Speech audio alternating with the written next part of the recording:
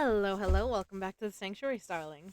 All right. We're going to get started. I'm going to finish. Well, I'm going to keep reading Six of Crows. Hopefully, we can finish it. We're like, it looks like we're a little bit more than halfway through the book. Like, this is what's left. Um, but we are on chapter 22, and I think the last chapter is like 45. So I'm like, how the hell? But to be fair, I think the chapters get shorter in this side because shit starts going down. I'm like, okay, the last time I read to you guys, I feel like the cliffhanger I left you on was legal. Sis said it was legal. I'm like, should I read to you guys the chapter before, um, and start there, or should I continue from where I left off? Because I don't mind reading the last chapter over because it was the first chapter in this new section called. Let's see.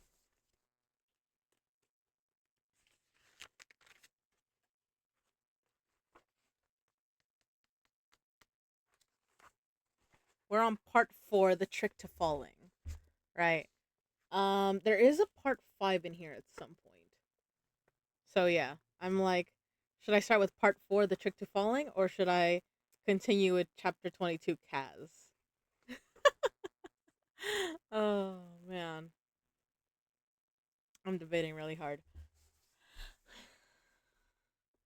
Cause honestly, I feel like after such a break, cause we were on break for like a week probably, I think. It feels like maybe two though. It feels like it's been 2 weeks to me, but maybe it was only a week. Also, I think my candle just went out, so I'm gonna light my other candle. But look, well, okay. I got this candle holder the other day at Salvation Army, and my friend had gifted me this candle, but I finally got to put it out, so I'm happy with it. Also, for something else I might do, I don't know if it'll be this week, but maybe next week. Um, one, my brother got me this, which is awesome. It's like I want to. It's called Diamond Dots on here, and I'm very excited because I love a black cat. And so I'm like, oh, okay. But also, I got this the other day too. I got this 1,000 piece puzzle. So yeah, maybe I'll do one of these later in the week. We'll see, or on the weekend. Next weekend. Cause I feel like reading lately. I don't know. What's funny is I was going to ask if you wanted to play with us. I'm so sorry, Trouble. I wanted to read. And I know I have buckshot roulette, but I'm very bad at it. You guys would have just immediately killed me anyways. Oh, I'm so sorry. All right. You know what? Because I feel bad about how we ended last time, I'm going to read from part 4. Yes. Yes, great. Exactly. Story time. So, let me continue from here. Um, Although I kind of want to light my candle. So, I guess I can bring it into camera, sort of. Because I'm not going to be using my keyboard at this point. Okay.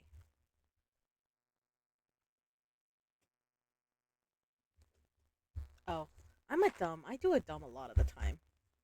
Redeem show off? Okay. I have a few things I can show off. I got. Read to us? Well, you know I'm going to read to you, Buddha. I got a few things I can show off. I can show off. Um.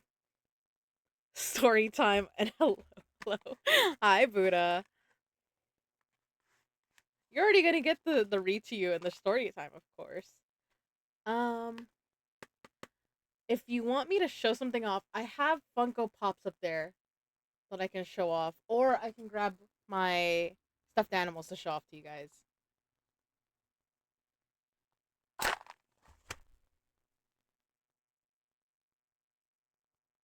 Come on, be a good flame light for me.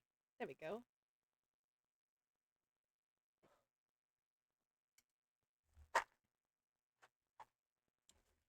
Pardon my lurking. Don't worry about it, Barton. Is it is? Do you want me to call you Barton or Bart? or something else. I am happy to have the company, okay? So don't worry about it. But yeah, we're gonna read Six of Crows. We're gonna start at part 4, The Trick to Falling. So that's chapter 21 and up. I'm deciding to start there because last time I feel like the cliffhanger I left y'all on was illegal. So now that I got my candle going and all that, I'm like, I'm happy to start. But yeah, what do you want me to show off, Buddha? You want me to show off like my Funko Pops or like my one of my plushies? I got a bunch. Like I got Angel Dust's. I got my shirt, Angel Dust, from Husband Hotel. But I got you can see Fat Nuggets up there. I got posters. Oh, this poster in the background behind the Beetlejuice is my Six of Crows poster. Hydrate. All right, thank you, Buddha.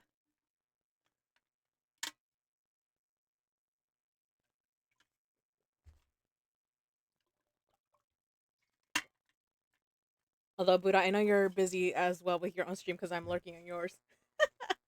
I always look for my buddies. All right, I guess I'll just start with the reading. Part 4, The Trick to Falling. 21, Inej. Inej felt like she and Cass had become twin soldiers, marching on, pretending they were fine, hiding their wounds and bruises from the rest of the crew. It took 2 more days of travel to reach the cliffs that overlooked Gerholm, but the going was easier as they moved south and toward the coast. The weather warmed, the ground thawed, and she began to see signs of spring. Inesha thought Gerholm would look like Ketterdam, a canvas of black, gray, and brown. Tangled streets dense with mist and coal smoke, ships of every kind in the harbor, pulsing with the rush and bustle of trade. Gerholm's harbor was crowded with ships, but its tidy streets marched to the water in an orderly fashion, and the houses were painted such colors red, blue, yellow, pink, as if in defiance of the wild white land and the long winters this far north. Even the warehouses by the quay were wrought in cheerful colors. It looked the way she'd imagined cities as a child, everything candy hued and in its proper place. Was the Faroland already waiting at the docks, snug in its berth, flying its Kirch flag and the distinctive orange and green party color of the Handrat Company? If the plan went the way Cass hoped, tomorrow night they would stroll down the Jerhom Quay with Beau Yelbayor in tow, hop on their ship, and be far out to sea before anyone in Fjerda was the wiser. She preferred not to think of what tomorrow night might look like if the plan went wrong. Inaj glanced up to where the ice court stood like a great white sentinel on a massive cliff overlooking the harbor. Matthias had called the cliffs unscalable, and Inej had to admit that they would present a challenge even for the Wraith. They seemed impossibly high, and from a distance, their white lime surface looked clean and bright as ice. Cannon, said Jesper. Cass squinted up at the big guns pointed out at the bay. I've broken into banks, warehouses, mansions, museums, vaults, a rare book library, and once the bedchamber of a visiting Kalish diplomat whose wife had a passion for emeralds. But I've never had a cannon shot at me. There's something to be said for novelty, offered Jesper. Inej pressed her lips together. Hopefully it won't come to that. Ooh. Oh, yeah. Thank you for shouting out, Eli. You're the best teddy bear.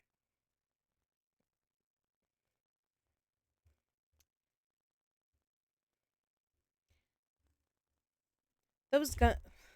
Inej pressed her lips together. Hopefully it won't come to that. Those guns are there to stop invading armadas, Jesper said confidently. Good luck hitting a skinny little schooner cutting through the waves bound for fortune and glory.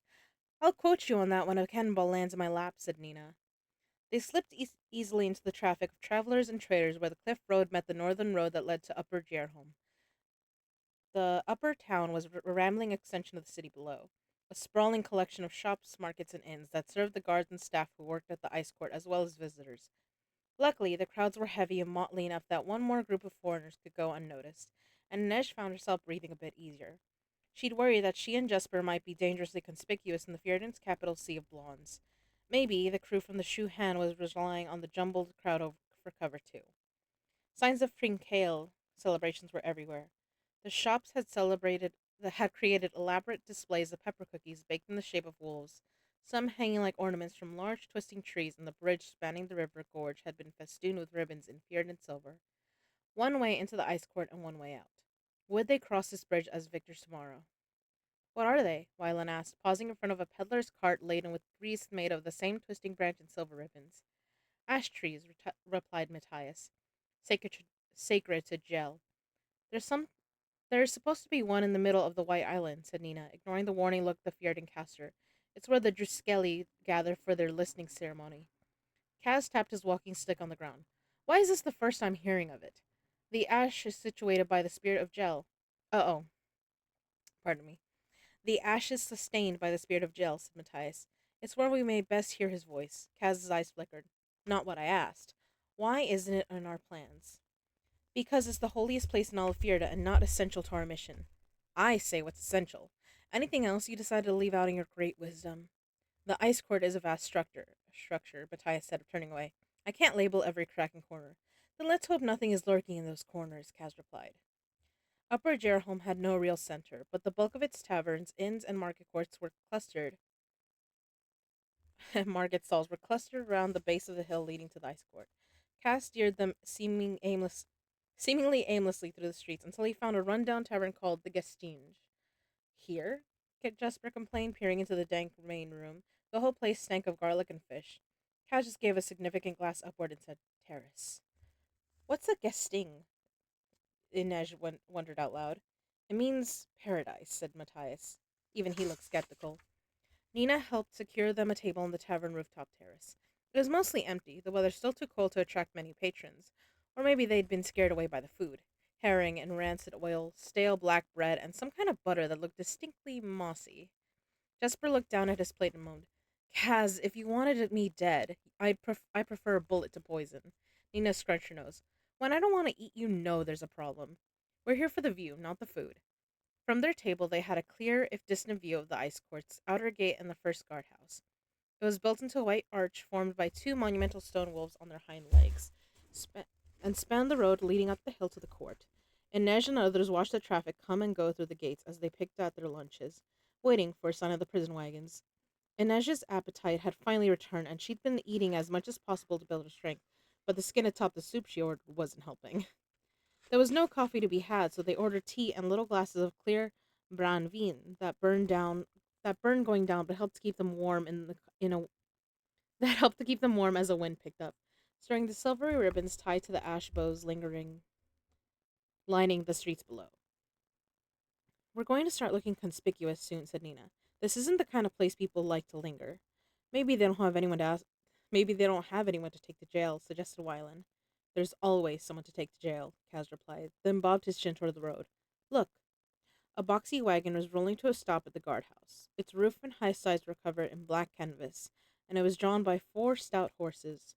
The door at the back was heavy iron, bolted and padlocked. Kaz reached into his coat pocket. Here, he said, and handed Jesper a slender book with an elaborate cover. Are we going to read to each other? Just flip it open to the back. Jesper opened the book and peered at the last page, puzzled. So, hold it up so we don't have to look at your ugly face. My face has character. Besides, oh, an excellent read, isn't it? Who knew I had a taste for literature? Jesper passed it to Wylan, who took it tentatively. What does it say? Just look, said Jesper. Wylan frowned and held it up, then grinned. Where did you get this? Matthias had his turn and released a surprised grunt. It's called a backless book, said Kaz as Inej took the volume from Nina and held it up. The pages were full of ordinary sermons, but the ornate back cover hid two lenses that acted as a long glass. Kaz had told her to keep an eye out for women using similarly made mirror compacts at the Crow Club. They could read the hand a player was holding from across the room, then signal to a partner at the table.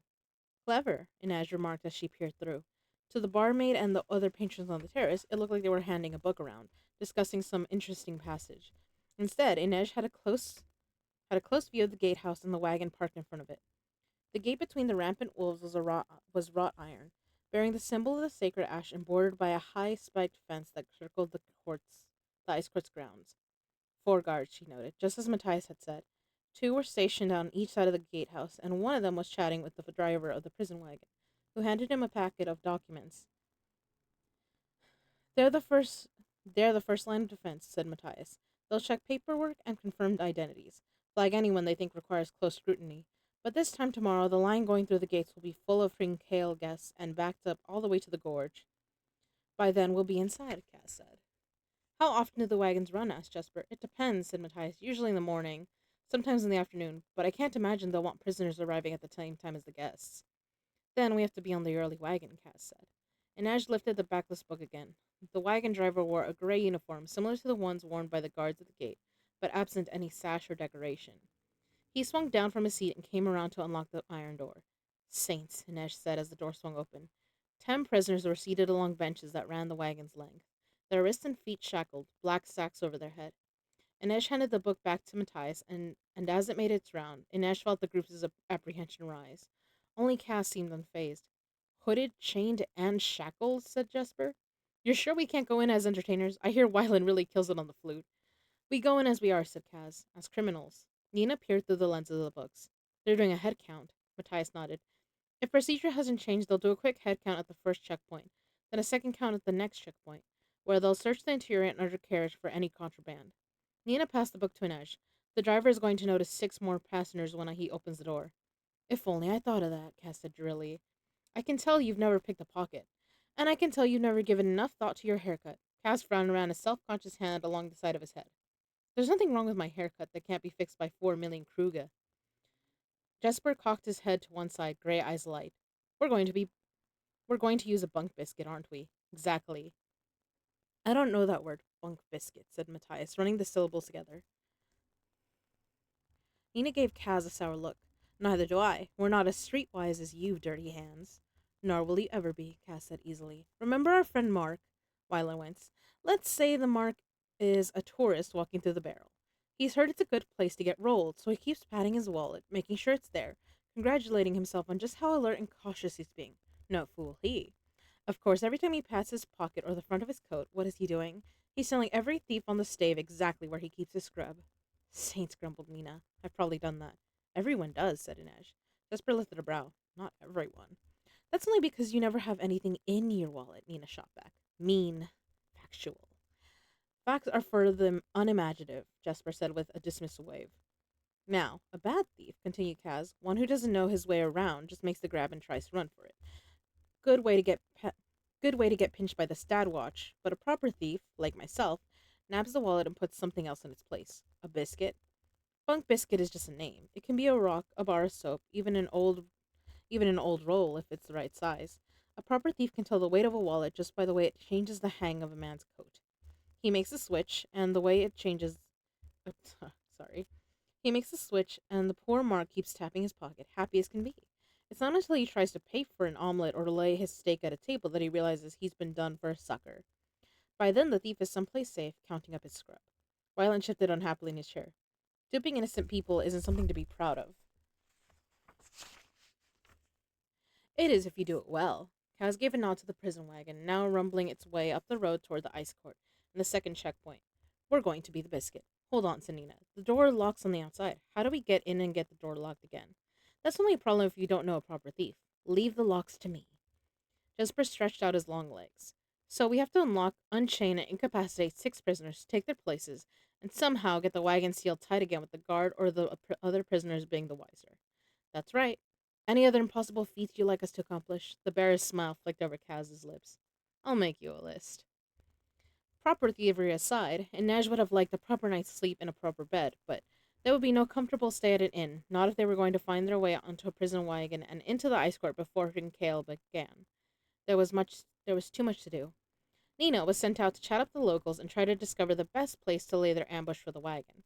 After the horrors of the Gastinge herring, they demanded Kaz provide something edible, and were waiting for Nina in a crowded bakery, nursing hot cups of coffee mixed with chocolate, the wreckage of demolished rolls and cookies spread out over their table in little piles of buttery crumbs.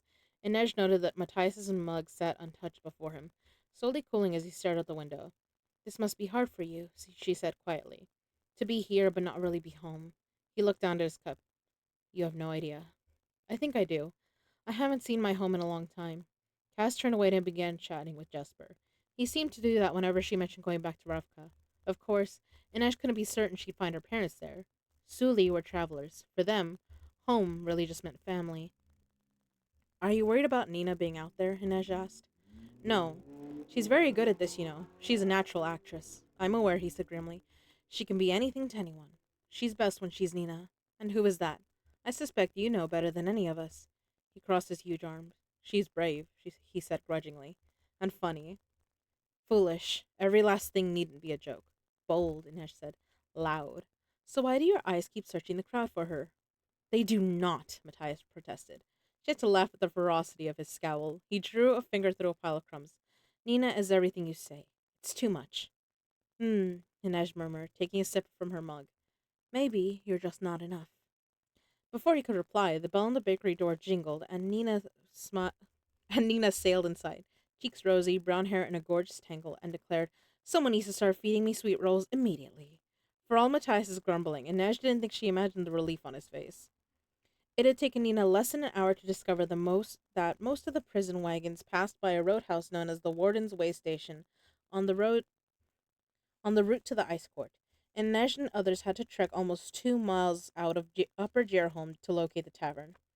It was too crowded with farmers and local laborers to be useful, so they headed farther up the road, and by the time they found a spot with enough cover and a stand of trees large enough to suit their purpose, Inej felt close to collapse. She thanked her saints for Jesper's seemingly limitless energy. He cheerfully volunteered to continue on and be the lookout.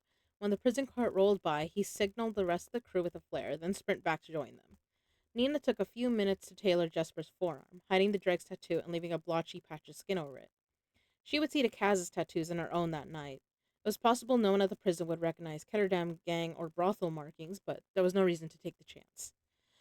No mourners, Jesper called as he loped off into the twilight, long legs eating up the distance easily. No funerals, they replied, and Nash sent a real prayer along with him, too. She knew Jesper was well armed and could take care of himself, but between his lanky frame and Zemeni skin, he was just too noticeable for comfort. They camped in a dry gully bordered by a tangle of shrubs and took shifts dozing on the hard rock ground and keeping watch. Despite her fatigue, Inej hadn't thought she would be able to sleep. But the next thing she knew, the sun was high above them, a bright pocket of glare in an overcast sky. It had to be past noon. Nina was beside her with a piece of one of the pepper cookies she'd bought in Upper Gerholm. Inej saw Inej saw that someone had made a low fire, and the sticky remnants of a block of melted paraffin were visible in its ashes.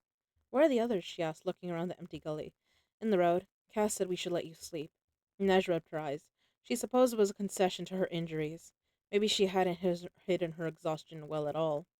A sudden crackling snap, snap, snap from the road had her on her feet with knives drawn in seconds. "Easy," Nina said. "It's just Wylan." Jesper must have already raised the signal. Inej took the cookie from Nina and hurried up to where Kaz and Matthias were watching Wylan fuss with something at the base of a thick red fir. Another series of pops sounded, and a tiny puff of white smoke burst from the tree's trunk where it met the ground. For a moment, it looked like nothing would happen. Then the roots loosed themselves from the soil, curling and withering. "What was that?" asked Inej. "Salt concentrate," said Nina. Inej cocked her head to the side. "Is Matthias praying?" "Saying a blessing. Feardens do it whenever they cut down a tree." "Every time?" "The blessings depend on how you intend to use the wood. One for houses, one for bridges." She paused. "One for houses, one for bridges." She paused. "One for kindling." It took less than a minute for them to pull the tree down so that its trunk lay blocking the road. With the roots intact, it looked as if it had simply been felled by disease. "Once the wagon stops, the tree will buy us about 15 minutes and not much more," Cass said. "Move quickly. The prisoners should be hooded, but they'll be able to hear, so not a word. We can't afford to arouse suspicion. For all they know, this is a routine stop and we want to keep it that way." As Inej waited in the gully with the others, she considered all the things that might go wrong. The prisoners might not be wearing hoods. The guards might have one of their own in the back of the wagon, and if their crew succeeded, well, then they'd be captives on their way into the ice court. That didn't seem like a particularly promising outcome either. Just when she started to wonder if Jesper had been wrong and sent up the flare too early, a prison wagon rumbled into view. It rolled past them, then came to a halt in front of the tree. She could hear the driver cursing to his companion. They both slid down from the box seat and made their way over to the tree. For a long minute, they stood there staring. The larger guard took off his head and scratched his belly. "How lazy can they be?" Gaz muttered. Finally, they seemed to accept that the tree wasn't going to move on its own. They strolled back to the wagon to retrieve a heavy coil of rope and unhitched one of the horses to help drag the tree out of the road. "Be ready," Cass said. He skittered over the top of the gully to the back end of the cart. He'd left his walking stick behind in the ditch, and whatever pain he might have been feeling, he disguised it well. He slipped his lockpicks from the lining of his coat and cradled the padlock gently, almost lovingly. In seconds, it sprang open, and he shoved the bolt to the side. He glanced around to where the men were tying ropes around the tree and then opened the door. Inej tensed, waiting for the signal. It didn't come. Cass was just standing there, staring into the wagon. What's happening? Whispered Wylan. Maybe they aren't hooded, she replied. From the side, she couldn't see. I'll go. They couldn't all bunch up around the back of the cart at once. Anaj climbed out of the gully and came up behind Cass. He was still standing there, perfectly still. She touched his shoulder briefly, and he flinched. Kaz Brecker flinched. What was going on? She couldn't ask him and risk giving anything away to the listening prisoners. She peered into the wagon. The prisoners were all cuffed and had black sacks over their heads, but there were considerably more of them than in the wagon they'd seen at the checkpoint. Instead of being seated and chained to the benches at the sides, they were standing, pressed up against one another. Their feet and hands had been shackled, and they all wore iron collars that had been clipped to hooks in the wagon's roof. Whenever one started to slump in Whenever one started to slump or lean too heavily, his or her breath would be cut off. It wasn't pretty, but they were so tightly packed together it didn't look like anyone could actually fall and choke. Inej gave Kaz another little nudge. His face was pale, almost waxen, but at least this time he didn't just stand there. He pushed himself up into the wagon, his movements jerky and awkward, and began unlocking the prisoners' collars. Inej signaled to Matthias, who leapt out of the gully to join them. What's happening? One of the prisoners asked in Ravkan, his voice frightened. Tig, Matthias growled harshly in Fjerdan. A rustle went through the prisoners in the truck, as if they were all coming to attention. Without meaning to, Inej had straightened her spine too. With that word, Matthias's whole demeanor had changed. As if with a single sharp command, he'd stepped back into the uniform of Druskeli. Inej eyed him nervously. She started to feel comfortable with Matthias. An easy habit to fall into, but unwise. Kaz unlocked 6 sets of hands and foot shackles. One by one, Inej and Matthias unloaded the 6 prisoners closest to the door. There wasn't time to consider being there wasn't time to consider height or build or even if they'd freed men or women. They led them to the edge of the gully, all while keeping an eye on the progress of the guards on the road. What's happening? One of the captives dared to ask. But another quick tig from Matthias silenced him. Once they were out of view, Nina dropped their pulses, sending them into unconsciousness. Only then did Wyland remove the prisoners' hoods. 4 men, one of them quite old, a middle-aged woman, and a shoe boy. It definitely wasn't ideal, but hopefully the guards wouldn't fret too much over accuracy. After all, how much trouble could a group of chained and shackled convicts be? Nina injected the prisoners with a sleeping solution to prolong their rest, and Wyland helped roll them into the gully behind the trees. Are we just going to leave them there? Wyland whispered to Inej as they hurried back to the wagon with the prisoners' hoods in hand. Inej's eyes were trained on the guards moving the tree, and she didn't look at him when she said, They'll wake soon enough and make a run for it. They might even get to the coast in freedom. We're doing them a favor. It doesn't look like a favor. It looks like leaving them in a ditch. Quiet, she ordered. This wasn't the time or place for moral quibbling. If Wyland didn't know the difference between being in chains and out of them, he was about to find out. Inej cupped her hand to her mouth and gave a low, soft bird call. They had 4, maybe 5 minutes left before the guards cleared the road. Thankfully, the guards were raising quite a noise, shouting encouragement at the horse and yelling to one another. Matthias locked Wyland into place first, then Nina. Inej saw him stiffen as Nina lifted her hair to accept the collar, revealing the white curve of her neck. As he fastened it around her throat, Nina met his eyes over her shoulder, and the look they exchanged could have melted miles of northern ice.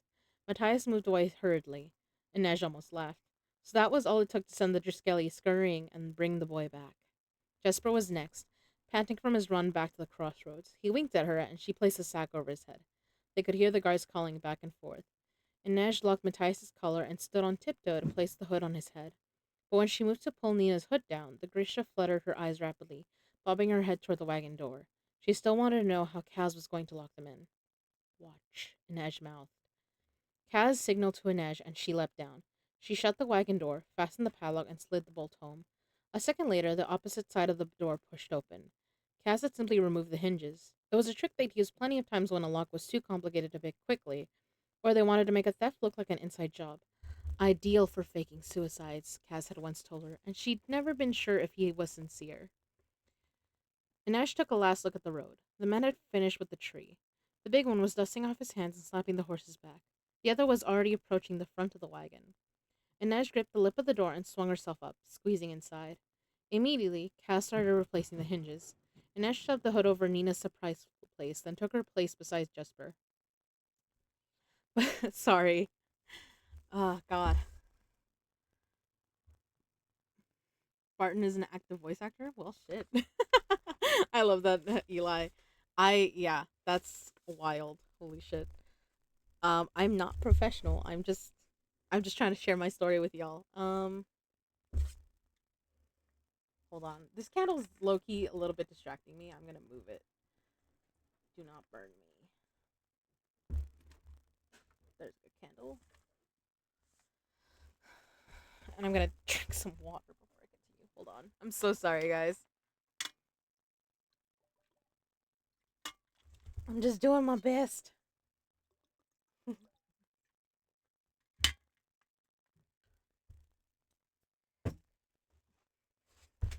But yeah, thank you for shouting me out, Eli.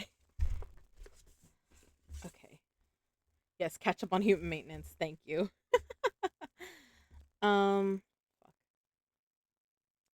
Inez shoved the hood over Nina's surprised face, then took her place beside Jesper. But even in the dim light, she could tell Kaz was moving too slowly, his gloved fingers clumsier than she'd ever seen them. What was wrong with him? And why had he frozen at the wagon door? Something had made him hesitate, but what? She heard the ping of metal as Kaz dropped one of the screws. She peered at the wagon floor and kicked it back to him, trying to ignore the pounding of her heart. Kaz crouched down to replace the second hinge. He was breathing hard. She knew he was working in low light, by touch alone, in those cursed leather gloves he always insisted on wearing. But Inej didn't think that was why he seemed so agitated. She heard footsteps on the right side of the wagon, one guard shouting to one another, "Come on, Kaz." She hadn't taken the time to sweep away their footprints. What if the guard noticed? What if he pulled on the door and it simply fell off its hinges, revealing Kaz Brecker unhooded and unchained? She heard another ping. Kaz cursed once under his breath. Suddenly, the door shook as the guard gave the chain padlock a rattle. Kaz braced his hand against the hinge. The crack of light beneath the door widened. Inesh sucked in a breath. The hinges held. Another shout infuriated, more footsteps. Then the crack of the reins and the cart surged forward, rumbling over the road. Inej let herself exhale. Her throat had gone completely dry. Kaz took his place beside her. He shoved the hood over her head and the musty smell Cass took his place beside her. He shoved a hood over her head, and the musty smell filled her nostrils. He would put his own hood on next, then lock himself in. Easy enough. A cheap magician's trick, and easy enough. A cheap magician's trick, and Kaz knew them all. His arm pressed along hers from shoulder to elbow as he locked the collar around his neck. Body shifted against Inej's back and side, crowding up against her. For now they were safe, but despite the rattle of the wagon's wheels, Inej could tell Kaz's breathing had gotten worse. Shallow, rapid pants, like an animal caught in a trap. It was a sound she'd never thought to hear from him. It was because she was listening so closely that she knew the exact moment when Kaz Brecker, Dirty Hands, the bastard of the barrel, and the deadliest boy of Ketterdam fainted. Oh god, okay. I loved that. I felt it felt illegal last time when I left you guys on that cliffhanger. um so that's why I was like, I'll have to read it again before I continue chapter 22.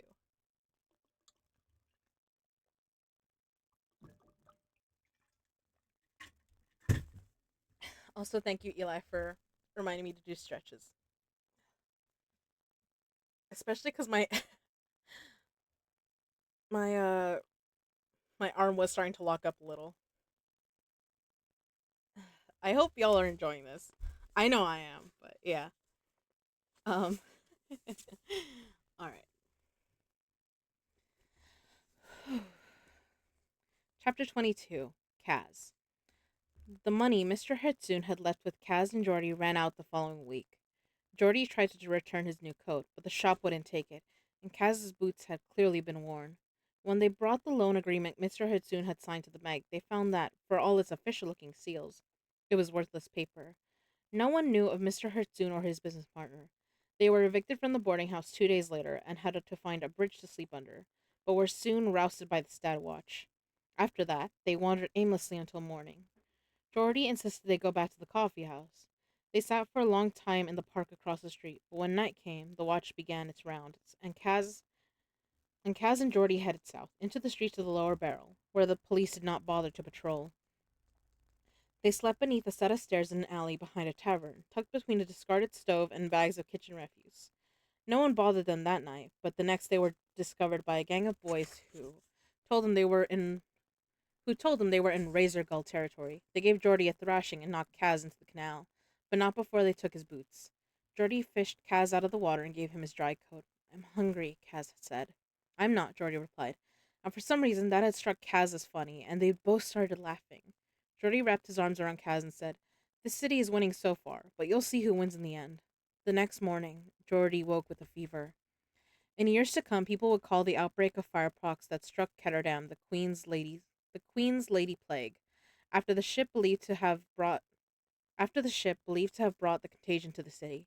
It hit the crowded slums of the Barrel hardest. Bodies piled up in the streets, and sick boats moved through the canals, using long shovels and hooks to rumble corpses onto their platforms and haul them out to the Reaper's barge for burning. Kaz's fever came on 2 days after Geordie's. They had no money for medicine or a medic, so they huddled together in a pile of broken up wooden boxes that they dubbed the nest. No one came to rouse them. The gangs had all been laid low by disease. When the fever reached full fire, Kaz dreamed he had returned to the farm, and when he knocked on the door, he saw Dream Geordie and Dream Kaz already there, sitting at the kitchen table. They peered at him through the window, but they wouldn't let him in, so he wandered through the meadow, afraid to lie down in the tall grass. When he woke, he couldn't smell hay or clover or apples, only coal smoke and the spongy, rotting vegetable stink of garbage. Geordie was lying next to him, staring at the sky. Don't leave me, Kaz wanted to say, but he was too tired. So he laid his head on Geordie's chest. It felt wrong already, cold and hard. He thought he was dreaming when the body men rolled him onto the sick boat. He felt himself falling, and then he was caught in a tangle of bodies. He tried to scream, but he was too weak. They were everywhere. Legs and arms and stiff bellies, rotting limbs and blue-lipped faces covered in fire-pox sores. He floated in and out of consciousness, unsure of what was real or fever dream, as the flatboat moved out to sea. When they tumbled him into the shallows of the reaper barge, he somehow found the strength to cry out. I'm alive, he shouted, as loud as he could, but he was so small, and the boat was already drifting back to harbor. Cass tried to pull Geordie from the water. His body was covered in the little blooming sores that gave the firepox its name, his skin white and bruised. Cass thought of the little wind-up dog, of drinking hot chocolate on the bridge. He thought that heaven would look like the kitchen of the houses on the Zeldstrat and smell like Hutspot cooking in the Herzoon's oven. He still had Saskia's red ribbon. He could give it back to her. They would make candies out of quince paste. Margit would play the piano, and he could fall asleep by the fire. He closed his eyes and waited to die. Kaz expected to wake in the next world, warm and safe, his belly full, Geordie beside him. Instead, he woke surrounded by corpses. He was lying in the shallows of the reaper barge, his clothes soaked through, skin wrinkled from the damp. Geordie's body was beside him, barely recognizable, white and swollen with rot, floating on the surface like some kind of gruesome deep-sea fish. Kaz's vision had cleared and the rash had receded. His fever had broken. He'd forgotten his hunger, but he was thirsty enough that he thought he would go mad. All that day and night he waited in the pile of bodies, looking out to the harbor, hoping the flatboat would return. They had to come to set the fires that would burn the corpses. But when? Did the body men collect every day? Every other day? He was weak and dehydrated. He knew he wouldn't last much longer. The coast seemed so far away, and he knew he was too weak to swim the distance. He had survived the fever, but he might well die out here on the Reaper's barge. Did he care? There was nothing waiting for him in the city but more hunger and dark alleys and the damp of the canals. Even as he thought it, he knew it wasn't true. Vengeance was waiting. Vengeance for Geordie and maybe for himself too, but he would have to go to meet it. When night came and the tide changed direction, Cass forced himself to lay hands on Geordie's body. He was too frail to swim on his own, but with Geordie's help, he could float. He held tight to his brother and kicked toward the lights of Ketterdam. Together, they drifted, Geordie's distended body acting as a raft. Cass kept kicking, trying not to think of his brother, of the taut, bloated feel of Geordie's flesh beneath his hands. He tried not to think of anything but the rhythm of his legs moving through the sea. He'd heard there were sharks in these waters, but he knew they wouldn't touch him. He was a monster now, too. He kept kicking, and when dawn came, he looked up to find himself at the east end of the lid. The harbor was nearly deserted. The plague had caused shipping in and out of Kerch to grind to a halt. The last 100 yards were hard. The tide had turned once more, and it was working against him. But Cass had hope now, hope and fury, twin flames burning inside him. They guided him to the dock and up the wooden slats, then forced him to roll over. Geordie's body was caught in the current, bumping against the pylon below. His eyes were still open, and for a moment, Cass thought his brother was staring back at him. But Geordie didn't speak. He didn't blink. His gaze didn't shift as the tide dragged him free of the pylon and began to carry him out to sea. I should close his eyes, thought Kaz, But he knew if he climbed down the ladder and waded back into the sea, he would never find his way out again. He'd simply let himself drown, and that wasn't possible anymore. He had to live. Someone had to pay. In the prison wagon, Kaz woke to a sharp jab against his thigh. He was ice cold and in darkness. There were bodies all around him, pressing against his back, his sides. He was drowning in corpses. Kaz, a whisper. He shuddered. Another jab to his thigh. Kaz, Inej's voice. He managed a deep breath through his nose. He felt her pull away from him. Somehow, in the cramped confines of the wagon, she managed to give him space. His heart was pounding. Keep talking, he rasped. What? Just keep talking. We're passing through the prison gate. We made it past the first two checkpoints. That brought him fully to his senses. They'd gone through two checkpoints. That meant they'd been counted. Someone had opened that door, not once, but twice, maybe even laid hands on him, and he hadn't woken. He could have been robbed, killed. He'd imagined his death a thousand ways, but never sleeping through it.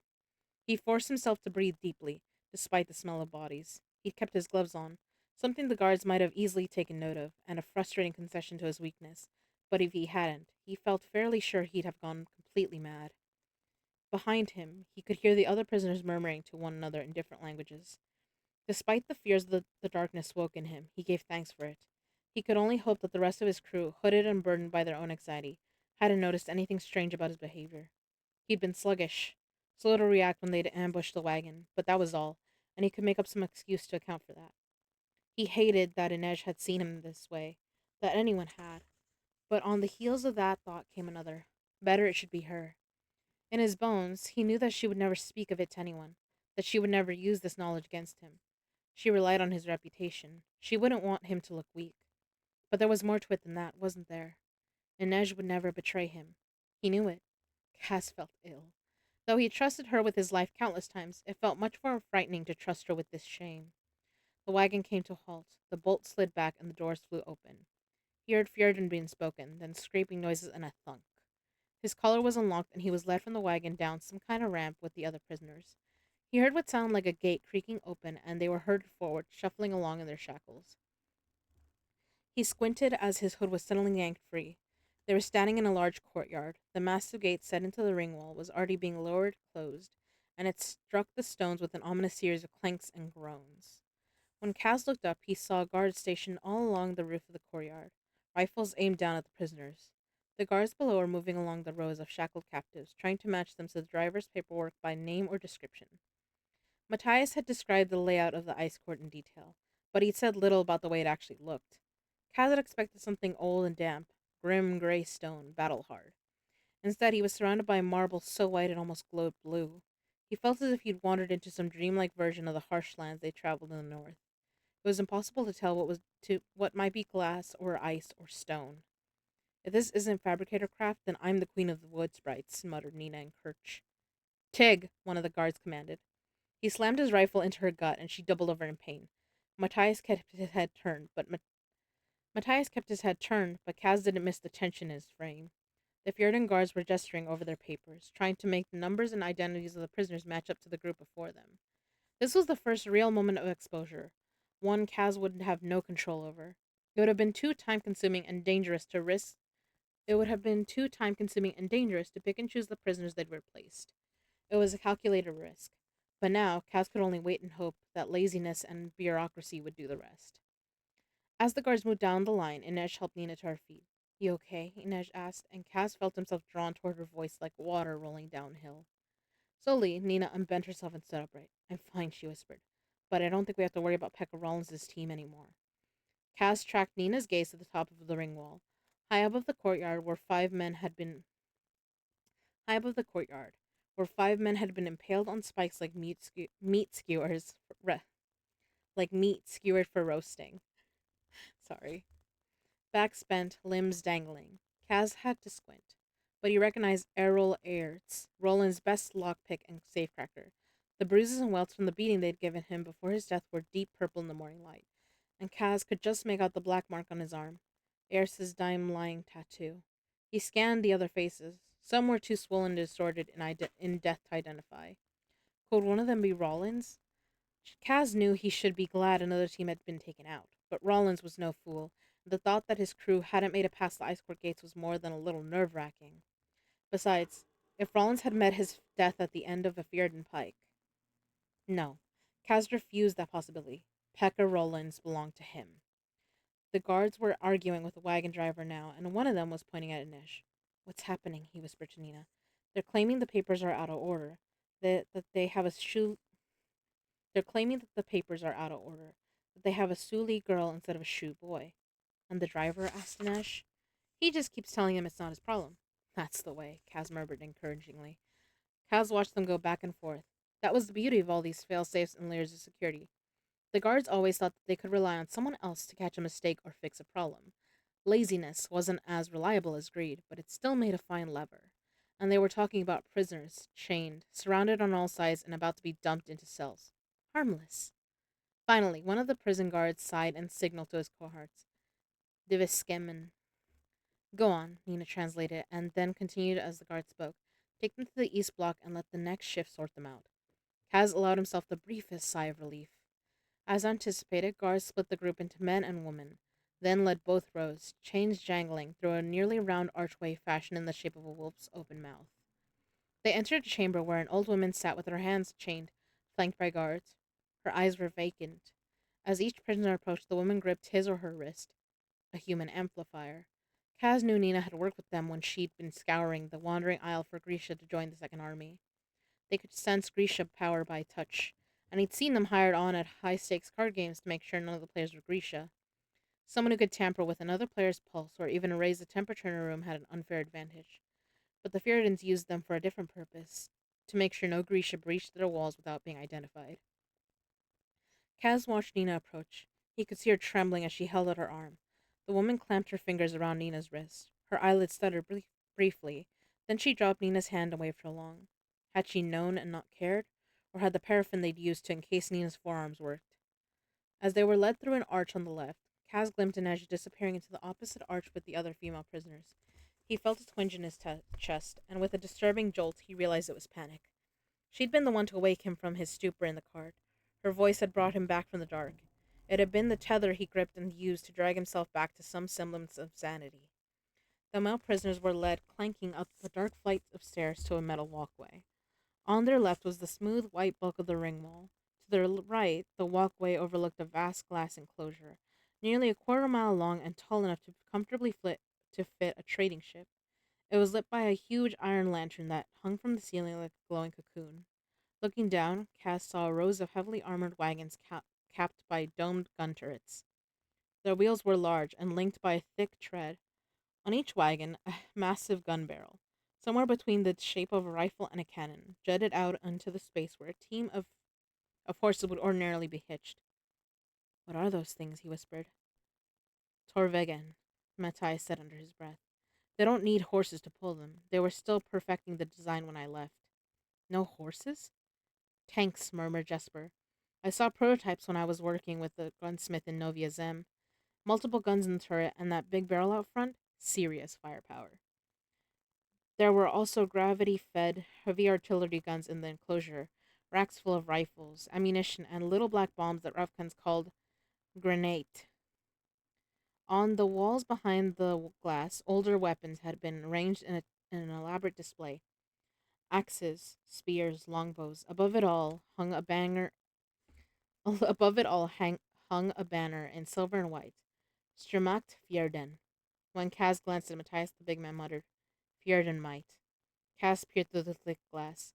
He knew defenses, and Nina had been right. This glass was another piece of fabricated work, bulletproof and impenetrable. Coming or going from the prison, captives would see weapons, armaments, machines of war, all a brutal reminder of the power of the Fjerdan state. Go on and flex, Kaz thought. Doesn't matter how big the gun is if you don't know where to point it. On the other side of the enclosure, he saw a second walkway, where the female prisoners were being marched. Inej will be fine. He had to stay sharp.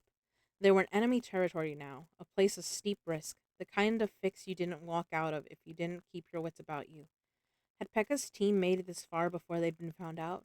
And where was Pekka Rollins himself? Had he stayed safe and secure in Kirch, or was he a prisoner of the Fjordans as well? None of it mattered. For now, Cass had to focus on the plan and finding Yul Bayur. He glanced at the others. Wyland looked like he was ready to wet himself. Helvar appeared grim as always. Jesper just grinned and whispered, "Well, we've managed to get ourselves locked into the most secure prison in the world. We're either geniuses or the dumbest sons of bitches to ever breathe air. We'll know soon enough." They were led into another white room, this one equipped with tin tubs and hoses. The guard ga- the guard gabbled something in Fjerdan, and Cass saw Matthias and some of the others start to trip down. He swallowed the bile that rose in his throat. He refused to vomit. He could do this. He had to do this. He thought of Geordie. What would Geordie say if his little brother lost their chance at justice because he couldn't conquer some stupid sickness inside him? But it only brought back the memory of Geordie's cold flesh, the way it had grown loose in the salt water, the bodies crowding around him in the flatboat. His vision started to blur. Get it to Brecker. Get it together, Brecker. He scolded himself harshly. It didn't help. He was going to faint again, and this would all be over. Inesh had once offered to teach him how to fall. The trick is not getting knocked down, he told her with a laugh. No, Kaz, she said. The trick isn't getting back up. More Suli platitudes, but somehow even the memory of her voice helped. He was better than this. He had to be. Not just for Geordie, but for his crew. He brought these people here. He brought Inej here. It was his job to bring them out again. The trick is in getting back up. He kept her voice in his head, repeating those words again and again, as he stripped off his boots, his clothes, and finally his gloves. He saw that Jesper was staring at his hands. What were you expecting? Kaz growled. Claws, at least, Jesper said, shifting his gaze to his own bony bare feet. Possibly a spiny thumb. The guards returned from dumping their clothes in a bin that would no doubt be taken to the incinerator. He tilted Kaz's head back roughly and forced his mouth open, feeling around with fat fingers. Black spots bloomed in Kaz's sight as he fought. Black spots bloomed in Kaz's sight as he fought to remain conscious. The guard's fingers passed over the spot between Kaz's teeth where he'd wedged the baleen, then pinched and prodded the interior of his cheeks. On the jarn, the guard exclaimed. Felingerette, he shouted again as he pulled two slender pieces of metal from Kaz's mouth. The lockpick hit the stone floor with a plink plink. The guard shouted something at him in Fjerdan and cuffed him hard across the face. Kaz fell to his knees, but forced himself back up. He registered Wyland's panicked expression, but it was all he could do to stay on his feet as the guard shoved him into line for an ice-cold shower. When he emerged, soaked and shaking, another guard handed him colorless, prison-issued trousers and a tunic from the stack behind him. Kaz pulled them on, then limped to the holding area with the rest of the prisoners. In that moment, he would have given up half his share of the 30 million kruge for the familiar heft of his cane. The holding cells looked much more like the prison he had anticipated. No white stone or glass displays, just dank gray rock and iron bars. They were herded into an already crowded cell. Helvar sat down with his back to the wall, surveying the pacing men, eyes slitted. Kaz rested against the iron bars, watching the guards depart. He could sense the movement of the bodies behind him. There was space enough, but they still felt too close. Just a little longer, Kaz told himself. His hands felt impossibly bare. Kaz waited. He knew it was coming. He'd sussed out the others as soon as they entered the cell, and he knew it would be the burly Kalish with the birthmark who came for him.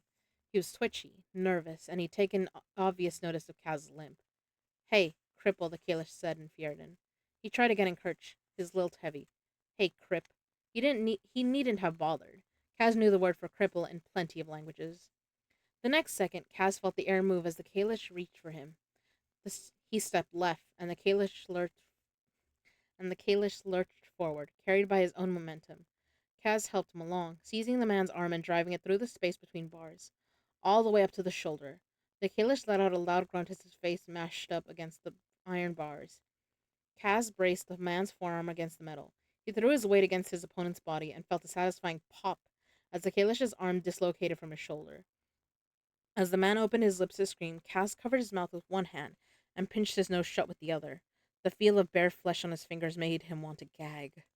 Shh, he said, using his grip on the man's nose to steer him backward to the bench against the wall. The other prisoners scattered to clear a path. The man sat down hard, eyes watering, breathless. Kaz kept his hold on his nose and mouth. The Kalish trembled beneath his grasp. You want me to put it back? Kaz asked. The Kalish whimpered. Do you? He whimpered louder as the prisoners looked on. You scream, and I'll make sure it never works right again. Understand? He released the man's mouth and shoved his arm back into its socket. The Kalish rolled over on his side, curled up on the bench, and began to weep. Kaz wiped his hands on his trousers and returned to his spot by the bars.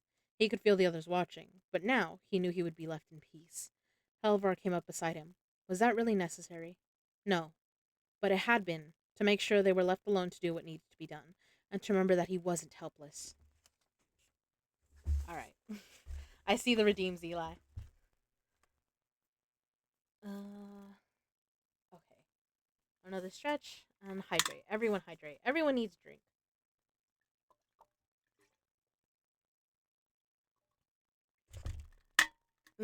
And my ads are about to go. I'm sorry. I have 3-minute ads every hour.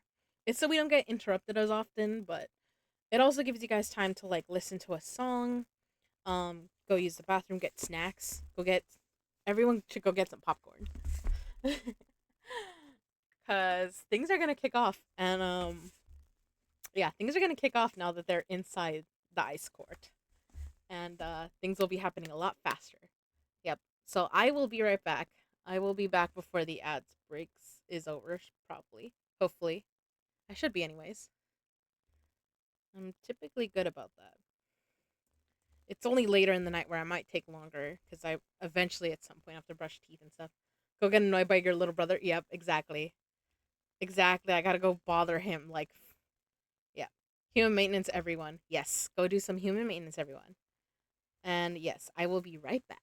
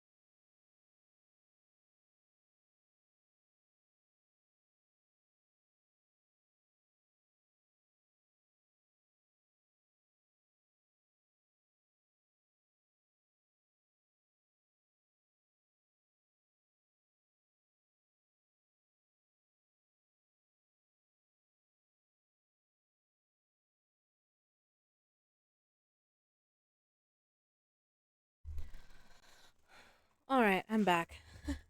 Welcome back from the ad, starlings. Sorry about that. Actually, no. Kai would be my older brother by 9 months, lol. Then I got him beat for 3 months. Oh my gosh. Oh my gosh, Jess. Well, my little brother, we have a difference of like 4 years between us. Nice to meet you. I'm back. I'm Jesse. I know Jess. I recognize you, Jess. Yeah, recuerdo. I remember. Oh, nice to meet you. I'm back. Got it. I'm dumb. Okay. That took me a second. Nice dad joke, Jesse. All right. Yeah, she's being a smartass. Yep. As expected. All right. Um. All right. Chapter 23. You should know Chaos's friends by now. I should, right? I should have expected that. I should have known better. I just, I gotta brush up on my jokes. We got two on the way in the group. I know. Yeah, you do. You're gonna be ready to be the cool auntie.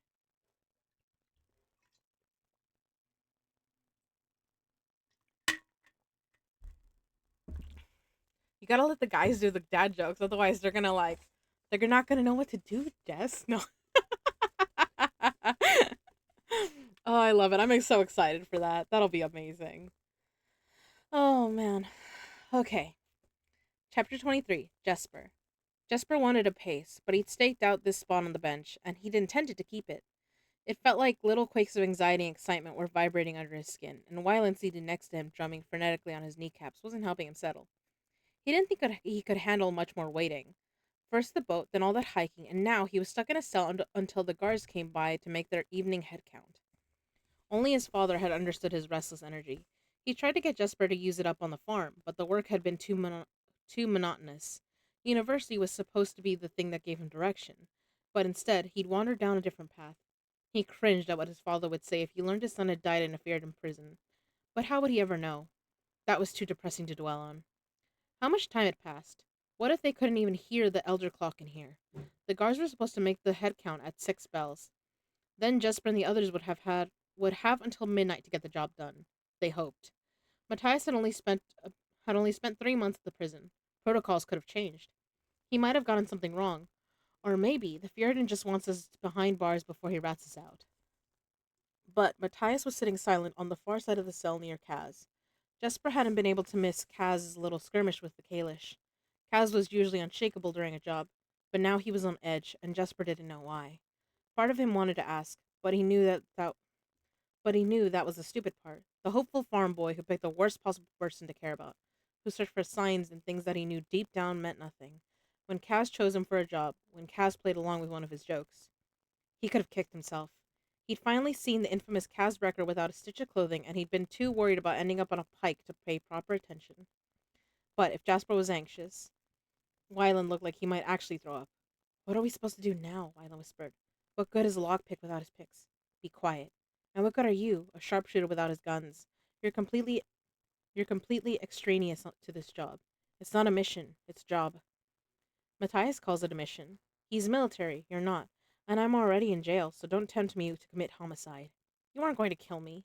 And I'm not going to pretend everything is okay. We're stuck in here. You're definitely better suited to a gilded cage than to a real one. I left my father's house. Yeah, you gave up a life of luxury so you could slum it with us sobs in the barrel. That doesn't make you interesting, Wyland. Just stupid. You don't know anything about it. So tell me, Jesper said, turning to him. We have time. What makes a good little merch boy leave home to keep company with criminals? Oop. Oh yeah, Okai has no sense of humor. His sense of humor is like a dried apple. A little bit sweet. All right, so tell me, Jesper said, turning to him. We have time. What makes a good little merch boy leave home to keep company with criminals? You act like you were born in the barrel like Kaz, but you're not even Kirch. You chose this life too. I like cities. They don't have cities in Novia Zem. Not like Ketterdam. Have you ever have you ever even been anywhere but home, the barrel, and the fancy embassy dinners? Wylan looked away. Yes. Where? The suburbs for peach season? The races to Karieva. The shoe oil fields. The Jurda farms near Shriftport. Weddell. Elling. Really? My father used to take me everywhere with him. Until what? Until my father took me everywhere, until I contracted terrible seasickness, until I vomited at a royal wedding, until I tried to hump the ambassador's leg. The leg was asking for it. Jasper released a bark of laughter. Finally, a little spine. I have plenty of spine, Wyland grumbled. And look where it got. He was interrupted by a guard's voice shouting in Fjerdan just as the elder clock began to chime 6 bells. At least the Fjerdans were punctual. The guard spoke again in Shu and then in Kirch. On your feet. Shim Copper, the guard demanded. They all looked at him blankly. The piss bucket, he tried in Kirch. Where is... To empty, he pantomimed. There were shrugs and confused glances. The guard's gloomy sulk made it clear he couldn't care less. He shoved a bucket of fresh water into the cell and slammed the bar shut. Jesper pushed to the front and took a big gulp from the cup tied to its handle. Most of it splashed on his shirt. When he handed the cup to Wyland, he made sure it soaked him as well. What are you doing? Wyland protested. Patience, Wyland, and do try to follow along. Jesper hiked up his pants and felt around the thin skin over his ankle. Tell me what happened. Tell me what happened. Be quiet. I need to concentrate. It was true. He really didn't want the pellet buried beneath his skin to open up while it was still inside him. He felt along the thin stitches Nina had placed there. It hurt like hell when he popped them open and slid the pellet out. It was about the size of a raisin and slick with his blood. Nina would be using her powers to split open her own skin right now. Jesper wondered if it hurt any less than the stitches.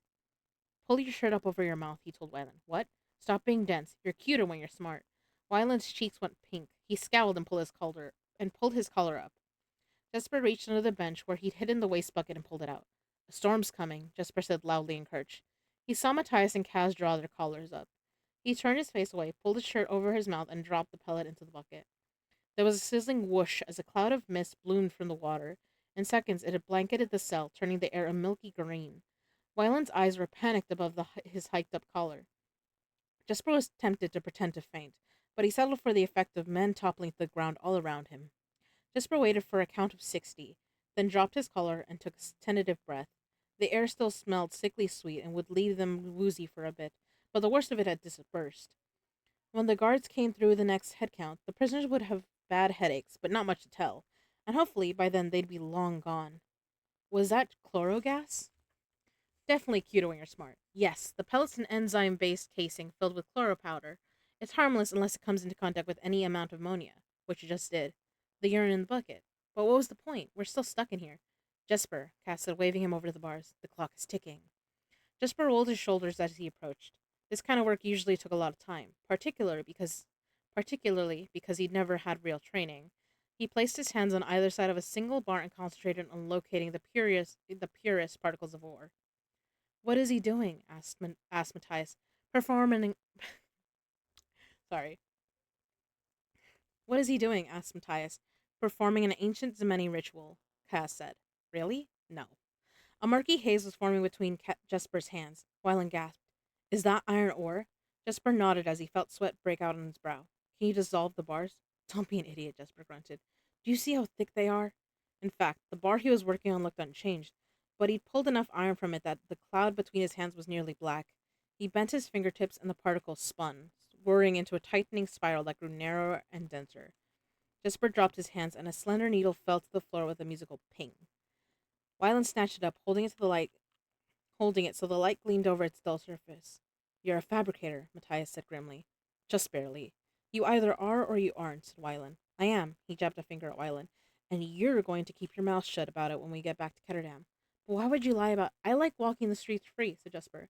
I like not worrying about being snatched up by a slaver or put to death by some skiv like your friend Helvar here. Besides, I have other skills that bring me more pleasure and profit than this. Lots of other skills. Wyland coughed. Flirting with him might actually be more fun than annoying him, but it was a close call. Does Nina know you're Grisha? No, and she's not finding out. I don't need lectures about joining the Second Army and the glorious Ravkan cause. Do it again, Kaz interrupted, and hurry. Jesper repeated his effort on another bar. If this was the plan, what was the point of trying to smuggle in those lockpicks? Wyland asked. Kaz folded his arms. Ever hear about the dying man whose medic told him he'd been miraculously cured? He danced in the street and was trampled to death by a horse. You have to let the mark feel like he won. Were the guards studying Matthias and wondering if he looked familiar? Were they looking for trouble when Jesper went into the showers of paraffin sloughing off his arms? No, they were too busy congratulating themselves on catching me. They thought they'd neutralize the threat. When Jesper finished, Cass took 2 slender lockpicks between his fingers. It was strange to see him work without his gloves, But in moments the lock clicked open, and they were free. Once they were out, Kaz used his picks to lock the door behind them. You know your assignments, he whispered. Wylan and I will get Nina and Nej out. Jesper, you and Matthias, I know, nab as much rope as we can find. Be in the basement by the half chime.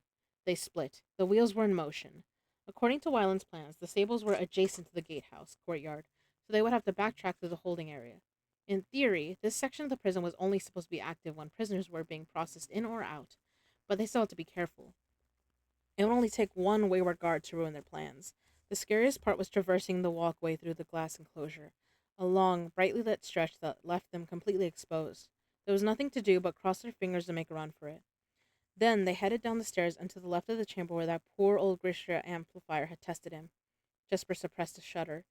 Even though the paraffin on his arms always worked at gambling dens, his heart had still been hammering as he faced her. She'd been thin as a husk and she'd been thin as a husk and as empty. That was what happened to Grisha, who got found in the wrong place at the wrong time. A life sentence of slavery, or worse. When Jesper pushed open the door to the stables, he felt some small thing inside him relax. The smell of the hay, the shift of the animals in their stalls, the nickering of the horses brought back memories of Novia Zem. In Ketterdam, the canals rendered most coaches and wagons unnecessary. Horses were a luxury, an indulgence to show that you had the space to keep them, and the wealth to care for them. He hadn't realized how much he missed simply being around animals. But there was no time for nostalgia or to stop and stroke a velvety nose. He strode past the stalls and into the tack room. Matthias hoisted a massive coil of rope over each shoulder. He looked surprised when Jesper managed to as well. Grew up on a farm, Jesper explained. You don't look it. Sure, I'm skinny, he said as he hurried back through the stables. But I stay drier in the rain. How? Less falls on me. Are all of Kaz's associates as strange as his crew? Matthias asked. Oh, you should meet the rest of the Oh, you should meet the rest of the dregs. They make us look like Fjerdans. They passed through the showers, and instead of continuing to the holding area, turned down a tight flight of stairs and the long, dark hall that led to the basement. They were under the main prison now, 5 stories of cell block, prisoners and guards stacked on top of them. Jesper had expected the rest of the crew to be collecting demo supplies in the big laundry room already, but all he saw were giant tin tubs, long tables for folding, and clothes left to dry overnight on racks taller than he was. They found Wylan and Nej in the refuse room. It was smaller than the laundry and stank of garbage. 2 big rolling bins full of discarded clothes were pushed against one wall, waiting to be burnt. Jesper felt the heat emanating from the incinerator as soon as they entered. We have a problem, Wylan said. How bad? Jesper asked, dumping his coils of rope on the floor. Inez gestured to a pair of big metal doors set into what looked like a giant chimney that jutted out from the wall and stretched all the way up into the ceiling. I think they ran the incinerator this afternoon. You said they ran it in the mornings, he said to Matthias. They used to. When Jesper grabbed the doors, leather-covered handles, and pulled them open, he was hit by a blast of searing air. It carried the black and acrid smell of smoke. It carried the black and acrid smell of coal and something else. A chemical smell. Maybe something they added to make the fires burn hotter. It wasn't unpleasant. This was where all the refuse from the prison was disposed of. Kitchen leavings, buckets of human filth, the clothing stripped from the prisoners. But whatever the Fjordans had added to the fuel burned hot enough to sear any foulness away. He leaned in, already beginning to sweat. Far below, he saw the incinerator coals, banked but still pulsing with an angry red glow. Wylan, give me a shirt. Wylan, give me a shirt from one of the bins, Jesper said. He tore off one of the sleeves and tossed it into the shaft. It fell soundlessly, caught flame mid-air, and had begun to burn away to nothing before it ever had the chance to reach the coals. He shut the doors and tossed the remnants of the shirt back in the bin. Well, demo is out, he said. We can't take explosive in there. Can you still make the climb? He asked Nesh. Maybe. I don't know. What does Kaz say? Where is Kaz? And where's Nina? Kaz doesn't know about the incinerator yet, he said in Yesh. He and Nina went to search the upper cells. Matthias's glower went dark as a rain-heavy sky ready to split. Jesper and I were supposed to go with Nina. Kaz didn't want to wait. We were on time, said Matthias angrily. What is he up to? Jesper wondered the same thing. He's going to limp up and down all those flights of stairs, dodging patrols. I may have tried to point that out to him, Inej said. Always surprising, remember? Like a hive of bees. I really hope we're not all about to get stung. Inej, Wyland called from one of the rolling bins. These are our clothes. He reached in and one after the other pulled out Inej's little leather slippers. Her face broke into a dazzling smile. Finally, a bit of luck. Kaz didn't have his cane, Jesper didn't have his guns, and Inej didn't have her knives, but at least she had those magic slippers. What do you say, Wraith? Can you make the climb? I can. Jesper took the shoes from Wylan. If I didn't think these might be crawling with disease, I would kiss them and then you. Alright. I need to drink some more water. Holy shit.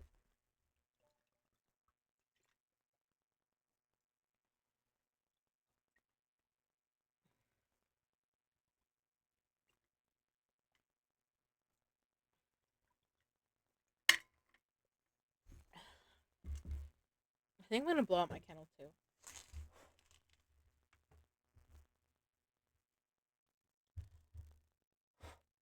There we go. I want to leave it, but I feel like my throat's getting dry. All right. Chapter 24. Nina. Nina trailed Kaz up the stairs. Flight upon steep flight of stone and flickering gaslight. She watched him closely.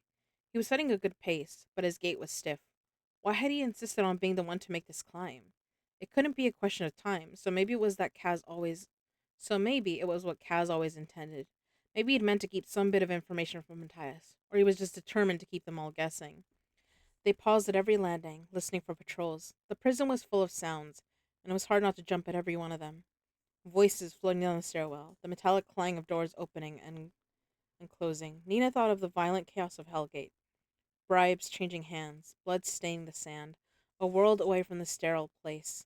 The Feridans could certainly be counted on to keep things orderly. On their way up the fourth flight, voices and bootsteps suddenly burst into the stairwell. Hurriedly, Nina and Kaz backtracked to the third floor landing and slipped through the doors leading to the cells. The prisoner in the cell nearest to them started to shout. Nina quickly raised a hand and squeezed his airways shut. He stared at her, eyes bulging, clawing at his neck. She dropped his pulse, sending him into unconsciousness as she released the pressure on his larynx, allowing him to breathe. They needed him quiet, not dead. The noises grew as the guards clambered down the stairs, loud, feared, and reverberating off the walls. Nina held her breath, watching the door, hands ready. Cass had no weapon, but he dropped into a fighting stance, waiting to see if the door would crash open. Instead, the guards continued on past the landing, down to the next floor. When the sounds had faded, Cass signaled to her, and they slipped back out the door, closing it as silently as possible behind them, and continued their ascent. 7 bells struck as they reached the top floor. 1 hour had passed since they'd knocked out the prisoners in the holding area. They had 45 minutes to search the high security cells, meet back at the landing, and get to the basement. Kaz gestured for her to take the corridor on the left while he took the right. The door creaked loudly as Nina stepped inside. The lanterns were spaced far apart here, and the shadows between them looked deep enough to fall into. She told herself to be grateful for the cover, but she couldn't deny it was eerie. The cells were different, too, with doors of solid steel instead of iron bars. A viewing grate was lodged into each of them at eye level. Well, eye level for a Fjerdan. Nina was tall, but she still had to stand on tiptoe to peek into them. Most of the prisoners were asleep or resting, curled into corners or flat on their backs with an arm thrown over their eyes to block out the dim lamplight that filtered through the grate. Others sat propped against walls, staring listlessly at nothing. Occasionally, she found someone pacing back and forth and had to step away quickly. None of them were Shu. Ajor, one called after her in Fjerdan. She ignored him and moved on, heart thudding. What if Bo Yulbayr really was in these cells? She knew it was unlikely, and yet she could kill him in a cell, put him in a deep, painless sleep, and simply stop his heart. She'd tell Kaz she hadn't found him, and what if Kaz located Bo Yulbayr? She might have to wait until they were out of the ice court to find a solution, but she could at least count on Matthias to help her. What a strange, grim bargain they'd struck. But as she worked her way back and forth along the corridors, the tiny hope that the scientist might be there withered away to nothing. One more row of cells, she thought, then back down to the basement with nothing to show for it. Except when she entered the final corridor, she saw it was shorter than the others. Where there should have been more cells, there was a steel door, bright light shining beneath it. A flutter of unease passed through her as she approached, but she made herself push the door open. She had to squint against the brightness. The light was harsh, as clear as daylight but with none of its warmth, and she couldn't locate its source. She heard the door whooshing but close behind her. At the last moment, she whirled and grabbed it by the edge. Something told her this door would need a key to unlock it from the inside. She looked for anything she might use to prop it open and had to settle for tearing off a piece from the bottom of her prison trousers and stuffing it in the lock. This place felt wrong. The walls, floor, and ceiling were a white so clean it hurt to look at. Half of one wall was made up of panels of smooth, perfect glass, fabricator made, just like the glass enclosure surrounding the vile display of weaponry. No Fjordan craftsman could make surfaces so pristine. Grisha power had been used to create this glass. She felt sure of it. There were rogue Grisha who served no country and who might consider hiring themselves out to the Fjordan government. But would they survive such a commission? Slave labor seemed more likely. Nina took one step, then another. She glanced back over her shoulder. If a guard entered the corridor behind her, she'd have nowhere to hide. So move, Nina. She peered inside the first window. The cell was as white as the hallway and illuminated by the same sustained bright light. The room was empty and devoid of any kind of furniture. No bench, no basin, no bucket. The only break in all the whiteness was a drain at the very center of the floor, surrounded by reddish stains. She continued to the next cell. It was identical and equally empty, as was the next and the next. But here something caught her eye. A coin lying next to the drain. No, not a coin. A button. A tiny silver button emblazoned with a wing, the symbol of a Grisha squalor. She felt a chill creep over her arms. Had these cells been crafted by by Grisha slaves for Grisha prisoners? Had the glass, the walls, the floor been made to withstand fabricator manipulation? The rooms were devoid of metal. There was no plumbing, no pipes to carry water that a tide maker might have used. And Nina suspected the glass she was peering through was mirrored on the other side, so that a heart random in the cell wouldn't be able to locate a target. These were cells designed to hold Grisha, designed to hold her. She whirled on her heel. Bo Yulbire wasn't here, and she wanted out of this place right now. She snatched the fabric from the lock and blew through the door, not stopping to make sure it closed behind her. The corridor of iron cells was even darker after the brightness that had come before, and she stumbled as she raced back the way she'd come. Nina knew she was being incautious, but she couldn't get the image of those white rooms out of her head. The train, the stains around it. Had Grisha been tortured there, made to confess their crimes against the people? She'd studied the Fjordans, their leaders, their language. She'd even dreamed of entering the ice court as a spy, just like this, of striking at the heart of this nation that hated her so much. But now that she was here, she just wanted to be gone. She'd grown used to Ketterdam, to the adventures that came with her involvement with the dregs, to her easy life at the White Rose. But even there, had she ever felt safe? In a city where she couldn't walk down the streets without fear? I want to go home. The longing for it hit her hard, a physical ache. I want to go back to Ravka. The elder clock began to chime a soft 3/4 hour. She was late. Still, she forced her steps to slow before she opened the door into the stairway.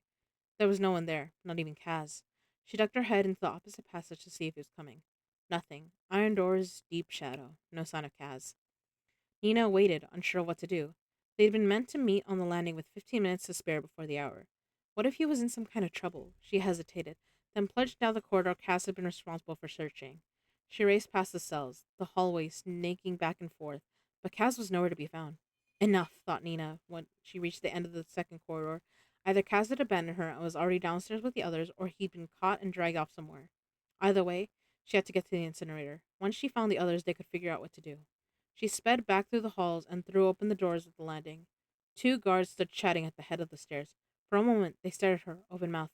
Sten! One shouted in Fjordan, ordering her to halt as they stumbled for their guns. Nina threw out both hands, fingers forming fists, and watched the guards topple backwards. One fell flat on the landing, but the other tumbled down the stairs, his rifle firing, sending bullets pinging against the stone walls. The sound echoed down, the sound echoing down the stairwell. Kaz was going to kill her. She was going to kill Kaz. Nina hurtled past the guards' bodies, down one flight, two flights. On the third floor landing, a door flew open as a guard burst into the stairwell. Nina twisted her hands in the air, and the guard's neck broke with an audible snap. She was plunging down the next flight before his body struck the ground. That was when the elder clock began to chime. Not the steady tolling of the hour, but a shrill clamor, high and percussive, a sound of alarm.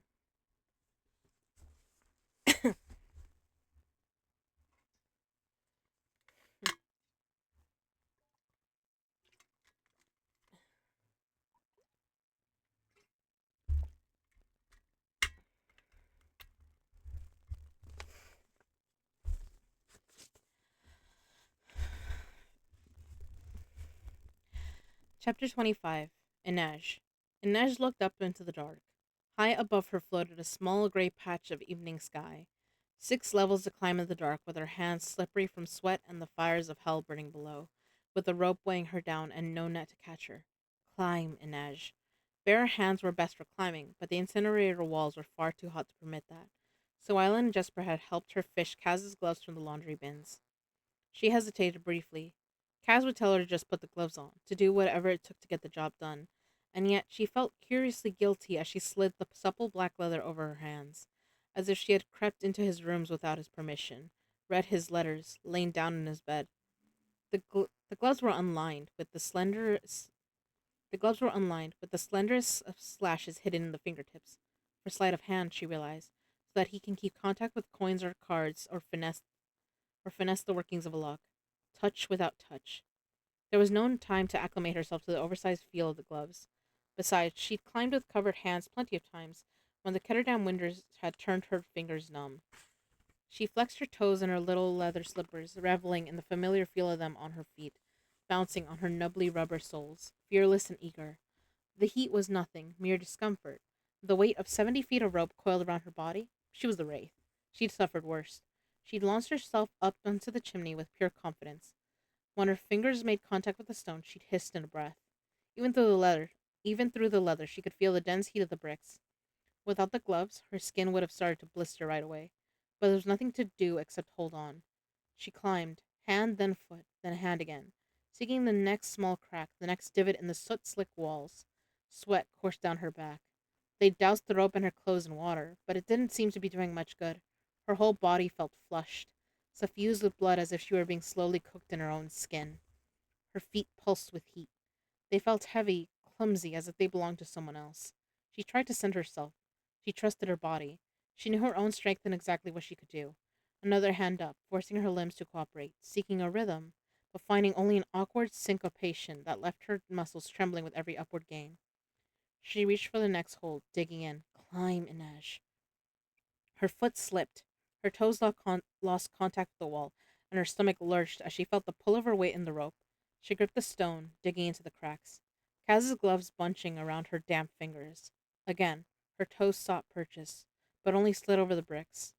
Then her other foot began to slip too. She sucked in a gust of searing air. Something was wrong. She risked a glance down. Far below, she saw the red glow of the coals, but it was what she saw on her feet that shocked her heart into a panic gallop. They were a gummy mess. The soles of her shoes, her perfect beloved shoes, were melting. It's all right, she told herself. Just change your grip. Put your weight in your shoulders.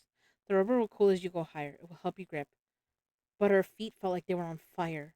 Seeing what was happening had somehow made it worse, as if the rubber was fusing with her flesh. Inej blinked the sweat from her eyes and hauled herself up a few more inches. From somewhere above, she heard the chime of the elder clock. The half hour, or quarter till, she had to move faster. She should be on the roof by now, attaching the rope. She pushed higher, and her foot skidded down the brick. She dropped, her whole body stuttering against the wall as she scrambled for purchase. There was no one to save her, no Cass to come to her rescue, no nut waiting to break her fall, only the fire ready to claim her. Inej canted her head back, seeking that patch of sky. It still seemed impossibly distant. How far was it? 20 feet? 30? It might as well have been miles. She was going to die here, slowly, horribly on the coals. They were all going to die. Kaz, Nina, Jesper, Matthias, Wylan, and it was her fault. No, no, it wasn't. She hefted herself up another foot. Kaz brought us here. And then another. She forced herself to find the next hold. Kaz and his greed. She didn't feel guilty. She wasn't sorry. She was just mad. Mad at Kaz for attempting this insane job. Furious with herself for agreeing to it. And why had she? To pay off her debt? Or because, despite all good sense and better intentions, she'd let herself feel something for the bastard of the barrel? When Inej entered Tante Helene's salon on that long all right, I gotta get it off here now. We're in the downstairs living room with the Yorkie, and she's in bed. Ghost wanted her where she would warm, and if keep the stream up, the dog won't quiet down. Oh, okay. Yes. Rest well, Jesse. Also, thank you for the hydrate. I will.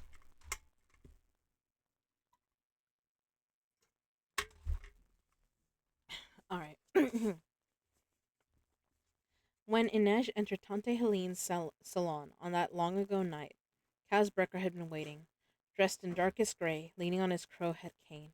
The salon was furnished in gold and teal, one wall patterned entirely in peacock feathers. Inej hated every inch of the menagerie. the parlor where she and the other girls were forced to coo and bat their lashes at prospective clients, her bedroom that had made up to look like some partial version of of a Suli caravan, festooned in purple silk and redolent with incense. But Tante Helene's salon was the worst. It was the room for beatings, for Helene's worst rages. Inej had tried Inej had tried to escape when she'd first arrived in Ketterdam. She'd gotten 2 blocks from the menagerie, still in her silks, dazed by the light and chaos of West Stave, running without direction before Cobbett had clamped a meaty hand on the nape of her neck and hauled her back. Helene took her into the salon and beat her badly enough that she hadn't been able to work for a week. For the month after, Helene had kept her in golden chains, not even letting her go down to the parlor. When she'd finally unlocked the shackles, Helene had said, "You owe me for a month of lost income. Run again and I'll have you thrown in Hellgate for breach of contract." That night, she'd entered the salon with dread, and when she'd seen Casbrecker there, her dread only doubled. Dirty Hands must have informed on her. He told Tante Helene that she'd spoken out of turn, that she'd been trying to make trouble. But Helene had leaned back in her silken chair and said, "Well, little lynx, it seems you're someone else's problem now. Apparently, Per Haskell has a taste for Suli girls. He's purchased your indenture for a very tidy sum." Inej swallowed. "I'm moving to a different house?" Helene waved a hand. Haskell does, o- Haskell does own a pleasure house, if you can call it that, somewhere in the lower barrel, but you'd be a waste of his money there. Though you'd certainly learn just how kind Tante Helene has been to you. "No, Haskell wants you for his very own." "Who was Per Haskell?" "Does it matter?" said a voice inside her. "He's a man who buys women. That's all you need to know." Inez's distress must have been obvious because Tante Helene laughed lightly. "Don't worry, he's old. Disgustingly old. But he seems harmless enough. Of course, one never knows." She lifted a shoulder. "Perhaps he'll share you with his errand boy, Mr. Brecker." Kaz turned his cold eyes on Tante Helene. "Are we done?" It was the first time Inej had heard him speak, and she was startled by the rough burn of his voice. Helene sniffed, adjusting the neckline of her shimmering blue gown. "We are indeed, you little wretch." She heated a stick of peacock blue wax and affixed her seal to the document before her. Then she rose and examined her reflection in the looking glass that hung above the mantel. Inej watched Helene straighten the diamond choker on her neck, the jewels glinting brightly. Through the din of confusion in her head, Inej thought, "They look like stolen stars." "Goodbye, little lynx," said Tante Helene. "I doubt you'll last more than a month in that part of the barrel." She glanced at Kaz. "Don't be surprised if she runs. She's faster than she looks. But maybe Prohaska will enjoy that too. See yourselves out." She swept from the room in a billow of silk and honey perfume, leaving a stunned Inej in her wake. Slowly, Kaz crossed the room and shut the door.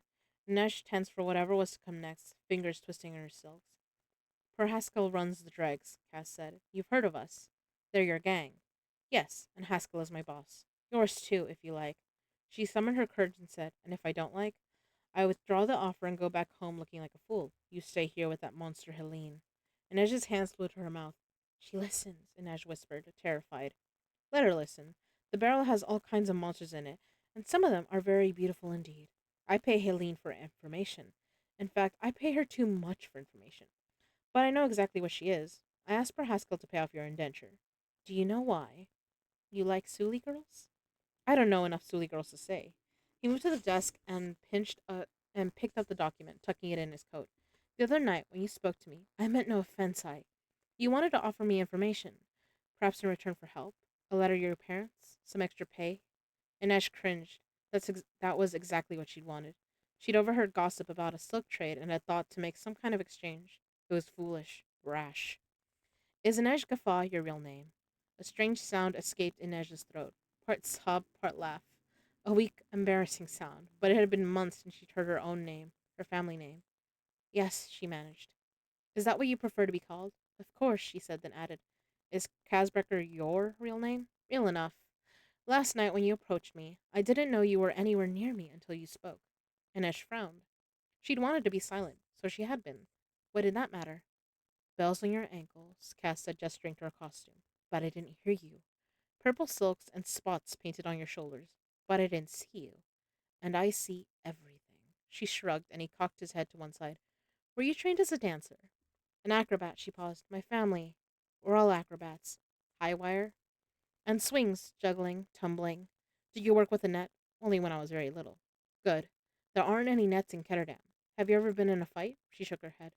killed someone? Her eyes widened. No. Ever think about it? She paused and then crossed her arms. Every night. That's a start. I don't want to kill people. Not really. That's a solid possibility. That's a solid policy until people want to kill you. And in our line of work, that happens a lot. Our line of work? I want you to join the dregs. Doing what? Gathering information. I need a spider to climb the walls of Ketterdam houses and businesses, to listen at windows and in the eaves. I need someone who can be invisible, who can become a ghost. Do you think you could do that? I'm already a ghost, she thought. I died in that hold. I died in the hold of a slaver ship. I think so. This city is full of rich men and women. You're going to learn their habits, their comings and goings, the dirty things they do at night, the crimes they try to cover by day, their shoe sizes, their safe combinations, the toy they loved best as a child, and I'm going to use that information to take away their money. What happens when you take their money and you become a rich man? Kaz's mouth had quirked slightly at that. Then you can steal my secrets too. This is why you bought me? The humor vanished from his face. Haskell didn't buy you. He paid off your indenture. That means you owe him money. A lot of it. But it's a real contract. Here, he said, removing Helene's document from his coat. I want you to see something. I don't read Kirch. It doesn't matter. See these numbers? This is the price Helene claims you borrowed from her for transport from Ravka. This is the money you've earned in her employ, and this is what you still owe her. But that's not possible. It's more that now than when I got here. That's right. She charged you for room, board, grooming. She bought me, Inej said, her anger rising despite herself. I couldn't even read what I was signing. Slavery is legal in Kirch. Indentures are not. I know this contract is a sham, and any thinking judge would too. Unfortunately, Helene has many thinking judges in her pocket.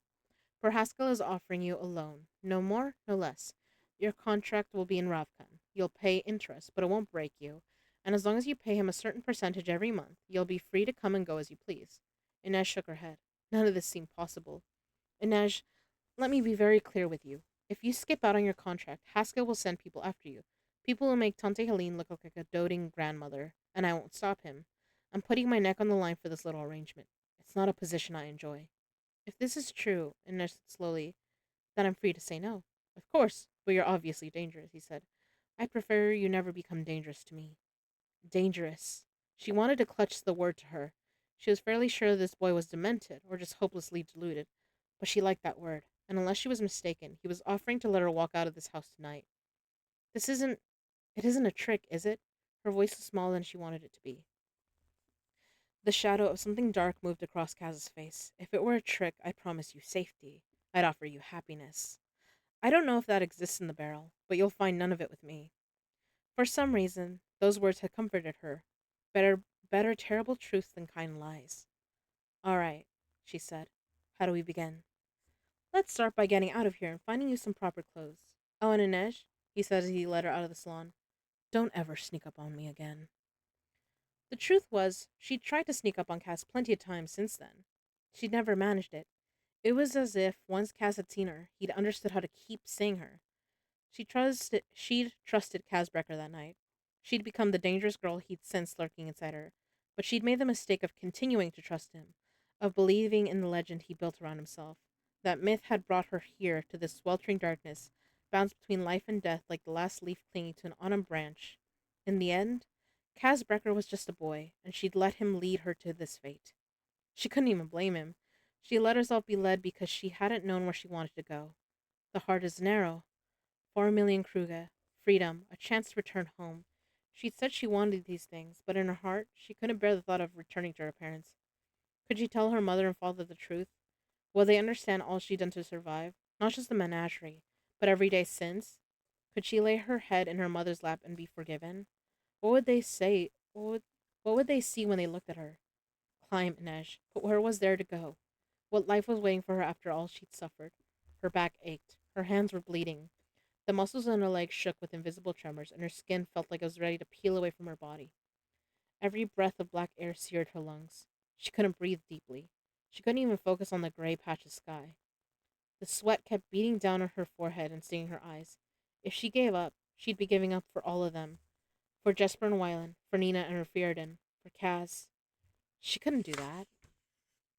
It isn't up to you any longer, little lynx, Tante Helene's voice crooned in her head. How long have you been holding on to nothing? The heat of the incinerator wrapped around an edge like a living thing, a desert dragon in its den, hiding from the ice, waiting for her. She knew her body's limits and knew she had no more to give. She'd made a bad wager. It was as simple as that. The autumn leaf might cling to its branch, but it was already dead. The only question was when it would fall. Let go, Inej. Her father had taught her to climb, to trust the rope, the swing, and finally, to trust in her own skill, to believe that if she leapt, she would reach the other side. Would he be waiting for her there? She thought of her knives, hidden away aboard the Ferroland. Maybe they could go to some other girl who dreamed of being dangerous. She whispered their names: Peter, Maria, Anastasia, Vladimir, Lisabetta, Sancta Helena, martyred before she could turn 18. Let go, Inej. Should she jump now or simply wait for her body to give out? Inej felt wetness on her cheeks. Was she crying? Now? After everything had done to her? Then she heard it, a soft patter, a gentle drum that had no real rhythm. She felt it on her cheeks and face. She heard the hiss as it struck the coals below. Rain. Cool and forgiving. Inej tilted her head back. Somewhere she heard the bells ringing the 3/4 hour, but she didn't care. She only heard the music of the rain as it washed away the sweat and soot, the coal smoke of Ketterdam, the face paint of the menagerie, as it bathed the jute strands of the rope and hardened the rubber on her suffering feet. It felt like a blessing, though she knew Kaz would just call it weather. She had to move now, quickly, before the stones grew slick and the rain became an enemy. She forced her muscles to flex, her fingers to seek, and pulled herself up one foot, then another, again and again, murmuring prayers of gratitude to her saints. Here was a rhythm that had eluded her before, buried in the whispered cadence of their names. But even as she gave thanks, she knew that the rain was not enough. She wanted a storm, thunder, wind, a deluge. She wanted it to crash through Ketterdam's pleasure houses, lifting roofs and tearing doors off their hinges. She wanted it to raise the seas, take hold of every slaving ship, shatter their masts, and smash their hulls against unforgiving shores. I want to call that storm, she thought, and 4 million Kruga might be enough to do it. Enough for her own ship. Something small and fierce and laden with firepower. Something like her. She would hunt the slavers and their buyers. They would learn to fear her, and they would know her by her name. The heart is an arrow. It demands aim to land true. She clung to the wall, but it was purpose she grasped at long last, and that carried her upward. She was not a lynx or a spider or even the wraith. She was an Ejgafa, and her future was waiting above.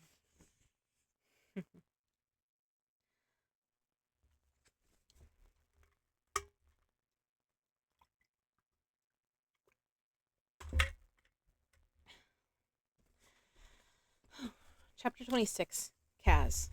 Kaz sped through the upper cells, sparing brief seconds for a glance through each grate.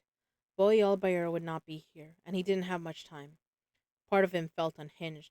He had no cane. His feet were bare. He was in strange clothes, his hands pale and ungloved.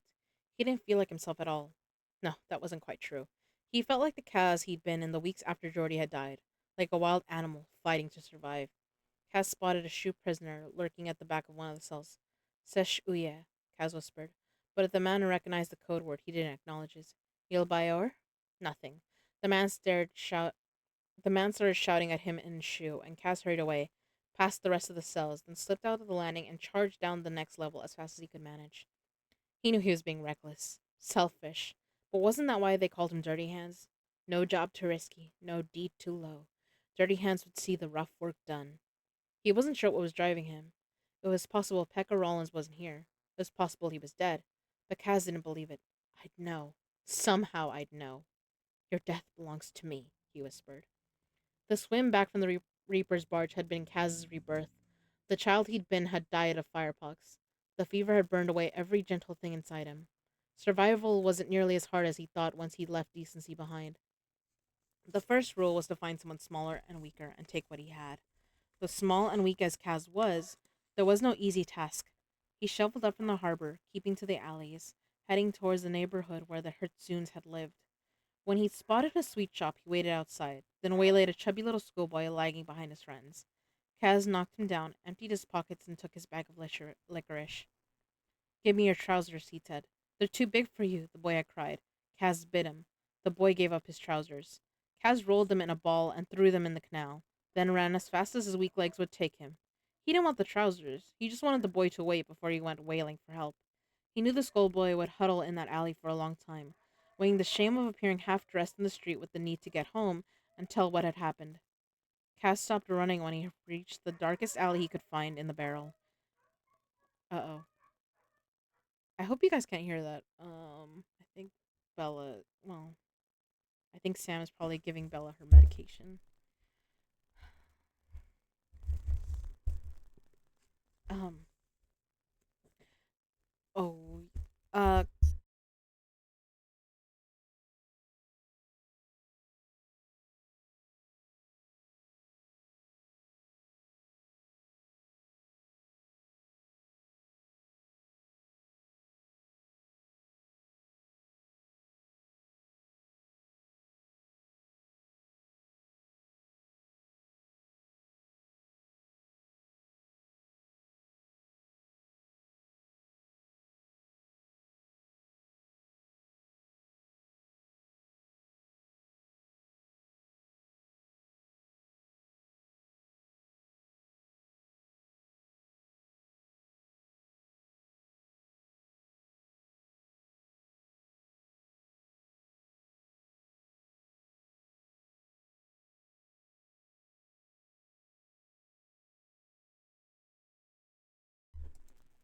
Sorry about that.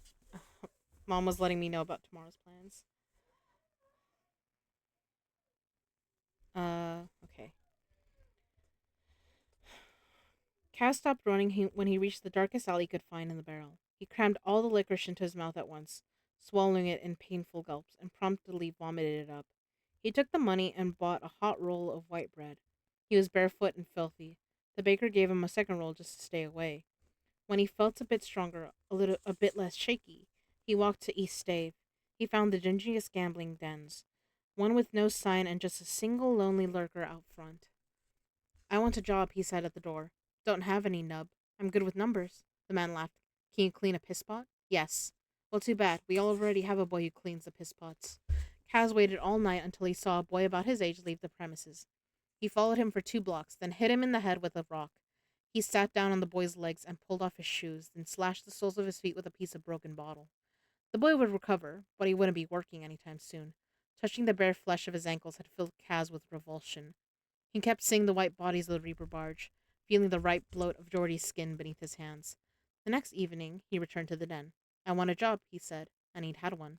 From there, he'd worked and scraped and saved. He trailed the professional thieves of the barrel and learned how to pick pockets and how to cut the laces on a lady's purse. He did his first stint in jail, and then a second. He quickly earned a reputation for being willing to take any job a man needed done, and the name Dirty Hands soon followed. He was an unskilled fighter, but a tenacious one. You have no finesse, a gambler at the Silver Garter once said to him. No technique. Sure I do, Kaz had responded. I practice the art of pull his shirt over his head and punch till you see blood. He still went by Kaz, as he always had, but he stole the name Brecker off a piece of machinery he'd seen on the docks. Rietveld, his family name, was abandoned, cut away like a rotten limb. It was a country name, his last tie to Geordie and his father and the boy he'd been. But he didn't want Jacob Hertzsoon to see him coming. He found out that the con Hertzsoon had run on him and Geordie was a common one. The coffee house and the house on Zellstraat had been nothing more than stage sets, used to fleece fools from the country.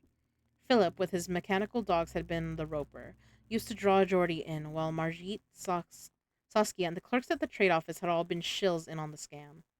Even one of the bank officers had to have been in on it, passing information to Hartzoon about their customers and tipping him off of newcomers from the country opening accounts. Hartzoon had probably been running the con on multiple marks at once. Geordie's little fortune wasn't enough to justify such a setup. But the cruelest discovery was Kaz's gift for cards. It might have made him and Geordie rich. Once he learned a game, it took him mere hours to master it, and then he simply couldn't be beaten. He could remember every hand that had been played, each bet that was made. He could keep track of the deal for up to 5 decks, and if there was something he couldn't recall, he made up for it by cheating. He never lost his love for sleight of hand, and he'd graduated from palming coins to cards, cups, wallets, and watches. A good magician wasn't much different from a proper thief. Before long, he was banned from play in every gambling hall on East Stave. In each place he went, in each bar and flophouse and brothel and squat, he asked about after Jacob Hertzsoon, but if anyone knew the name, they refused to admit it. Then, one day, Kaz was crossing a bridge over East Stave when he saw a man with florid cheeks and tufty sideburns entering a gin shop. He wasn't wearing a staid Mercer black any longer, but garish striped trousers and a maroon paisley vest. His velvet coat was bottle green. Kaz pushed through the crowd, mind buzzing, heart racing, unsure of what he meant to do, but at the door of the shop, a giant bruiser in a bowler hat stopped him with one meaty hand. Shop's closed. I can see it's open. Kaz's voice sounded wrong to him. Reedy, unfamiliar. You'll have to wait. I need to see Jacob Hertzun. Who? Kaz felt like he was about to climb out of his skin. He pointed through the window. Jacob fucking Hertzun. I want to talk to him. The bruiser had looked at Kaz as if he were deranged. Get your head straight, lad, he'd said. That ain't no Hertzun.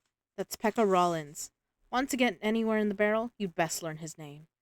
Kaz knew Pekka Rollins' name. Everyone did. He'd just never seen the man. At that moment, Rollins turned toward the window. Kaz waited for acknowledgement, a smirk, a sneer, some spark of recognition. But Rollins's eyes had passed right over him. One more mark, one more cull. Why would he remember? Cass had been courted by any number of gangs who liked his way with his fists in the cards. He'd always said no. He'd come to the barrel to find Hertzun and punish him, not to join some makeshift family. But learning that his real target was Pekka Rollins changed everything. That night, he lay awake on the floor of the squat he'd holed up in and thought of what he wanted, of what would finally make things right for Geordie. Pekka Rollins had taken everything from Kaz. If Kaz intended to do the same to Rollins, he would need to become his equal, and then his better, and he couldn't do it alone. He needed a gang, and not just any gang, but one that needed him. The next day, he'd walked into the slat and asked Per Haskell if he could use another soldier. He'd known even then, though. He'd start as a grunt, but the dregs would become his army. Had all of those steps brought him here tonight, to these dark corridors? It was hardly the vengeance he'd dreamed of. The rows of cells stretched on, infinite, impossible. There was no way he would find Rollins in time. But it was only impossible until it wasn't. Until he sighted that big frame, that florid face through the grate on an iron door. It was only impossible until he was standing in front of Pekka Rollins' cell. He was on his side, sleeping. Someone had given him a bad beating. Kaz watched the rise and fall of his chest. How many times had Kaz seen Pekka since that first glimpse in the gin shop? Never once had there been a flicker of recognition. Kaz wasn't a boy any longer. There was no reason should be able to see the child he'd swindled in his features. But it made him furious every time their paths had crossed. It wasn't right. Pekka's face, Hertzun's face, was indelible in Kaz's mind, carved there by a jagged blade. Kaz hung back now, feeling the delicate weight of his lockpicks like an insect cradled in his palm. Wasn't this what he wanted? To see Pekka brought low, humiliated, miserable, and hopeless, the best of his crew dead on pikes. Maybe this could be enough. Maybe all he needed now was for Pekka to know exactly who he was, exactly what he'd done. He could stage a little trial of his own, pass sentence, and meet it out, too. The other clock began to chime the three-quarter hour. He should go. There wasn't much time left to get to the basement. Nina would be waiting for him. They all would. But he needed this. He'd fought for this. It wasn't the way he'd imagined, but maybe it made no difference. If Pekka Rollins was put to death by some nameless feared executioner, then none of this would matter. Kaz would have 4 million kruge, but Geordie would never have his revenge. The lock on the door gave up easily to Kaz's picks. Pekka's eyes opened and he smiled. He hadn't been sleeping at all. Hello, Brecker, Rollins said. Come to gloat? Not exactly, Kaz replied. He let the door slam shut behind him. All right. Part 5. The Ice Does Not Forgive. I think this is the last part in this book. I don't think there's another part at some point. I don't think there's like a part 6, but we'll see. Ads incoming, yeah. I know. I'm thinking I might be a little bit, I'm gonna take a break. I'm gonna go refill my water bottle because I'm already done. There's like barely anything in here. So I will be back. Don't panic, starlings. I will continue. Oh, I hope you guys are like on the edge of your seats for this. I love reading this. Also, tell me, who are your favorite characters while I'm gone?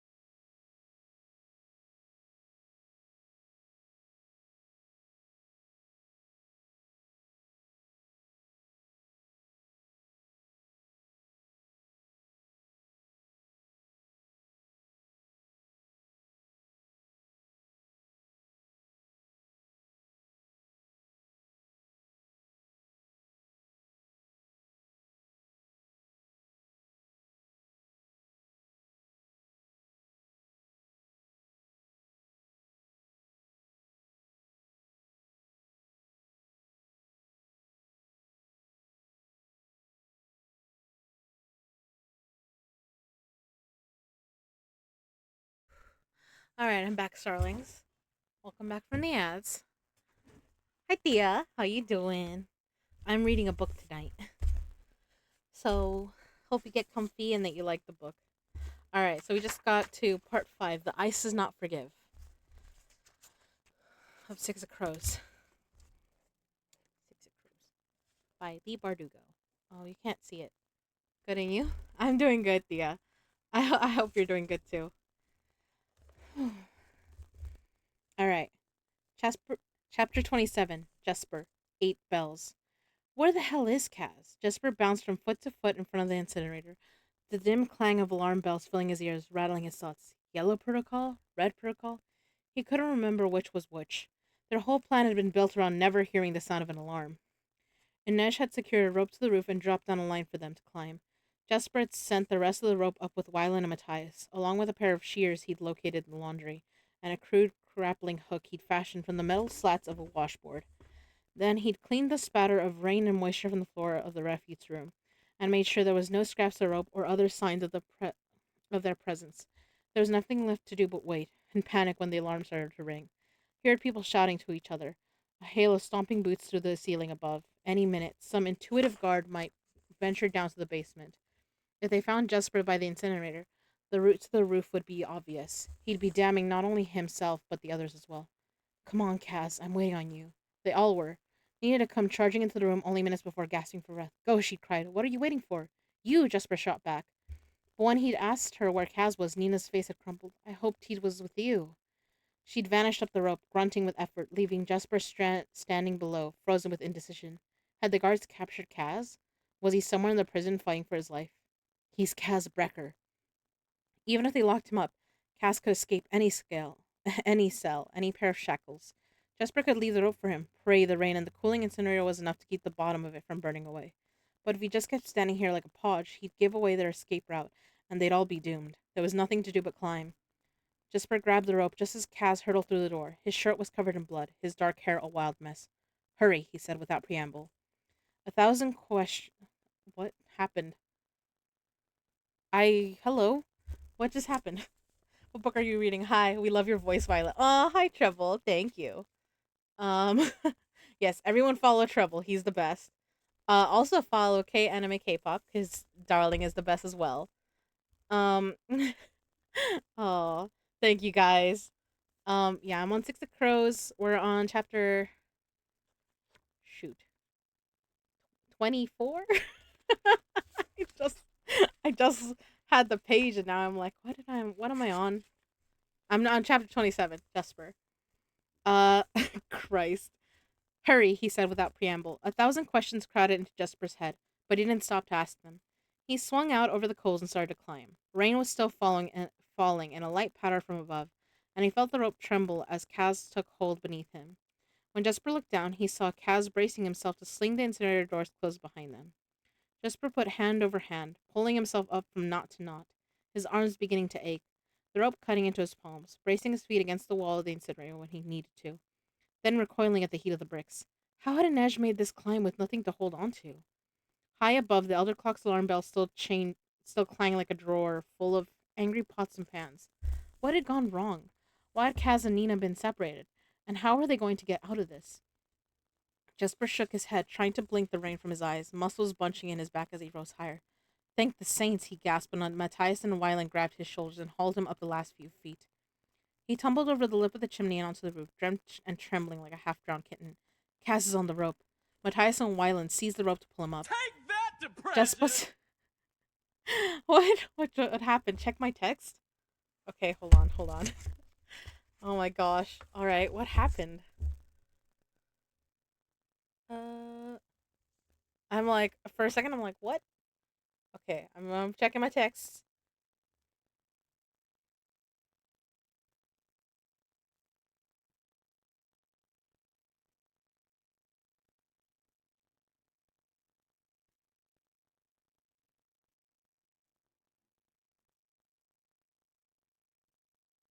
Okay.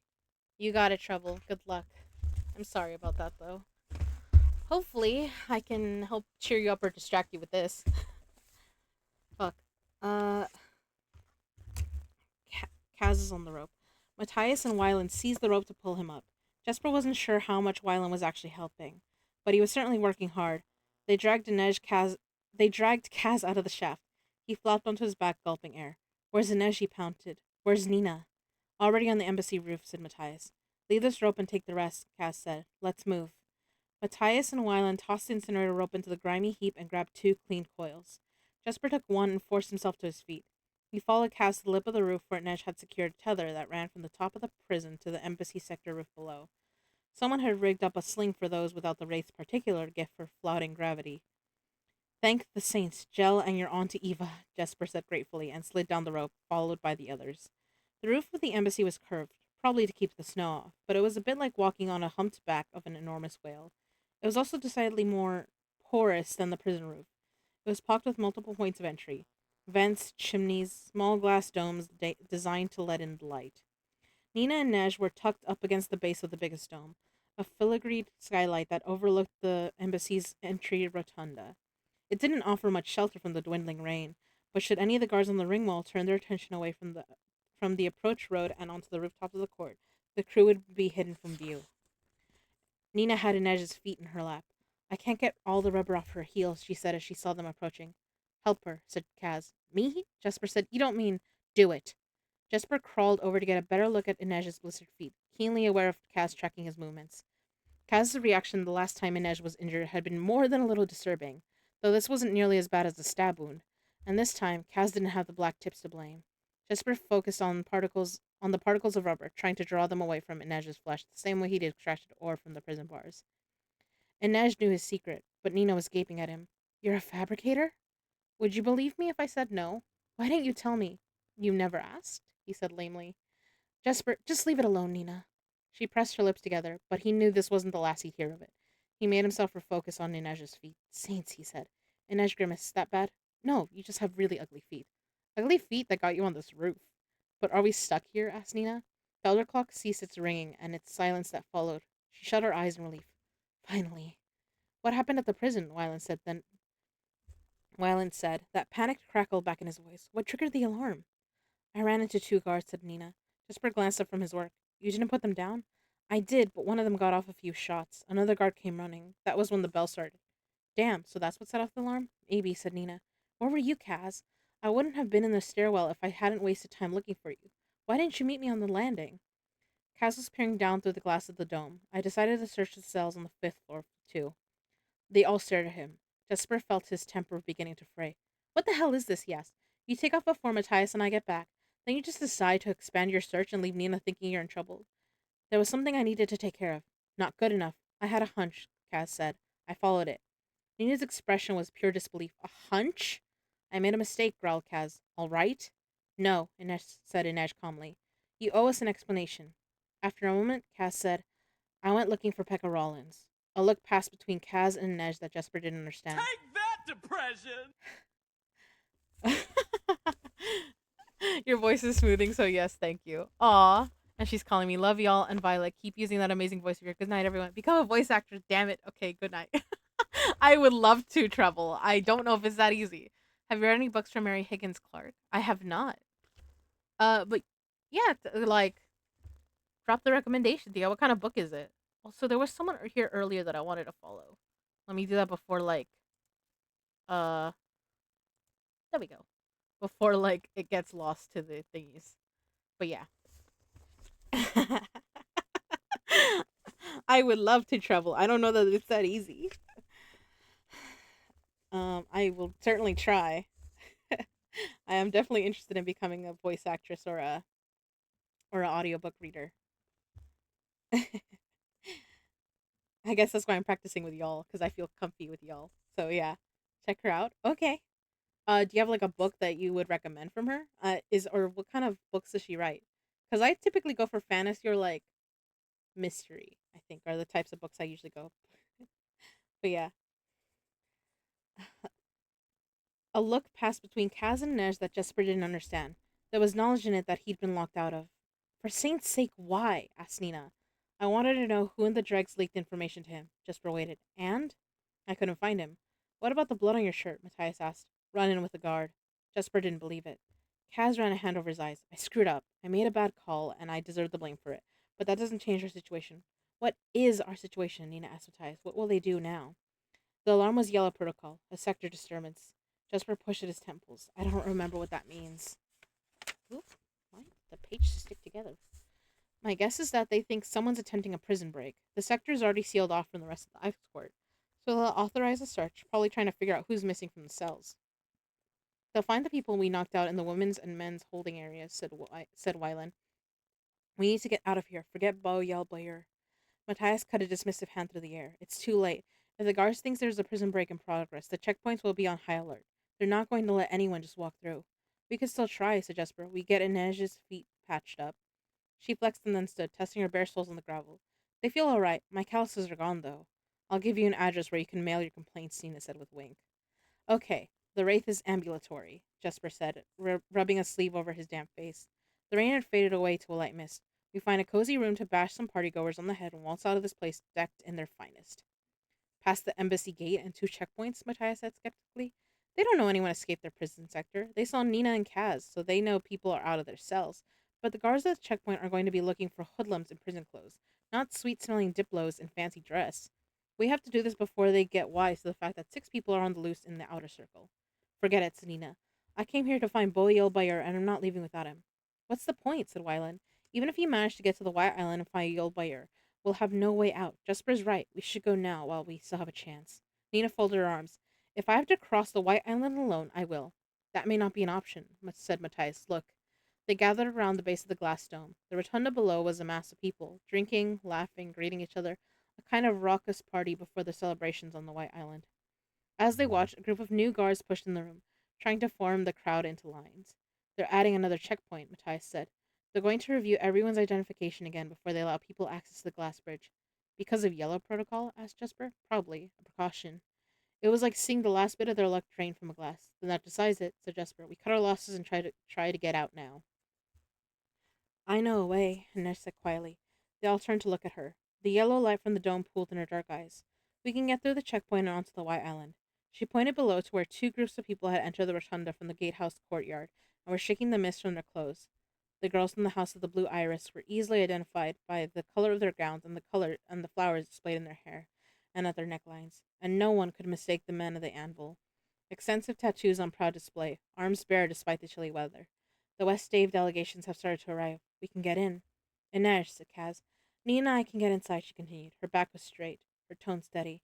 She looked like someone facing the firing squad and saying, damn the blindfolds.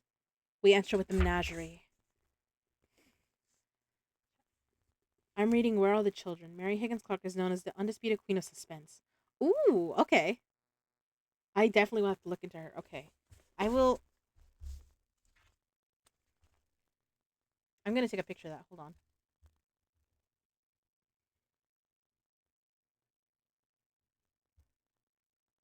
All right. There we go. I got the picture now, Thea. Because I need to remember that, or I will need Sis to remind me to look for that later. All right. Chapter 28, Inej. 8 bells and half chime. Oops. All right, fine. I'll drink water. Jesus, body. Sorry.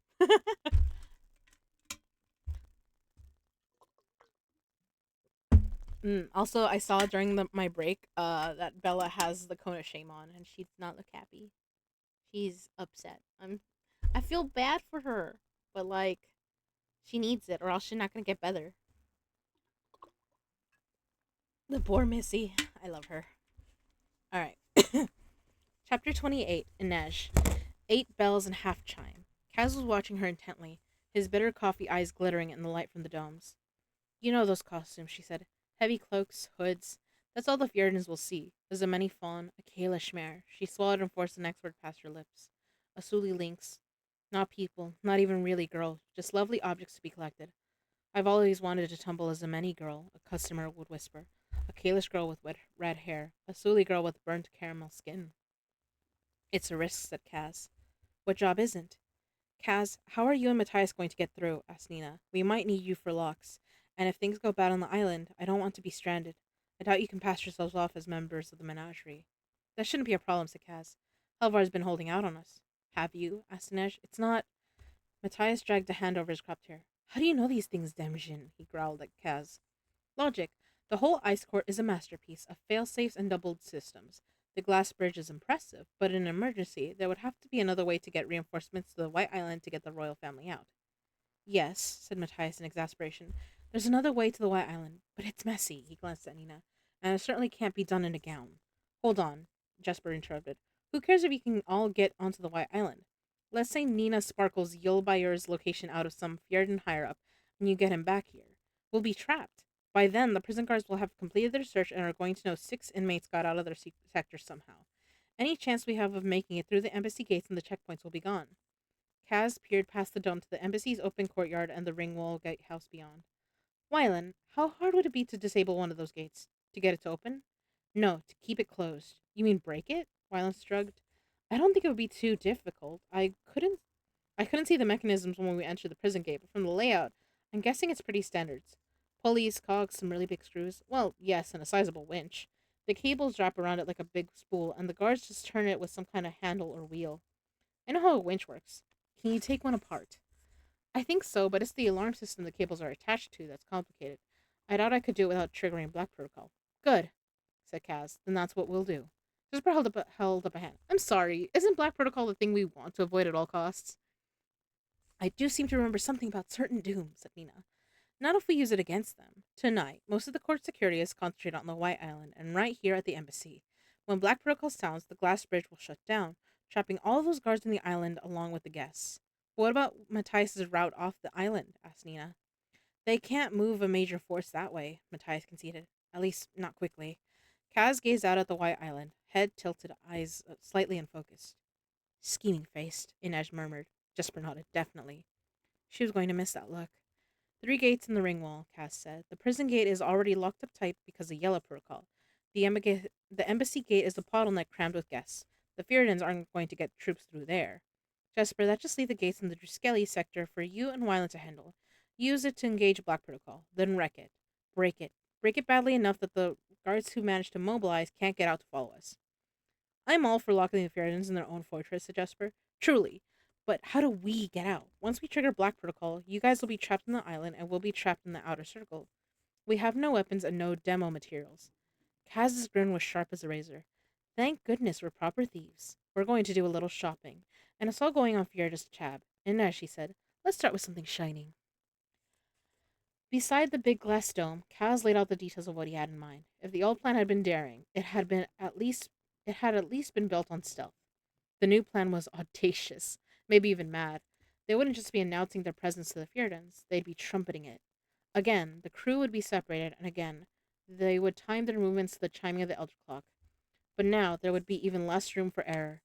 Inez searched her heart, expecting to find caution there, fear, but all she felt was ready. This wasn't a job she was performing to pay off her debt to Per Haskell. It wasn't a task to be accomplished for Kaz or the Dregs. She wanted this. The money, the dream it would help to secure. While Kaz explained and Jesper used the laundry shears to portion out pieces of rope, Wyland helped Inej and Nina prepare. To pass as members of the menagerie, they would need tattoos. They started with Nina, using one of Kaz's lockpicks and a copper pyrite Jesper had extracted from the roof. Wyland traced his best imitation of the menagerie's feather on Nina's arm, following Inej's description and making corrections as needed. Then Nina sank the ink into her own flesh. A corporalnik didn't need a tattoo needle. Nina did her best to smooth the scars on Inej's forearm. The work wasn't perfect, but they were short on time, and Nina's calling wasn't as a tailor. Wyland sketched a second peacock feather over Inej's skin. Nina paused. You're sure? Inej took a deep breath. It's war paint, she said, both to Nina and herself. It's my mark to take. It's also temporary, Nina promised. I'll remove it as soon as we're in the harbor. The harbor. Inej saw the fertile with its cheerful flags and tried to hold that image in her head as she watched the peacock feathers sink into her skin. The finished tattoos wouldn't bear up under any kind of close scrutiny, but hopefully they would do. Finally, they stood. Inej had predicted that Menagerie would arrive late. Tante Helene loved to make an entrance, but they still needed to be in position and ready to move when the time came.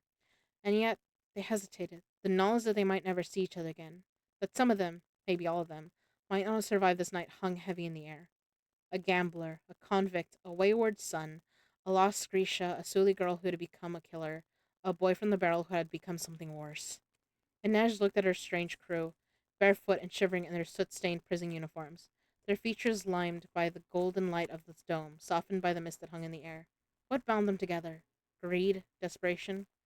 Was it just the knowledge that if one or all of them disappeared tonight, no one would come looking? Inej's mother and father might still shed tears for their daughter, for the daughter they lost, but if Inej died tonight, there would be no one to grieve for the girl she was now. She had no family, no parents or siblings, only people to fight beside. Maybe that was something to be grateful for, too. It was Jesper who spoke first. No mourners, he said with a grin. No funerals, they replied in unison. Even Matthias muttered the words softly. If any of you survive, make sure I have an open casket, Jesper said as he hefted two slender coils of rope over his shoulder and signaled for Wyland to follow him across the roof. The world deserves a few more moments with his face. Inej was only slightly surprised to see the intensity of the look that passed between Matthias and Nina. Something had changed between them after the battle with the shoe, but Inej couldn't be sure what. Matthias cleared his throat and gave Nina an awkward little bow. A word? He asked. Nina returned the bow with considerably more panache and let him lead her away. Inej was glad. She wanted a moment with Kaz. I have something for you, she said as she pulled his leather gloves from the sleeve of her prison tunic. He stared at them. How I got them from the discarded clothes before I made the climb. 6 stories in the dark. She nodded. She wasn't going to wait for thanks, not for the climb or the gloves or for anything ever again. He pulled the gloves on slowly and she watched his pale, vulnerable hands disappear beneath the leather. They were trickster hands, long, graceful fingers made for prying open locks, hiding coins, making things vanish. When we get back to Ketterdam, I'm taking my share and I'm leaving the dregs. He looked away. You should. You're always too good for the barrel. It was time to go. Saint speed, Cass. Cass snagged her wrist. Inej. His gloved thumb moved over her pulse, traced the top of the feather tattoo. If we don't make it out, I want you to know. She waited. She felt hope rustling its wings inside her, ready to take flight at the right words from Kaz. She willed that hope into stillness. Those words would never come. The heart is narrow. She reached up and touched his cheek. She thought he might flinch again, even knock her hand away. In nearly 2 years of battling side by side with Kaz, of late night scheming, impossible heists, clandestine errands, and harried meals of fried potatoes and hotspot gobbled down as they rushed from one place to another, this was the first time she had touched him skin to skin, without the barrier of gloves or coat or shirt sleeve. She let her hand cup his cheek. His skin was cool and damp from the rain. He stayed still, but she saw a tremor pass through him, as if he were waging a war within himself. If we don't survive this night, I will die unafraid, Kaz. Can you say the same? His eyes were nearly black, the pupils dilated. She could see it took every last bit of his terrible will for him to remain still beneath her touch. And yet, he did not pull away. She knew it was the best he could offer. It was not enough. She dropped her hand. He took a deep breath. Cass had said he didn't want her prayers and she wouldn't speak them, but she wished him safe nonetheless. She had her aim now, her heart had direction, and though it hurt to know the path led away from him, she could endure it. Inez joined Nina at the edge of the dome to await the arrival of the menagerie. The dome was wide and shallow, all silver filigree and glass. Inez saw there was a mosaic on the floor of the vast rotunda below.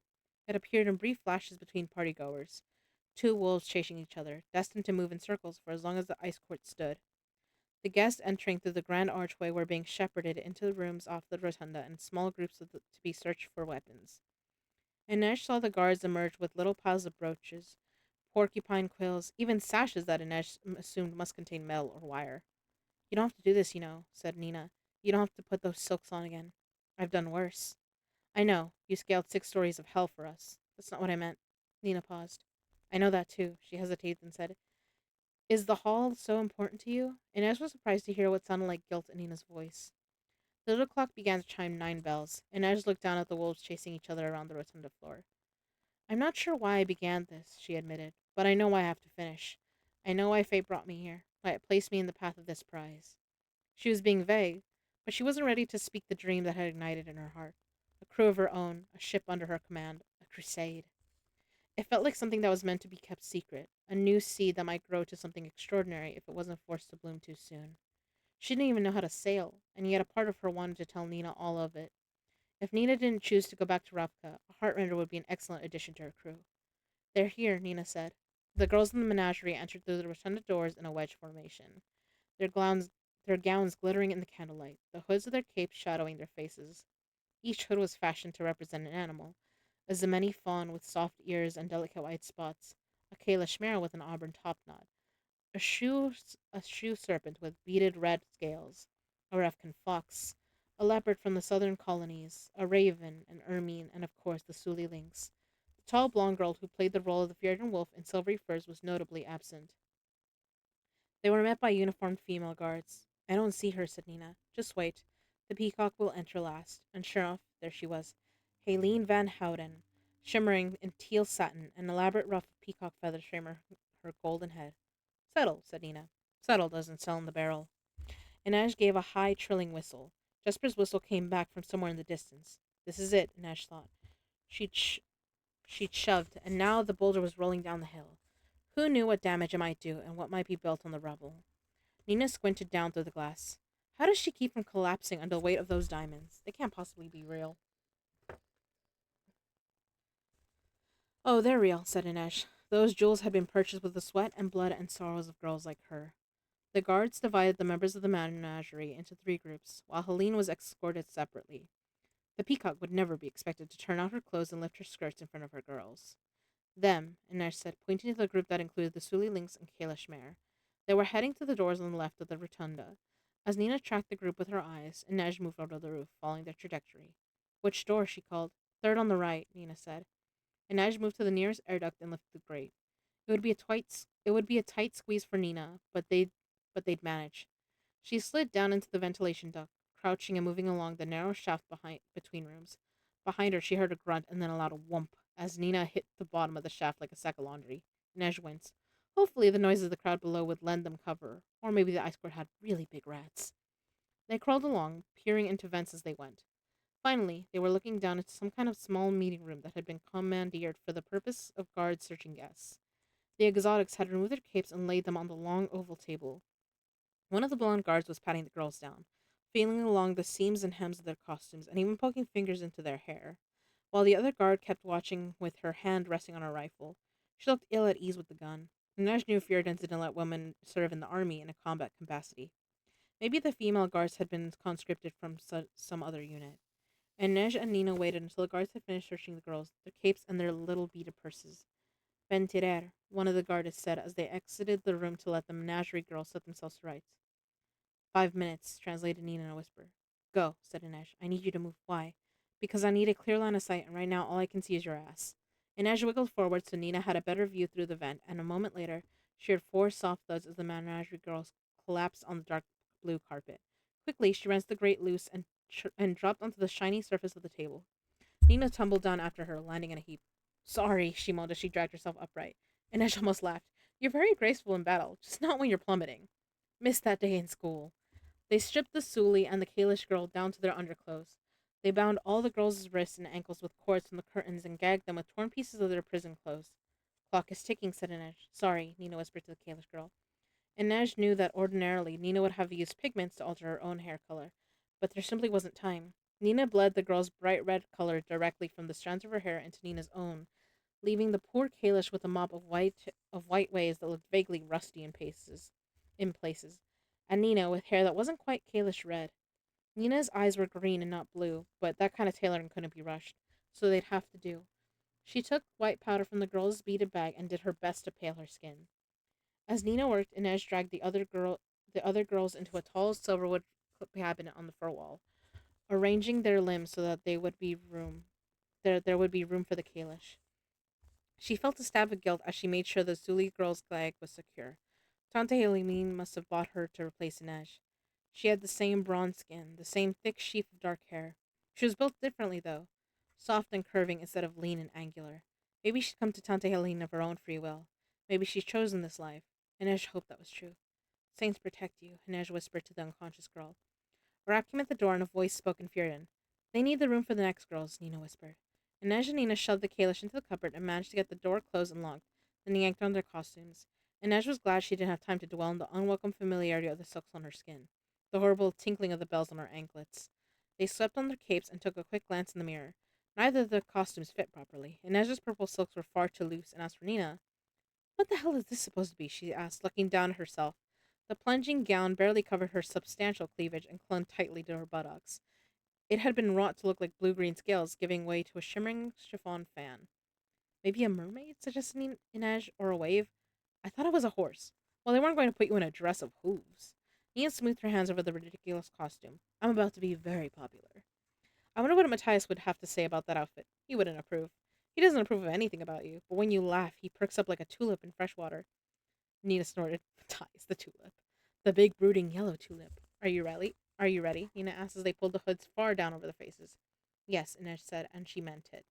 We'll need a distraction. They're going to notice 4 girls went in and only 2 are coming out. Leave it to me, and watch your hem.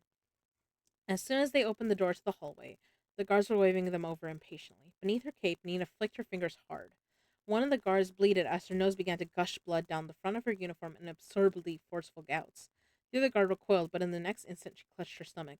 Nina was twisting her wrist in a roiling motion, sending waves of nausea through the woman's system. Your hem, Nina repeated. Your hem, Nina repeated calmly. Inej barely had time to gather up her cape before the guard bent double, and heaved her dinner over the tiled floor. The guests in the hallway shrieked and shoved at each other, trying to get away from the mess. Nina and Inej sailed by, emitting appropriate squeals of disgust. The nosebleed probably would have done the trick, whispered Inej. Best to be thorough. If I didn't know any better, I think you like making Fjorden suffer. They kept their heads down and entered the swell of people filling the rotunda, ignoring the Zemeni fawn who tried to direct them to the other side of the room. It was essential that they not get too close to any of the real menagerie girls. Inej only wished the cloaks weren't so easy to track through a crowd. This one, Inej said, steering Nina into a line far from the other members of the menagerie. It seemed to be moving a bit faster, but when they reached the front of the line, Inej wondered if she'd chosen poorly. This guard seemed even more stern-faced and humorless than the others. He held his hand out for Nina's papers and scrutinized them with cold blue eyes.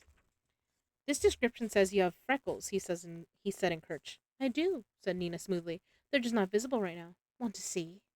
No, the Fjorden said icily. You're taller than described here. Boots, Nina said. I like to be able to look a man in the eye. You have very pretty eyes. He looked at the paper, then took her in her ensemble. You're heavier than it says on this paper, I'll wager. She shrugged artfully, the scales of her neckline slipping lower. I like to eat when I'm in the mood. She puckered her lips shamelessly. And I'm always in the mood. Inej struggled to keep a straight face. If Nina resorted to eyelash batting, she knew she would lose the fight and burst out laughing. But the Fjorden seemed to be eating it up. Maybe Nina had a stupefying effect on all stalwart northerners. Move along, he said gruffly, then added, I may be at the party later. Nina ran a finger down his arm. I'll save you a dance. He grinned like a fool, then cleared his throat and his stern expression fell back into plain. Saints, Inej thought. It must be exhausting to be so stolid all the time. He glanced cursorily at Inej's papers. His sorry. He glanced cursorily at Inej's papers, his mind still so clearly on the prospect of unwrapping Nina's layers of blue-green chiffon. He waved her past, but as Inej stepped forward, she stumbled. Wait, said the guard. She stopped. Nina looked back over her shoulder. What's wrong with your shoes? Just a bit big, said Inej. They stretched more than expected. Show me your arms, the guard said. Why? Just do it, the guard said harshly. Inej pulled her arms straight of the cloak and held them out, displaying the lumpy peacock feather tattoo. A guard in captain stripes wandered over. What is it? She's Sully, for sure, and she has the menagerie tattoo. But it doesn't look quite right. Inej shrugged. I got a bad burn as a child. The captain gestured to a group of annoyed-looking partygoers gathered near the entry and surrounded by guards. Anyone suspicious goes over there. Put her with them, and we'll take her back to the checkpoint to have her papers reviewed. I'll miss the party, said Inej. The guard ignored her, seizing her arm and pulling her back toward the entry as other people in line stared and whispered. Her heart began to pound.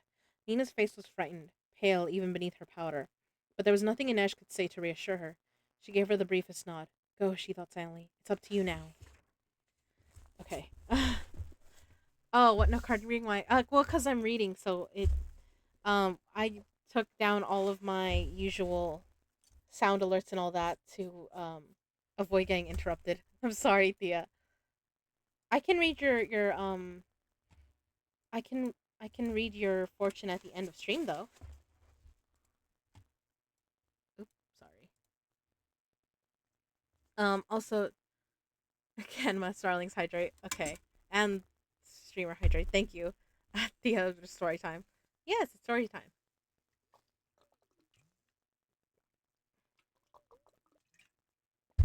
Well, thanks. Yeah, of course, Thea. I just didn't want to get interrupted while reading because I want to try to finish this tonight. And we're pretty good into the book. Like, look at this chunk. Like, this is all that's left. Um, I'm excited because we might finish this tonight if I go until like 12 ish, maybe. Well, maybe a little bit after 12, maybe closer to 1. But yeah. All right, chapter 29, Matthias. 9 bells.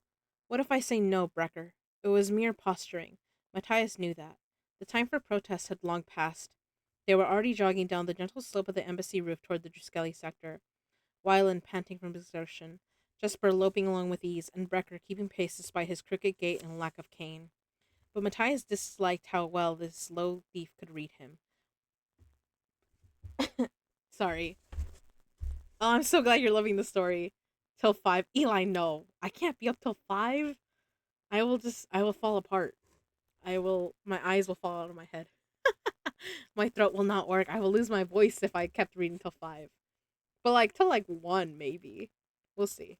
Like maybe 1:30 or 2 if if I'm like really close to the end, I will finish this. But yeah. but my and Brecker keeping pace despite his crooked gait and lack of cane. But Matthias disliked how well this low thief could read him. What if I don't give you this last bit of myself in my honor? You will, Helvar. Nina is on her way to the White Island right now. Are you really going to leave her stranded? You presume a great deal. Seems like the perfect amount to me. These are all the law courts, right? Jesper said as they raced over the roof, catching glimpses of the elegant courtyards below, each built around a burbling fountain and dotted with the rustling ice willows. I guess if you're going to be sentenced to death, this isn't a bad place for it. Water everywhere, said Wyland. Do the fountains symbolize gel? The wellspring, mused Kaz, where all sins are washed clean. Or where they drown you and make you confess, Wyland said. Jesper snorted. Wyland, your thoughts have taken a very dark turn. I fear the dregs may be a bad influence. They used a double segment of rope and the grappling hook to cross the roof to the Druskelly sector. Wyland had to be looped into a sling, but Jesper and Kaz moved easily across the rope, hand over hand, with unnerving speed. Matthias approached with more caution, and though he didn't show it, he did not like the way the rope creaked and bowed with his own weight.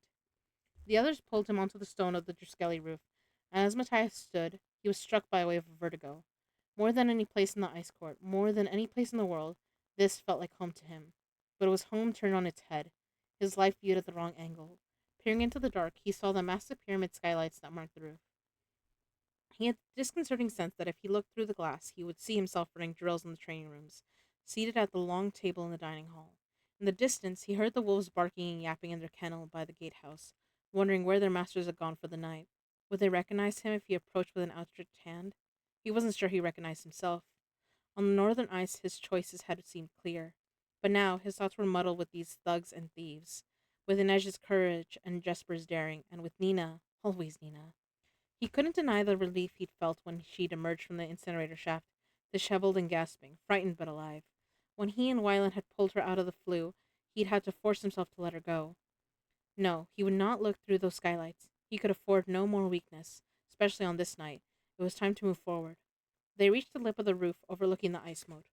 From here it looked solid, its surface polished bright as a mirror and illuminated by the guard towers on the White Island. But the moat's waters were ever shifting, concealed only by the wafer-thin skin of frost. Cass secured another coil of rope to the roof's edge and prepared to rappel down to the shore.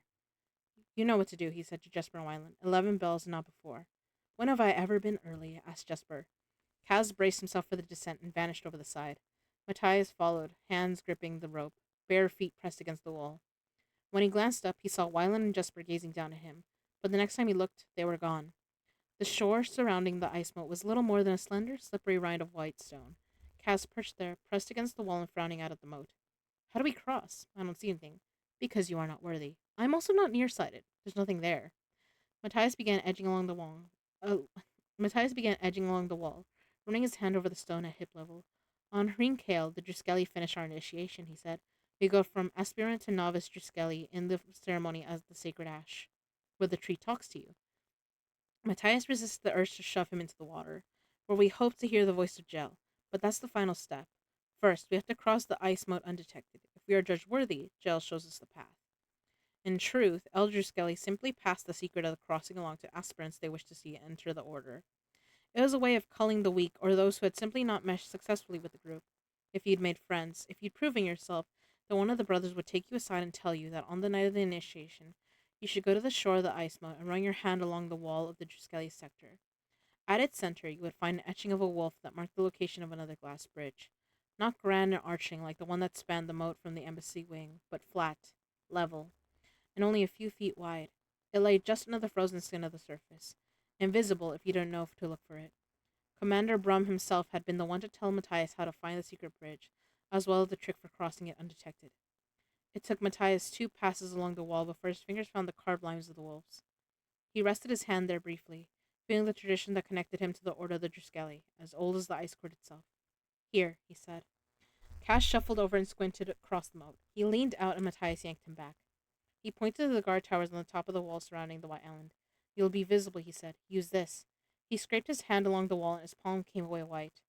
The night of his initiation, Matthias had rubbed his clothes and hair with the same chalky powder, camouflaged from the view of the guards in their towers. He crossed the slender path to the island to meet his brothers. Now, he and Kaz did the same, though Matthias noticed Kaz tucked his gloves neatly away first. Inej must have returned them. Matthias stepped onto the secret bridge, then heard Kaz hiss when the icy waters of the moat closed over his feet. Chilly, Brecker? If only we had time for a swim. Get moving. Despite his taunts to Kaz, by the time they were halfway to the island, Matthias's feet had gone almost completely numb, and he was keenly aware of the guard towers high above the moat. Druskelli would have come this way earlier tonight. He'd never heard of any aspirant being spotted or shot at on the bridge, but anything was possible. All this to be a witch hunter? Kaz said behind him. The dregs need a better initiation. This is only one part of Trinkale. Yes, I know. Then a tree tells you the secret handshake. I feel sorry for you, Brecker. There is nothing sacred in your life. There was a long pause, and then Kaz said, You're wrong. The outer wall of the White Island loomed up before him, covered in a rippling pattern of scales. It took a moment to locate the ridge of the scales that hid the gate. Only a short while ago, Druskelli would have been gathered in the niche of the wall to welcome their new brothers ashore, but now it was empty. The iron grating chained. The iron grating chained. Kaz made quick work of the lock, and soon they were in a slender passage that would lead them to the gardens that backed the barracks of the royal guard. Were you always good at locks? No. How did you learn? The way you learn about anything. Take it apart. And the magic tricks? Kaz snorted. So you don't think I'm a demon anymore. I know you're a demon, but your tricks are human. Some people see a magic trick and say, impossible. They clap their hands, turn over their money, and forget about it 10 minutes later. Other people ask how it worked. They go home, get in bed, toss and turn, wondering how it was done. It takes them a good night's sleep to forget all about it. And then there are the ones who stay awake, running through the trick again and again, looking for that skip in perception, the crack in the illusion that will explain how their eyes got duped. They're the kind who won't rest until they master that little bit of mystery for themselves. I am that kind. You love trickery. I love puzzles. Trickery is just my native Trickery is just my native tongue. The gardens, Matthias said, pointing to the hedges up ahead. We can follow them all the way around the ballroom. Just as they were about to emerge from the passage, 2 guards rounded the corner, both in black and silver Druskelli uniforms, both carrying rifles. Prejenger, one of them shouted in surprise. Prisoners, stand! Without thinking, Matthias said, Does Jeanette Gel commanden? Stand down, Gel wills it so. They were the words of a Druskelli commanding officer, and he delivered them with all the authority he'd ever learned to muster. The soldiers exchanged a confused glance. The moment of hesitation was enough. Matthias grabbed the first soldier's rifle and headbutted him hard. The Druskelli collapsed. Kaz slammed into the other soldier, knocking him over. The Druskelli kept hold of his rifle, but Kaz slipped behind him and brought his forearm across the soldier's throat, applying pressure until the soldier's eyes shut, and his head fell forward as he slipped into unconsciousness. Kaz rolled the body off him and stood. The reality of the situation struck Matthias suddenly. Kaz hadn't picked up the rifle. Matthias had a gun in his hands, and Kaz Brecker was unarmed. They were standing over the body of 2 unconscious Druskelli, men who were supposed to be Matthias's brothers. I can shoot him, Matthias thought. Doom Nina and the rest of them with a single act. Again, Matthias had the strange sense of his life viewed the wrong way up. He was dressed in prison clothes, an intruder in the place he'd once called home. Who am I now? He looked at Kaz Brecker, a boy whose only cause was himself. Still, he was a survivor and his own kind of soldier. He had honored his bargain. He had honored his bargain with Matthias. At any point, he might have decided that Matthias had served his purpose. Once he'd helped them draw up the plans, once they'd gotten past the holding cells, once Matthias had revealed the secret bridge, and whoever he'd become, Matthias was not going to shoot someone unarmed. He'd not yet sunk so far. Matthias lowered his weapon. A faint smile touched Kaz's lips. I wasn't sure what you'd do if it came down to this. Neither was I, Matthias admitted. Kaz lifted her brow, and the truth struck Matthias with a force silver blow. It was a test. You chose not to pick up the rifle.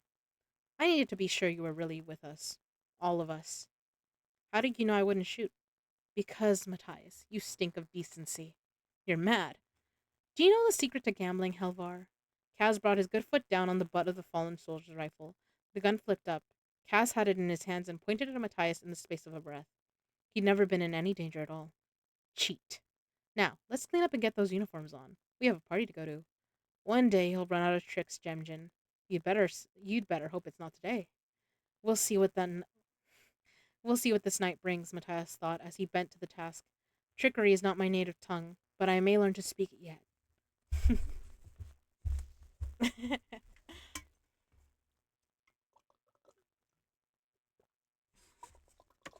Hmm.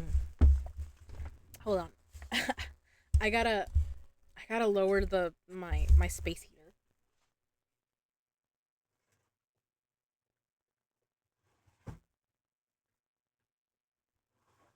It's too warm now.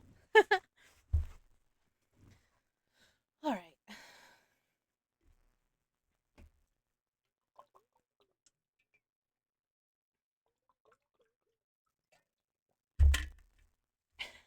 All right. Chapter 30.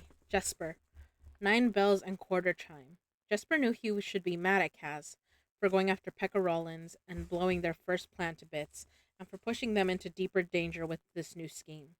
But as he and Wyland crept along the Druskali roof toward the gatehouse, he was too damn happy to be mad. His heart was pounding and adrenaline crackled through his body in delicious spikes. It was a little like a party he'd once gone to on West Stave. Someone had filled the city fountain with champagne, and it had taken about 2 seconds for Jesper to dive in with boots off and gullet open. Now it was risk, filling up his nose and mouth, making him feel giddy and invincible. He loved it, and he hated himself for loving it. He should be thinking about the job, the money, getting out from under his debt, making sure his father didn't suffer for his antics. But when Jesper's mind even brushed up against those thoughts, everything in him recoiled. Trying not to die was the best possible distraction. Even so, Jesper was more conscious of the sounds they made now that they were away from the crowds and the chaos in the embassy. This night belonged to the Druskelly. Ring Kale was their holiday, and they were all safely ensconced on the White Island. This building was probably the safest place for him and Wyland to be at the moment.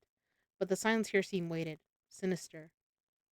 There were no willows or fountains here, as there had been at the embassy. Like the prison, this part of the ice court wasn't intended for public eyes. Jesper caught himself nervously wiggling the baleen wedged between his teeth with his tongue and forced himself to stop before he triggered it. He was fairly sure Wyland would never let him forget a blunder like that. A large pyramid-shaped skylight looked down on what seemed to be the training room, its floor emblazoned with the Skelly's wolf's head, the shelves lined with weapons. Through the next glass pyramid, he glimpsed a big dining hall. One wall was taken up by a massive hearth, a wolf's head carved into the stone above it. The opposite wall was adorned by an enormous banner with no discernible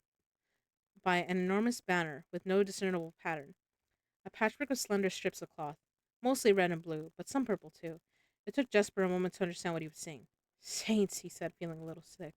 Grisha colors. Wyland squinted. The banner? Red for corporalky, blue for etherealky, purple for materialky. Those are pieces of the kepta that Grisha wear in battle. The trophies. There are so many. Hundreds, thousands. I would have worn purple, Jesper thought, if I'd joined the Second Army. He reached for the fizzy elation that had been bubbling through him moments before. He'd been willing, even eager to risk capture and execution as a thief and hired gun. Why was it worse to think about being hunted as a Grisha? Let's keep moving. Just like the prisoner, just like the prison and the embassy, the gatehouse in the Druskeli sector was built around a courtyard, so anyone entering could be observed and fired upon from above. But with the gate out of operation, the courtyard battlements were as deserted as the rest of the building. Here, slabs of sleek black stone were inlaid with a silver wolf's head. The surface is lit with eerie blue flame. If it was one of it was the one part of the ice court he'd seen that wasn't white or gray. Even the gate was some kind of black metal that looked impossibly heavy. A guard was visible below. A guard was visible below, leaning against the gatehouse arch, a rifle slung over his shoulder. Only one? Asked Wyland. Matthias had 4 guards for non-operational gates. Maybe Yellow Protocol is working in our favor, said Wyland. They could have sent to the prison sector. They could have been sent to the prison sector, or maybe there are 12 big Feardens keeping warm inside. As he and Wyland watched, the guard opened a tin of Jurda and shoved a wad of the dried orange blossoms into his mouth. He looked bored and irritated. probably frustrated to be stationed far from the fun of the Hunkale festivities. I don't blame you, Jasper thought, but your life's about to get a lot more exciting. At least the guard was wearing an ordinary uniform instead of Driskelly black, Jasper considered, still unable to shake the image of that banner from his mind. His mother was Demeni, but his father had the Kaelish blood that had given Jesper his grey eyes, and he never quite shaken the superstitions of the Wandering Isle. When Jesper had started to show his powers, his father had been heartbroken. He'd encouraged Jesper to keep it hidden. I'm afraid for you, he'd said. The world can be cruel to your kind, but Jesper had always wondered if maybe his father had been a little afraid of him, too. What if I'd gone to Ravka instead of Kirch, Jesper thought. What if I'd joined the Second Army? Did they even let fabricators fight, or were they kept walled up in the workshops? Ravka was more stable now, rebuilding. There was not compulsory draft for Grisha. He could go, visit, maybe learn to use his powers better, leave the gambling dens of Ketterdam behind. If they succeeded in delivering Boyle Bayer to the Merchant Council, anything might be possible. He gave himself a shake. What was he thinking? He needed a dose of imminent peril to get his head straight. He rose out of his crouch. I'm going in. What's the plan? You'll see. Let me help. He kept he can help by he'll see. Let me help. You can help by shutting up and staying out of the way. Here, Jesper said as he hooked the rope over the side of the roof, letting it drop down behind a row of stone slabs lining the walkway. Wait until I've immobilized the guards, then lower yourself down. Jesper. Jesper took off across the roof, keeping low as he gave the lip overlooking the courtyard a wide berth. He positioned himself on the wall behind the guard. As noiselessly as he could, he secured another section of rope to the roof and slowly began to rappel down the wall. The guard was almost directly beneath him. Jesper was no wraith, but if he could just make the drop silently and sneak up behind the guard, he could keep things quiet. He tensed, ready to drop. Another guard strode out of the gatehouse, clapping his hands in the cold and talking loudly. Then a third appeared. Jesper froze. He was dangling over 3 armed guards, halfway down a wall, completely exposed. This is why Kaz did the planning. Sweat broke out on his brow. He couldn't take 3 guards at once, and what if there were more in the gatehouse, ready to ring the alarm? Wait, said one of the guards. Did you hear something? Don't look up. Oh, saints, don't look up. The guard moved in a slow circle, rifle raised. One of them craned his head back, scanning the roof. He began to turn. A strange, sweet sound pierced the air. A strange, sound pierced the air. Skerden fjärda kenden herträng, lenden isen enda wanden. Fjärden words Jesper didn't understand crested over the courtyard in a shimmering, perfect tenor that seemed to catch upon the black stone battlements. Wylan. The guards whirled, rifles pointed at the walkway that led to the courtyard, seeking the source of the sound. Olander, one called. Nilsson, said another. Their guns were raised, but their voices were more bemused and curious than aggressive. What the hell is he doing? A silhouette appeared in the walkway, lurching left and right. Skerden fjärda kende hertzang, Wyland sang, doing a surprisingly convincing impression of a drunk but very talented Fjärden. The guards burst out laughing, joining in on the song. Lenden isen. Jesper leapt down. He seized the closest Fjärden, snapped his neck, and grabbed his rifle. As the next guard turned, Jesper slammed the butt of the rifle into his face with a nasty crunch. The third guard raised his weapon, but Wyland snagged his arms from behind in an awkward hold. The rifle dropped from the guard's hands. The rifle dropped from the guard's hands, clattering against the stone. Before he could cry out, Jesper lunged forward and rammed the butt of his rifle into the guard's gut, then finished him with 2 strikes to the jaw. He reached down and tossed one of the rifles to Wyland. They stood over the guards' bodies, panting, weapons raised, waiting for more Fjordan soldiers to flood out of the gatehouse. No one came. Maybe the fourth guard had been pulled away for yellow protocol. Is that how you shut up and stay out of the way? Jesper whispered, as they dragged the guards' bodies out of view behind one of the stone slabs. Is that how you say thank you? Wyland retorted. What the hell was that song? National anthem, Wyland said smugly. Schoolroom Fjordan, remember? Jesper shook his head. I'm impressed with you and your tutors. They liberated 2 of the guards' uniforms, leaving their own prison clothes in a tidy bundle, then bound the hands and feet of the guards who still had pulses and gagged them with torn pieces of their prison clothes. Wyland's uniform was far too big, and Jesper's sleeves and pants looked ridiculously short, but at least the boots were a reasonable fit. Wyland gestured to the guards. Is it safe to leave them, alive? I'm not big on killing unconscious men. We could wake them up. Pretty ruthless, Merchling. Have you ever killed anyone? I'd never even seen a dead body before I came to the barrel, Wyland admitted. It's not something to be embarrassed about, Jesper said, surprising himself a little. But he meant it.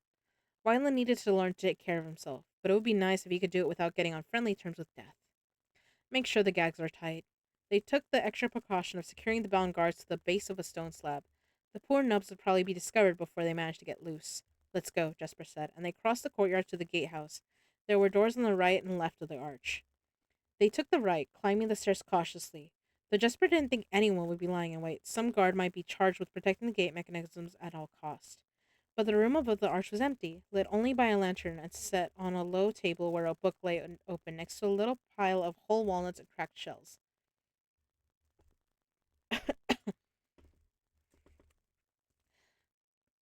Uh, the walls were lined with racks of rifles, very expensive rifles, and Jesper assumed the boxes on the shelves were filled with ammunition.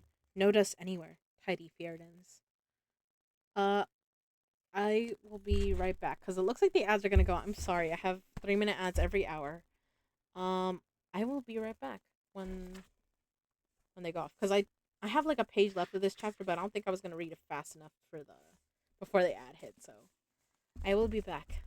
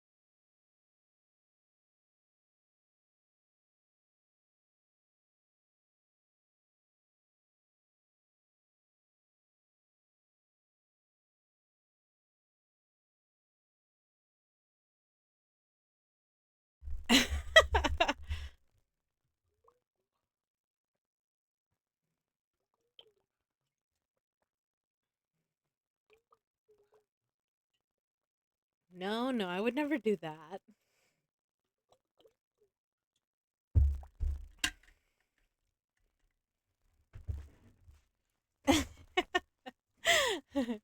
Welcome back from the ass darlings. I did not abandon you with the fishes. She left us in concrete slippers and tied us to a piano. She wanted us to play for the fishes. No, I would never. No, okay. A select few of you might get tied to my bed if I'm like, I never want you to leave. But don't worry about that. I would keep you comfy. I would take good care of you. You're all are my starlings, my starry-eyed darlings. Man, I was doing so well tonight. Not a single dirty joke till now. Oops. Oh my god. Okay. Let me read the last page of this chapter and then we'll get to the next. Most of the room was taken up by a long winch, handles at each end, thick loops of chains spooled around it. Near each handle, the chains extended in taut spokes through slots in the stone. Wellen cocked his head to the side. Huh. I don't like that sound. What's wrong? I was expecting rope or cables, not steel chains. If we're going to make sure the Fjordans can't get the gate open, we're going to have to cut through metal. But then how do we trigger Black Protocol? That's the problem. The elder clock began to sound 10 bells. I'll weaken the link, said Jesper. Look for a file or anything with an edge. Wyland held up the shears from the laundry. Good enough, said Jesper. It would have to be. We have time, he told himself as he focused on the chain. We can still get this done. Jesper hoped the others hadn't met with any surprises. Maybe Matthias was wrong about the White Island. Maybe the shears would snap in Wyland's hands. Maybe Inej would fail. Or Nina. Or Kaz. Or me. Maybe I'll fail. 6 people, but 1,000 ways this insane plan could go wrong. She was doing so well, so I piped up, yeah. Well, you're the one that mentioned you're the one that mentioned being tied up. I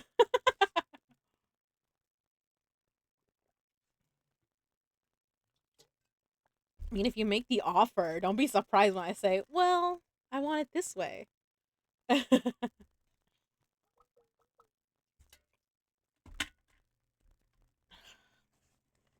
All right, chapter to cinder blocks.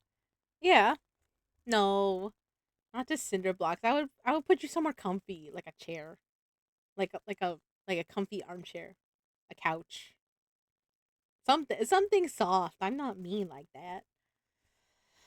I just want to like I just want to slowly take you apart. I don't want to like end you. Which is your all-time favorite author that you would love to meet?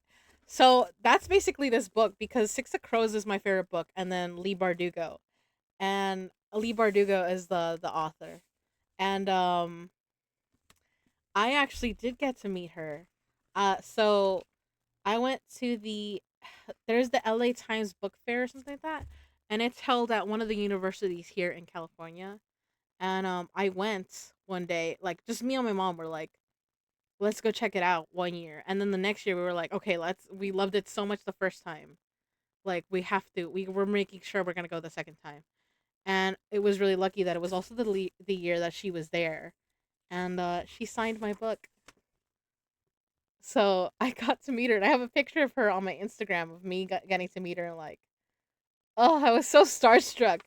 It was so surreal being there. It was amazing.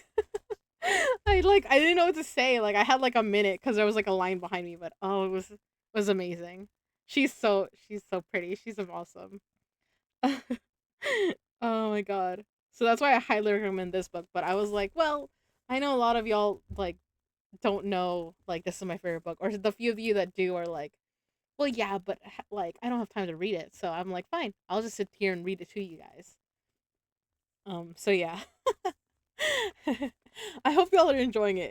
This is like my favorite book. And then there is a sequel, but don't worry, you're not gonna be left on a complete cliffhanger with this one. It's a duology, not a trilogy. And after I finish this one, I might oh, thank you for following. Welcome to the sanctuary. I like to call my community the Starlings. So welcome in, Starling. Um but yeah, after I finish this one, we're probably gonna move on to the next one. Otherwise, I'm probably gonna read a story of Sherlock Holmes and then read the next one. So we'll see. We'll see how I feel about at the end of this because I know I'm devouring this book right now, and I'm like, look at how little there's left. I'm so excited. I'm like, I hope I finish it tonight. Hopefully, we will. All right, let me continue. Chapter 31. Nina. 9 bells and half chime. Nina dared one more glance over her shoulder, watching the guards drag Inej away. She's smart, deadly. Inej can take care of herself. The thought brought Nina little comfort, but she had to keep moving. She and Inej had clearly been together, and she wanted to be gone before the guard who had stopped Inej extended his suspicions to her.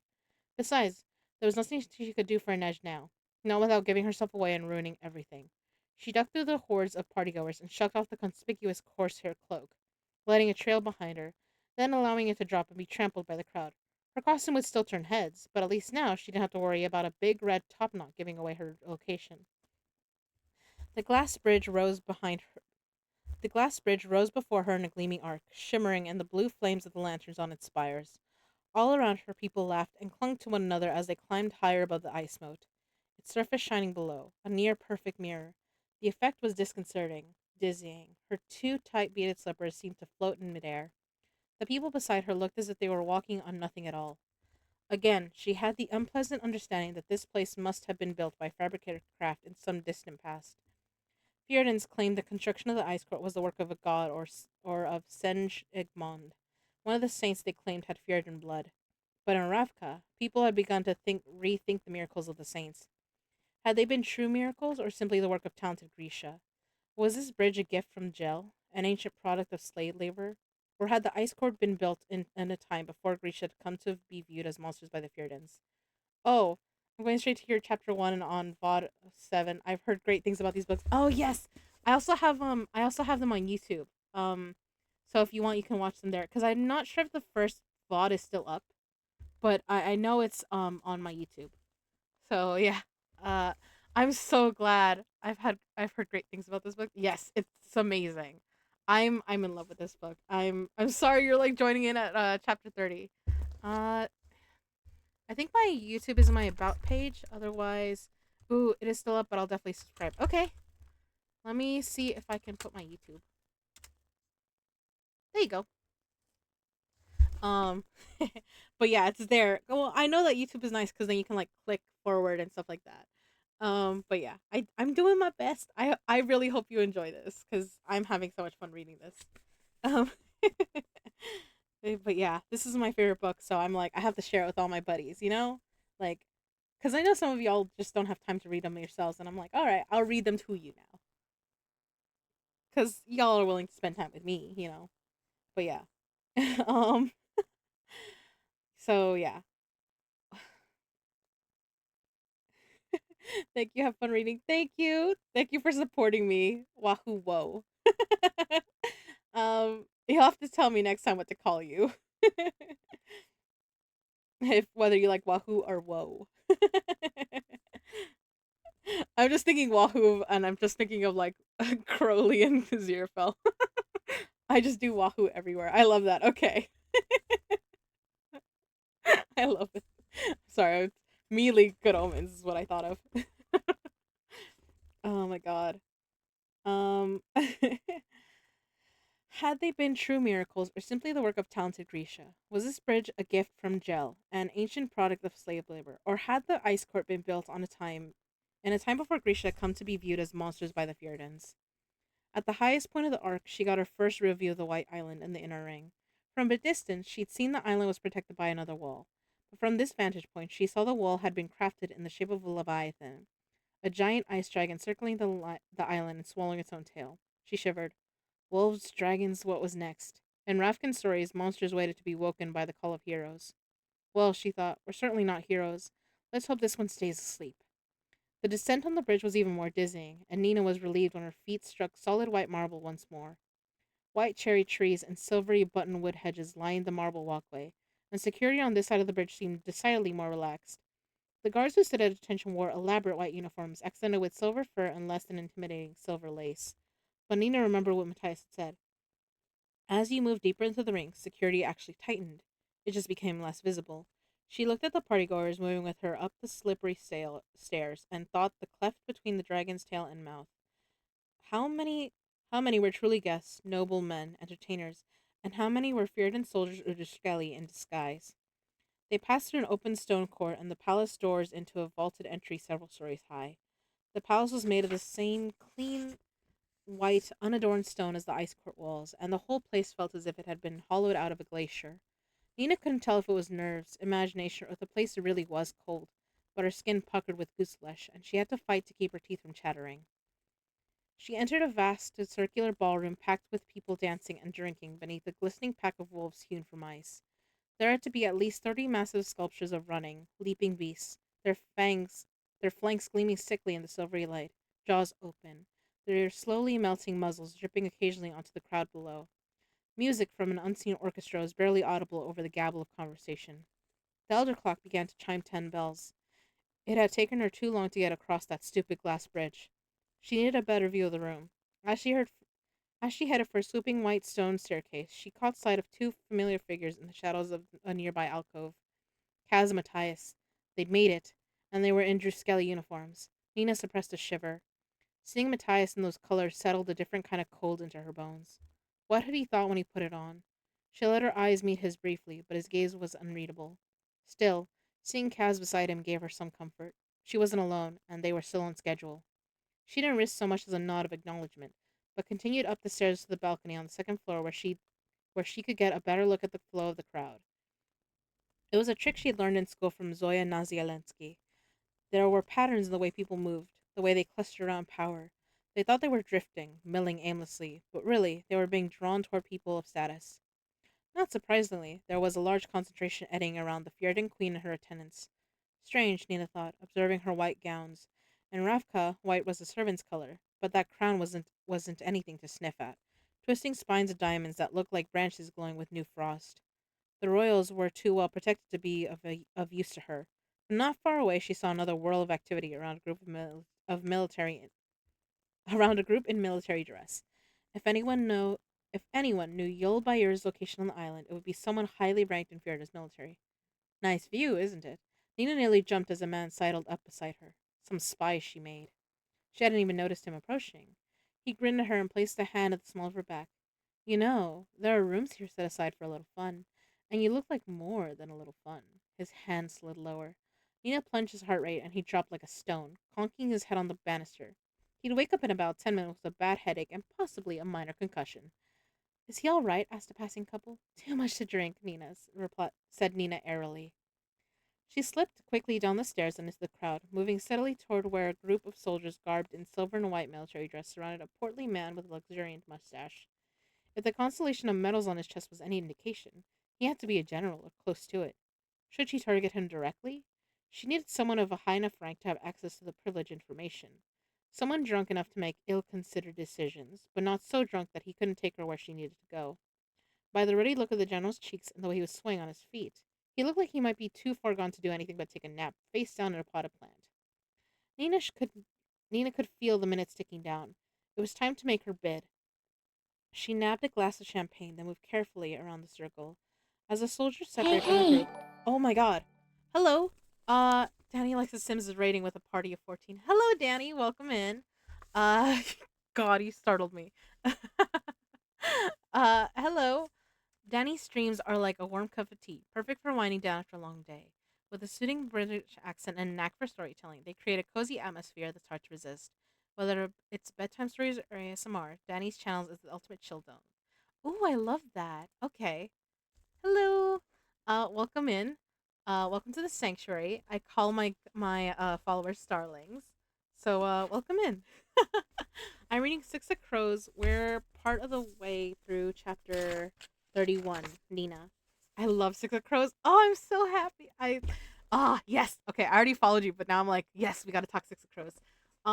If y'all are familiar with this book or anyone who's been listening to me read, please tell me who your favorite characters are right now. Like, well, or which of the crows is your favorite to listen to from their point of view. I personally am like, oh, the girls are such icons, like Nina and Inej, but also Kaz has such an interesting way of thinking. It's so good. But yeah, oh my god. We're in the middle of the party, honestly. So yeah. Sorry. If y'all haven't heard this book before, I do have my VOD still up of the me reading the first chapter as well, I think. But yeah, I'm hopefully Kaz 100%. Kaz is amazing. He's so good. I love him. I love how the very first line of the second chapter where like we actually get to meet the crows, Inej's first line of thought is Kaz Brecker didn't need a reason. Um and I hope you really like Shadow and Bone because I do too. And oh my god, the way they introduced the crows was just mwah, it's perfect. Oh my god. Lee Bardugo is amazing.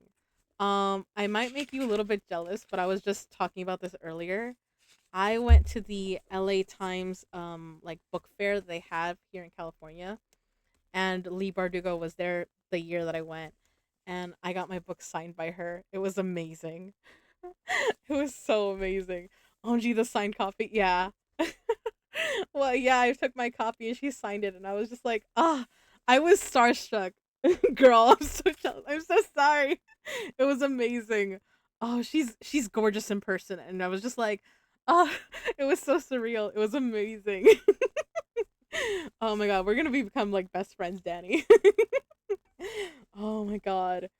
But yeah, I'm hoping to finish this book tonight. So settle in. Get some snacks, hopefully. Like if you got a rated run, I totally get it. But like if you're able to stay, I hope you get like some snacks or get comfy and I can I can read it. I'm glad. I'm super happy that you got your book signed. Yeah, it was amazing, Thea. Oh, it was the best day ever. It was like I got a snooze bestie. It is well past midnight for me. Oh, that's okay. That's totally fine. But yeah, I totally get it. Because I know if I was reading this like later at the night, I would also be like, I gotta sleep, but like this book will keep me awake because it's so good. But yeah, have a good rest. Oh my god, sweet dreams. Thank you for bringing your community to me. I hope they're all okay with me reading this, and I hope they enjoy. Oh my god. Okay. I fucking lost my spot. Sorry. I'm just so happy when other people are like, "Yes, I know that book." Also in the background, if you can see it, I got the second book and it came with the poster that I have up there. It's such a good book. I'm sure they will. I just got done reading Alice in Wonderland. Oh, that's amazing. Honestly, I should think about reading that one for stream. Alice in Wonderland is such a good one because I've seen like all the movies and stuff, and I'm just like, I never actually sat down to read it. Oh my god, I should do that.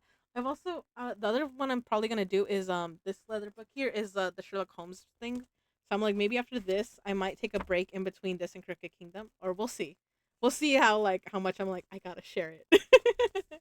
But yeah, but otherwise most of the other days I am casually gaming and like gabbing, but yeah, on the weekends I'm definitely trying to do like reading streams. Um, so we'll see. I hope you guys stick around and oh god, I love it. I love meeting people who like know the same stuff I do and they're just like just as excited. Oh god. Have a good night. We'll defo turn in when I can. Okay, thank you, Danny. Oh my god, get some rest, girl. Or is I should have asked pronouns. Shit. I just assumed. Oh my god. Oh gosh, nighty night. Get some sleep. Thank you for bringing your community here. So yeah, she, her. You're fine. Okay, perfect. Good night. Mwah. Good night. Love you, mommy. Sorry. Apparently, my parents already like turned in for the night. Oh, I'm so glad. All right. Okay. I forgot where I was. Oh, okay. Okay.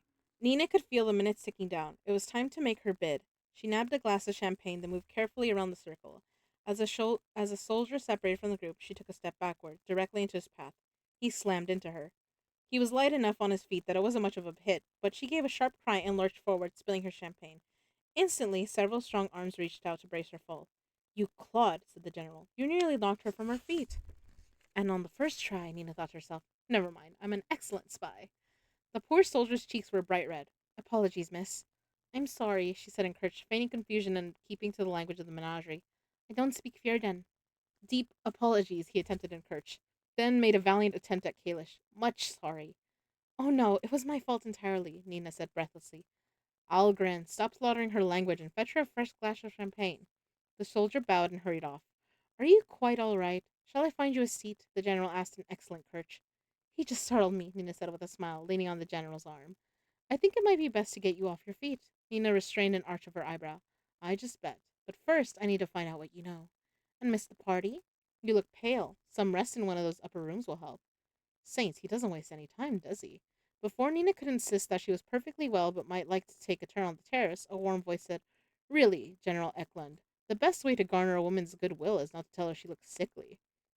The general scowled, his mustache bristling, but then he seemed to snap to attention. So true, so true, he laughed nervously. Nina turned and the floor seemed to drop from beneath her feet. No, she thought, her heart stuttering in panic. It can't be. He drowned. He's supposed to be at the bottom of the ocean. But if Jarl Brum was dead, he made a very lively corpse.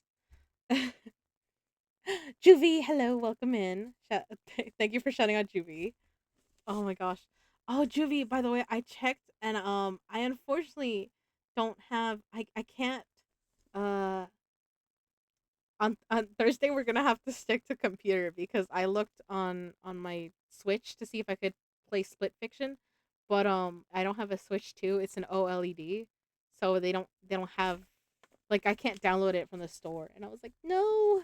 But so we'll have to just we're just gonna have to fight through the lag. Hopefully it'll be better next time. But yeah, just so you know, I was like, oh, we're just gonna have to keep playing it on PC, or at least I will. Um, there maybe I can do something about it. I'll have to talk with my brother because he did tell me he might be able to give me his uh. It's funny, at least it is very funny. My brother did say he could possibly give me his graphics card. Um, but we'll have to see because it might take a hot minute before you can hook that up for me. So we'll see. But yeah. Thank you for joining.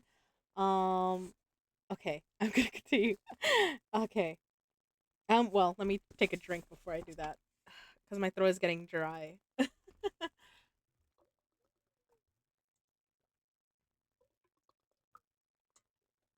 I hope everyone is enjoying the this book so far, and I hope you guys are able to tell me by the end who your favorite characters are. Okay. Thank you, darlings. Darlings, hydrate. Starlings, you should also keep hydrated. See, I'm a good example. I already drank. All right. Chapter 32. Jesper. 10 bells and half chime. Jesper's clothes were covered in tiny slivers and shavings of steel. His stolen uniform was soaked with sweat. His arms ached, and the headache that had burrowed into his left temple felt like it was setting up a permanent residence there. For nearly a half hour, he had been focusing on a single link in the chain that ran from the left end of the winch into one of the slots in the stone wall, using his power to weaken the metal as Wyland sawed away at it with laundry shears.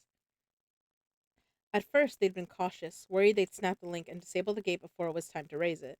But the steel was stronger than either of them had anticipated, and their progress was frustratingly slow. When the 3 quarters chime rang, Jesper's panic took over. Let's just raise the gate, he said with a frustrated growl. We sound we sound black protocol and then shoot at the winch until it gives up. Wyland flipped his curls from his forehead and spared him a quick glance. Jesper could see the blood on his hands where blisters had formed and then burst as he hacked away at the link. You really love guns so much? Jesper shrugged. I don't love killing people. Then what is it about them? Jesper refocused on the link. I don't know. The sound? The way the world narrows to just you and the target. I worked with a gunsmith in Novia Zem who knew I was a fabricator. We came up with some crazy stuff. For killing people. You build bombs, Merchling. Spare me your judgment. My name is Wylan, and you're right. I don't have any business criticizing you. Don't start doing that. What? Agreeing with me, said Jesper. Sure path to destruction. I don't like the idea of killing people either. I don't even like chemistry. What do you like? Music, numbers, equations. They're not like words. They don't get mixed up. If only you could talk to girls in equations. There was a long silence, and then eyes trained on the notch they'd created in the link. Wyland said, "Just girls?" Jesper restrained a grin. No, not just girls. It really was a shame they were all probably going to die tonight. Then the elder clock began to toll 11 bells. His eyes met Wyland's. They were out of time. Jesper leapt to his feet, trying to dust some of the metal bits from his face and shirt. Would the chain hold long enough? Too long? They'd just have to find out. Get in position. Wyland took his spot at the right handle of the winch, and Jesper grabbed the handle on the left. Prepare to hear the sound of certain doom, he asked. You've never heard my father mad. That sense of humor is getting progressively more barrel appropriate.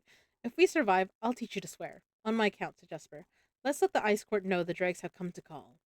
He counted down from 3, and they began to turn the winch, carefully matching each other's pace, eyes on the weakened link. Jesper had expected some thunderous noise, but except for a few creaks and clanks, the machinery was silent. Slowly, the ring wall gate began to rise. 5 inches, 10 inches. Maybe nothing will happen, thought Jesper. Maybe Matthias was lying. All this stuff about Black Protocol is a fake to keep people from even trying to open the gates. Then the bells of the Elder Clock rang out, loud and panicked, high and demanding, an escalating tide of echoes, climbing one on top of another, booming over the white island, the ice moat, the wall. The bells of Black Protocol had begun to sound. There was no turning back now. They released the handles of the winch in unison, letting the gate thunder down, but still the link didn't give. Come on, Jesper said, coaxing the stubborn metal. A better fabricator probably could have made quick work of it. A fabricator on Perem probably could have turned the chain into a set of steak knives and had time for a cup of coffee. But Jesper was neither of those things, and he'd run out of finesse. He grabbed hold of the chains hanging from it, using all his weight to try to put pressure on the link. Wyland did the same, and for a moment they hung, pulling on the chain like a couple of crazed squirrels who hadn't mastered the climbing. Any minute now, guards would be storming into the courtyard, and they'd have to leave off this insanity to defend themselves. The gate would still be operational. They'd have failed. Maybe you should try singing at it, Jesper said hopelessly. And then, with a final shiver of protest, the link snapped. Jesper and Wyland fell to the floor as the chain zipped through their hands, one end vanishing through the slot, the other sending the winch handle spinning. We did it! Jesper shouted over the din of the bells. Caught somewhere between excitement and terror. I'll cover you. Deal with the winch.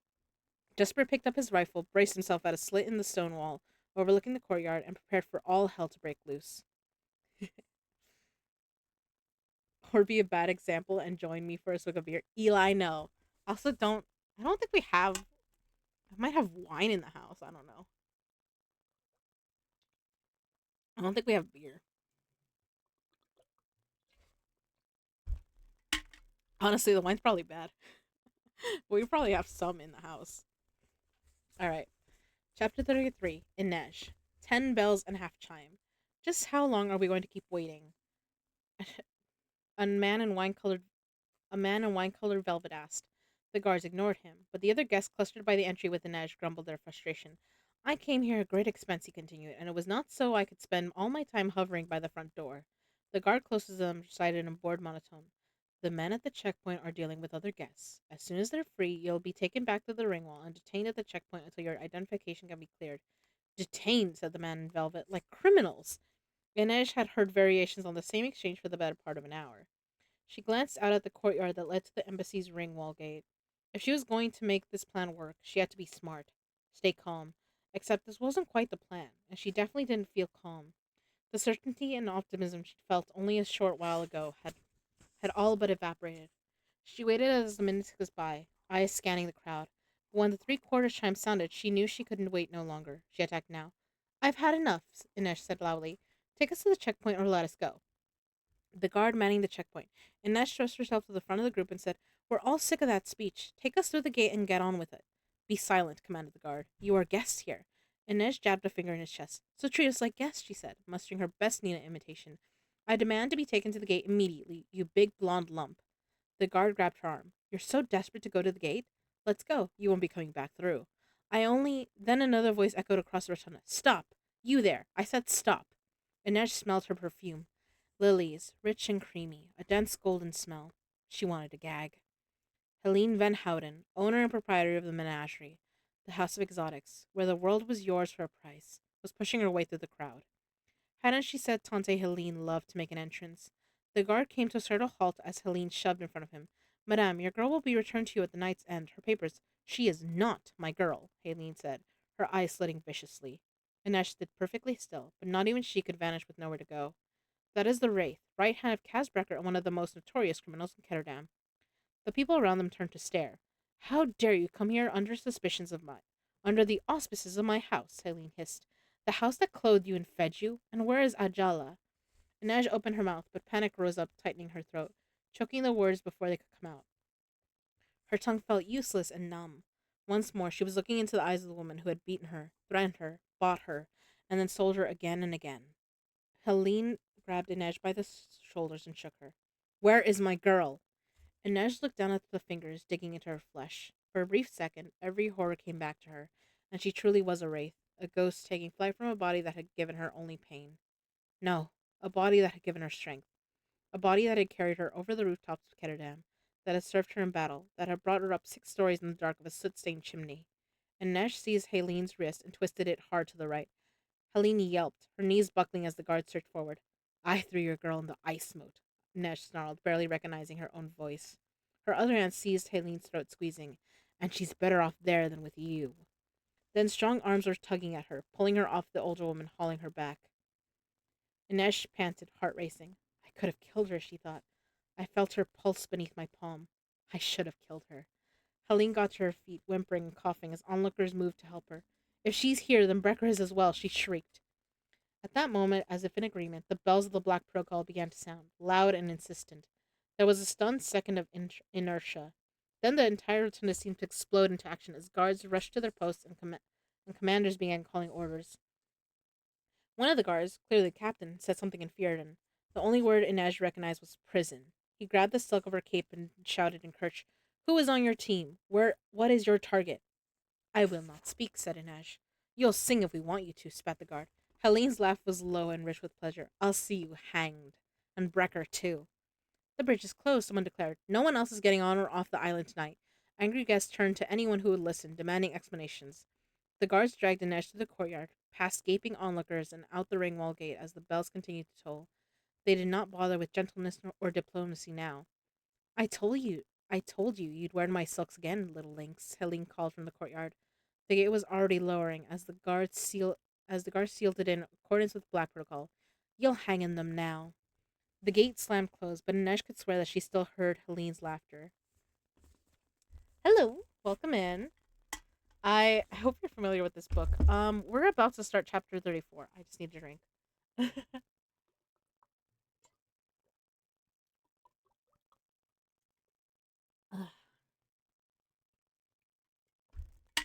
What should I call you?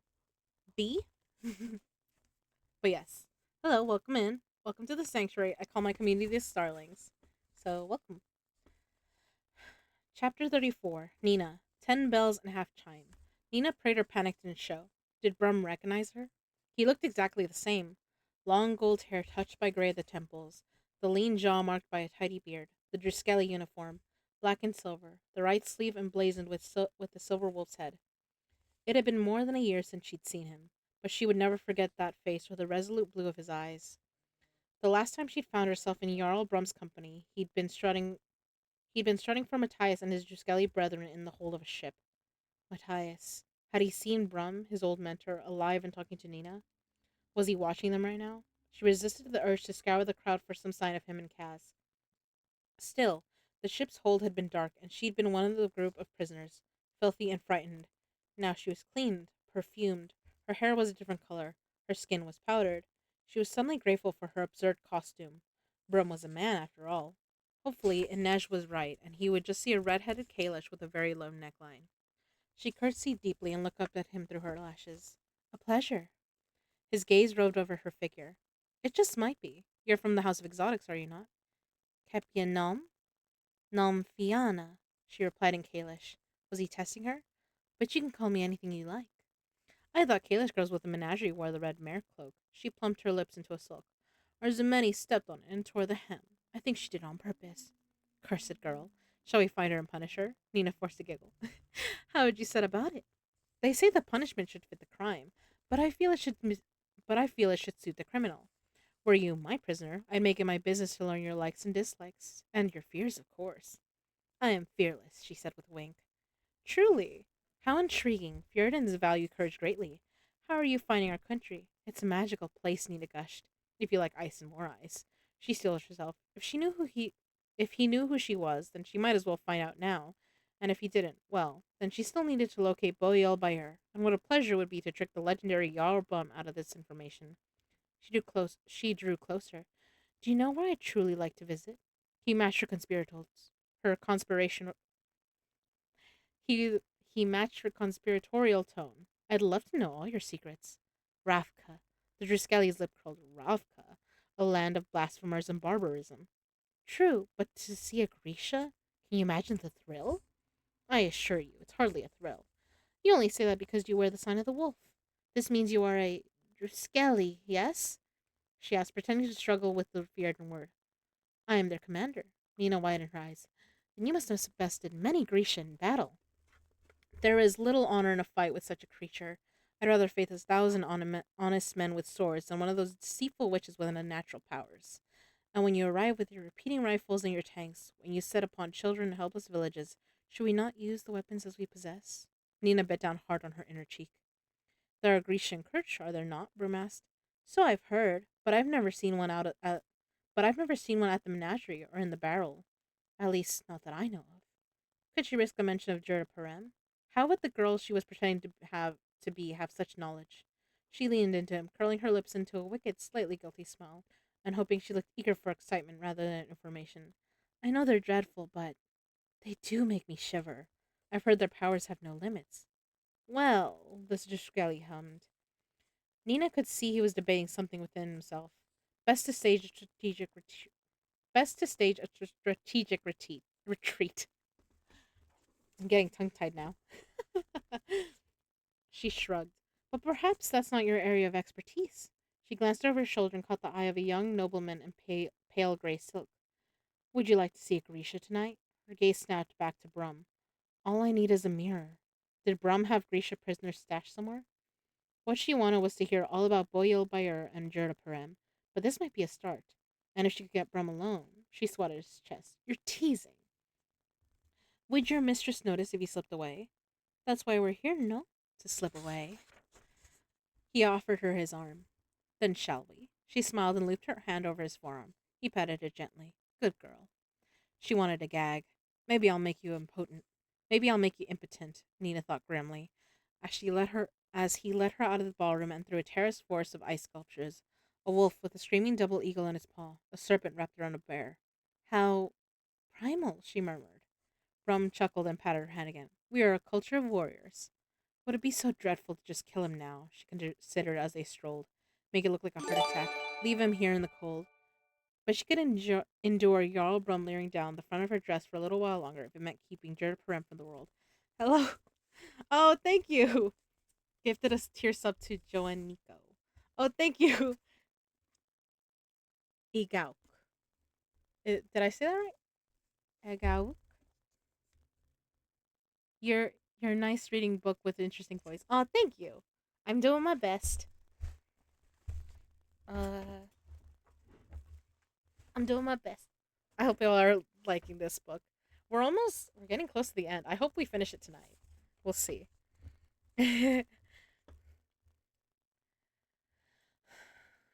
But she could endure Jarl Brum leering down the front of her dress for a little while longer if it meant keeping Jurda Parim from the world. Besides, if Bo Yolbayur was on this saints forsaken island, Brum was the one to get her to him. The guards at the ballroom door had let them pass with little more than a raised brow and a smirk. Directly ahead of them, Nina saw a vast silvery tree at the center of the circular courtyard, its boughs spreading over the stones in sparkling canopy. The sacred ash, Nina realized. Then they must be in the middle of the island. The courtyard was surrounded on both sides by arched colonnades. If Matthias and Weiland's drawings had been correct, the building directly beyond it was the treasury. Instead of her leading her across the courtyard, Brum turned left onto a path that hugged the side of the colonnade. As he did, Nina glimpsed a group of people in hooded black coats moving toward the tree. Who are they? Asked Nina, though she suspected she knew. Druskeli. Shouldn't you be with them? This is a ceremony for the young brothers to be welcomed by the old, not for the captains and officers. Did you go through it? Every Druskelian history has been introduced into the order through the same ceremony since Jel anointed the first of us. Nina forced herself not to roll her eyes. Sure, a giant gushing spring chose some guy to hunt innocent people down and murder them. That seems likely. That's what Hrinkale celebrates, continued Brum. And every year, if there are worthy initiates, the Druskeli gather at the sacred ash, where they may once more hear the voice of God. Jel says you're a fanatic, drunk on your own power. Come back next year.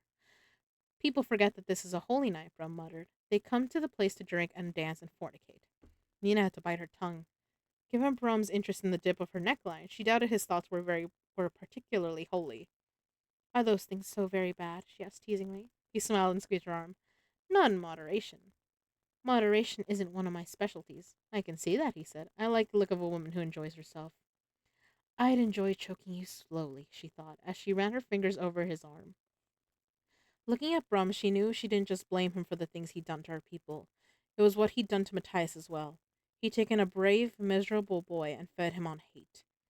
He'd silenced Matthias's conscience with prejudice and the promise of a divine calling that was probably nothing more than the wind moving through the branches of an ancient tree. They reached the far side of the colonnade. With a start, she realized Brom had deliberately led her around the courtyard. Maybe he hadn't wanted to bring a horde through a sacred place. Hypocrite. Where are we going? She asked. The treasury. Are you going to woo me with jewels? I didn't think girls like you needed wooing. Isn't that the point? Nina laughed. Well, every girl likes a little attention. Then that's what you shall have, and the thrill you were seeking, too. Was it possible Yolbayer was in the treasury? Kaz had said he'd been in the most secure place in the ice court. That might mean the palace, but it might just be it. But it might just as easily mean the treasury. Why not here? It was another circular structure wrought in glowing white stone, but the treasury had no windows, no whimsical decorations or dragon scales. It looked like a tomb. Instead of ordinary guards, two Skelly stood watch by the heavy door. Suddenly, the full weight of what she was doing hit her. She was alone with one of the deadliest men in Fjerda, a man who would gladly torture and murder her if he knew what she truly was. The plan had been to find someone to give her information on Boyel Bayer's location, not to get cozy with the highest ranking Drskeli on the White Island. Her eyes scanned the surrounding trees and paths, the hedge maze pushed up against the treasury's east side, hoping to see some shadow move, to know that someone was there with her and that she wasn't completely on her own. Kaz had sworn he could get her off this island, but Kaz's first plan had gone to pieces. Maybe this one would too. The soldier didn't blink as Nina and Brum passed, merely offered a tight salute. Brum pulled a chain from his neck. A strange circular disc hung from it. He slid the disc into a nearly invisible indentation in the door and gave it a turn. Nina eyed the lock warily. This might be beyond even Kraz Brecker's skill. The barrel vaulted entry was cold and bare, lit by the same harsh light of the gracious cells in the prison wing. No gaslight, no candles. Nothing for squalors or inferni to manipulate. She squinted. Where are we? The old treasury. The vault was moved years ago. This was converted into a laboratory. Laboratory. The word formed a cold knot beneath Nina's ribs. Why? Such an inquisitive little thing. I'm nearly as tall as you, she thought. The treasury was already secure and well positioned on the White Island, so it was a logical choice for such a facility. The words were innocuous, but that knot of fear tightened, a cold fist now pressing against her chest. She matched Brum's steps down the vaulted hall, past smooth white doors, each with a small glass window set into it. Here we are. Here we are, Brum said, stopping in front of the door that seemed identical to the others. Nina peered through the glass. The cell was just like the ones at the top level of the prison, but the observation panel was on the other side. A large mirror that took up half of the opposite wall. Inside, she saw a young boy in bedraggled blue kefta pacing restlessly, gabbling to himself, scratching at his arms. His eyes were hollows, his hair lank. He looked just like Nestor before he died. Grisha don't get sick, she thought, but this was a different kind of sickness. He doesn't look very menacing. Brum moved up behind her. His breath brushed against her ear when he said, Oh, believe me, he is. Nina's skin crawled, but she made herself lean into him slightly. What is he here for? The future. Nina turned and laid her hands on his chest. Are there more? He blew out an impatient breath and led her to the next door. A girl lay on her side, her tangled hair covering her face. She was dressed in a dirty shift, and she had bruises all over her arms. Brum gave a sharp rap on the little window, startling Nina. Look alive, Brom taunted, but the girl didn't move. Brom's finger hovered over a brass button embedded next to the window. If you really want to show, I could press this button. What does it do? Beautiful things. Miraculous, really. Nina thought she knew. The button would dose the girl with Jetta Parem somehow. For Nina's entertainment, she tugged Brum away. It's all right. I thought you wanted to see a Grisha use her powers.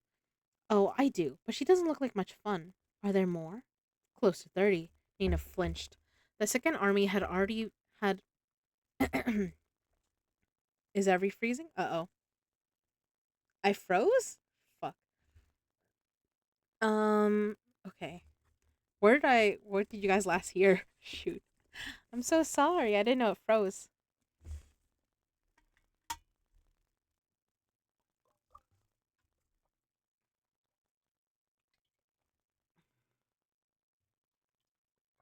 I saw the no, but I was like, oh, is it because of you didn't catch the small live?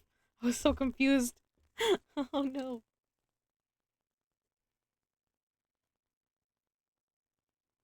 I'm so sorry.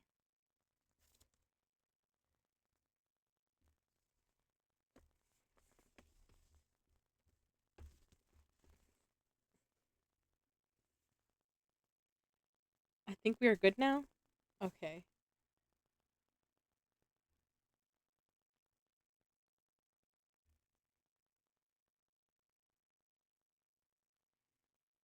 Okay. Whew, okay. Um, shoot. I hope you guys didn't miss too much. Uh, oh, I do, but she doesn't look like much fun. Are there more? Close to 30. Nina flinched. The Second Army had been nearly obliterated in Ravka's civil war. She couldn't bear to think that there were 30 Grisha here. And are they all in that state? He shrugged and steered her down a corridor. Some are better, some are worse. If I find you a lively one, what will be my reward?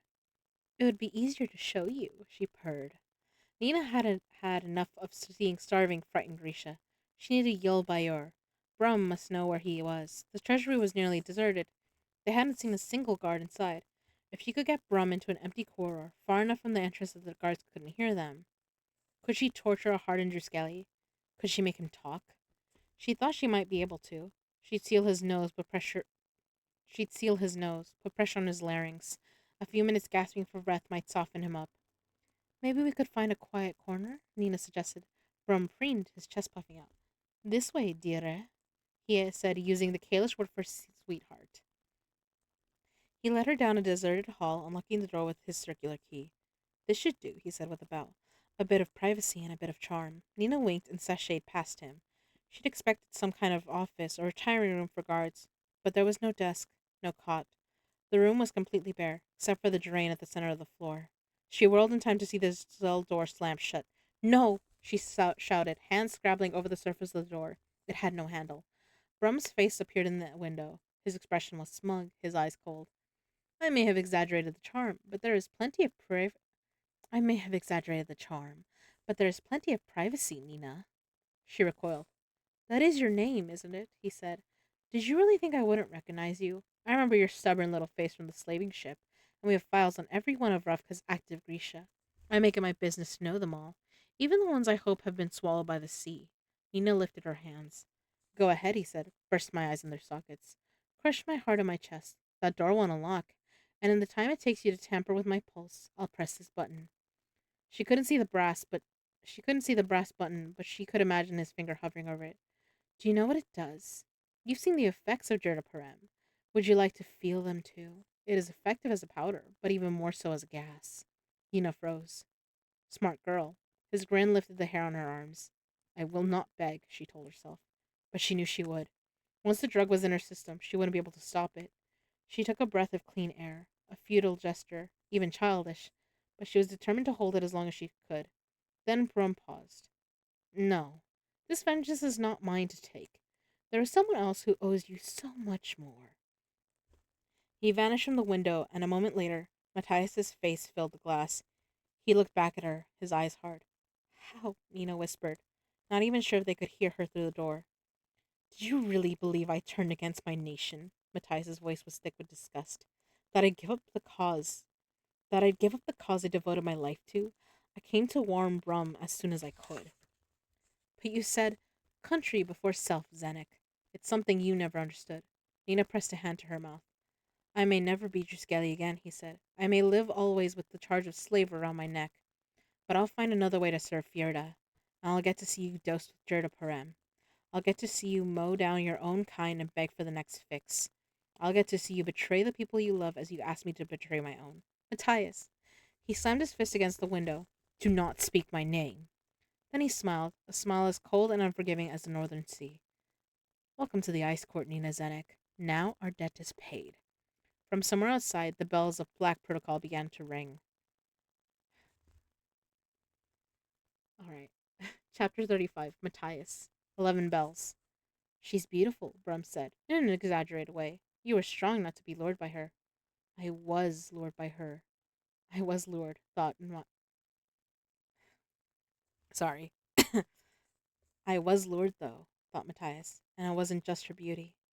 The alarm, Matthias said. Her compatriots, no doubt. But, Matthias, my men will take care of it. The ice court is secure. He glanced back at Nina's cell. We could press the button right now. Won't she be a threat?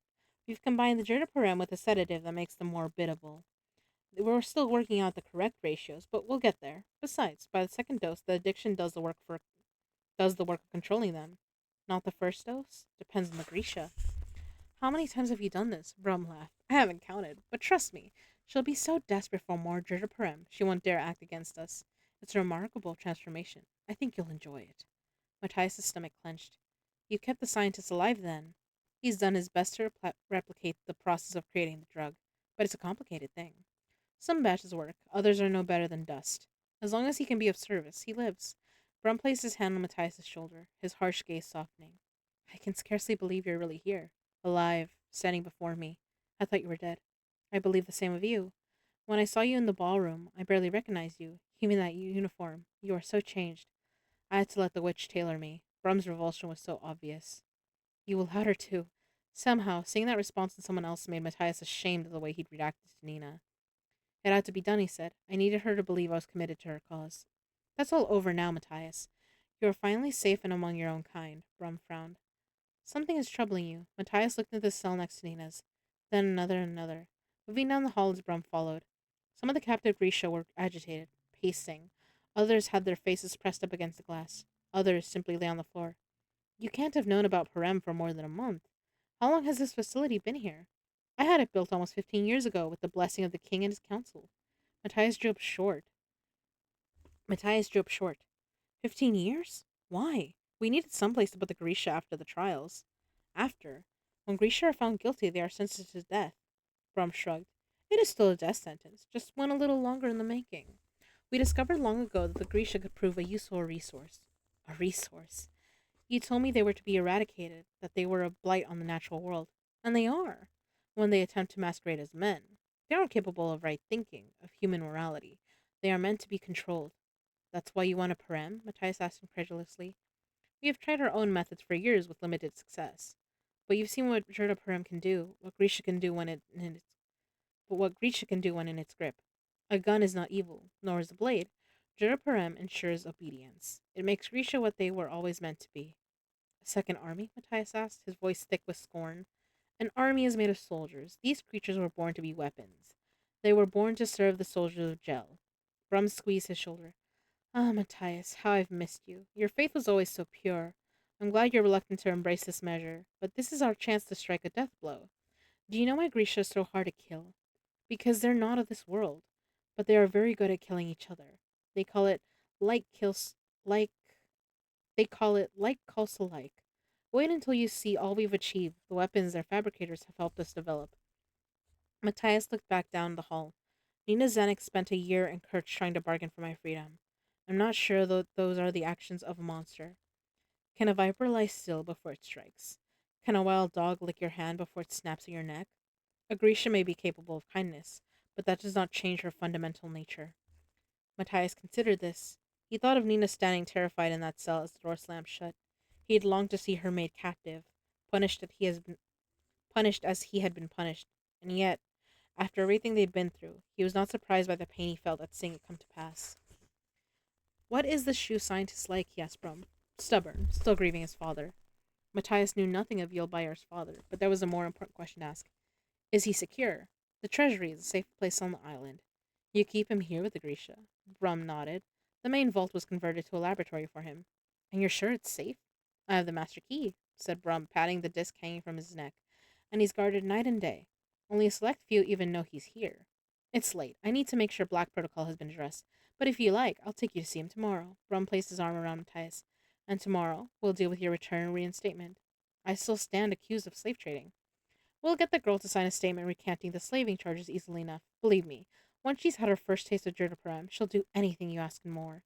There will be a hearing, but I swear, you will wear Druskeli colors again, Matthias. Druskeli colors.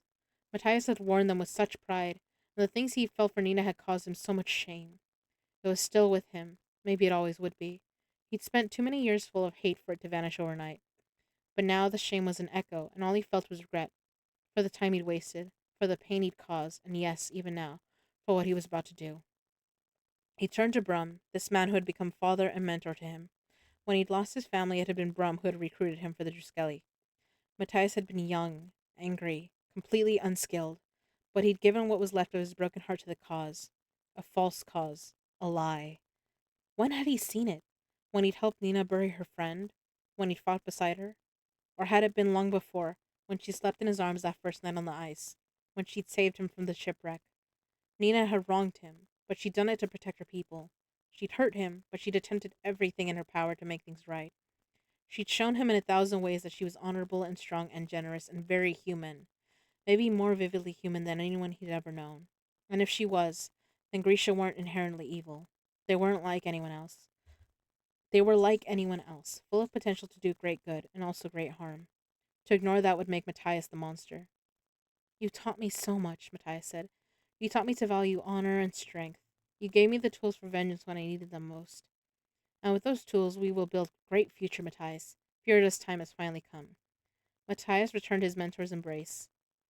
I don't know if you're wrong about the Grisha, he said gently. I just know you're wrong about her. He held Brum tight, in a hold Matthias had learned in the echoing training rooms of the Druskeli stronghold, rooms he would never see again. He held Brum as he struggled briefly, and as his body went slack. When Matthias pulled away, Brum had slipped into unconsciousness, but Matthias did not think he imagined the rage that lingered on his mentor's features. He made himself memorize it. It was right that he should remember that look. He was a true traitor at last, and he should carry the burden of it. Damn, girl, you got that thick book. Hi, Wawa. Hi, Twiki. Hi, Heli. Oh my gosh, how you doing, Tricky? Yeah, it's but I'm almost done with it. Look at how little I have left. I'm hoping to finish it tonight. Oh shit, it's 12. Uh, are my ads about to go? Shoot, I don't know.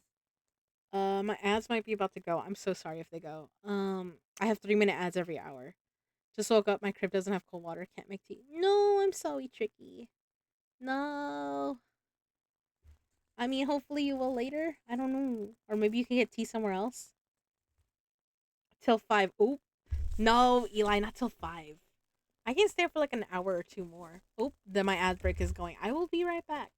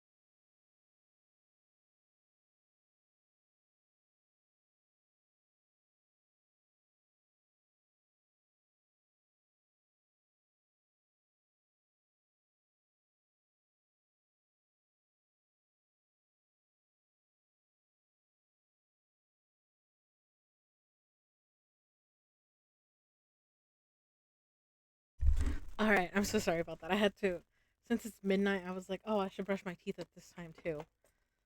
Um, ah, the Star Mother left this crib of starry-eyed murderers alone. To war we must. No, gotta read that H2O reading fat books. Yep.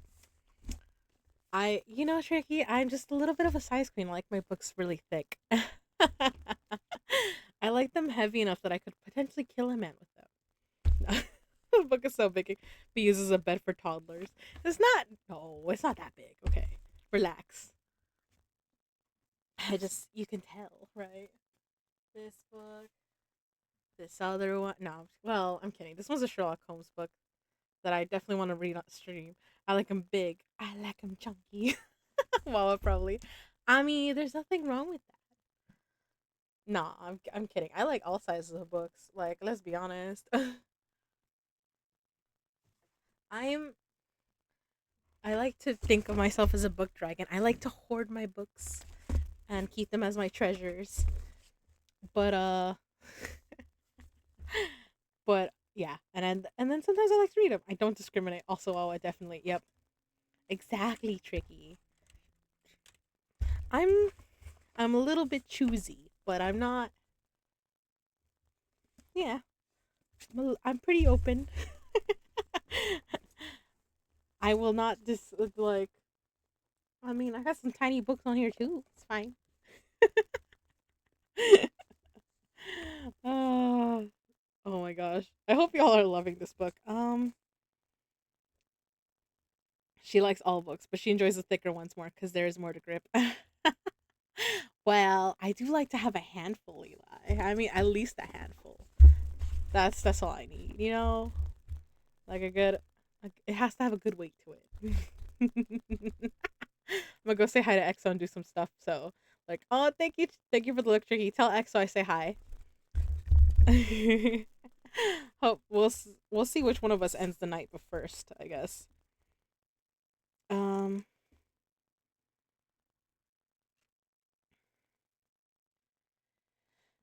okay. When Matthias pulled away, Brum had slipped into unconsciousness, but Matthias did not think he'd imagined the rage that lingered on his mentor's features.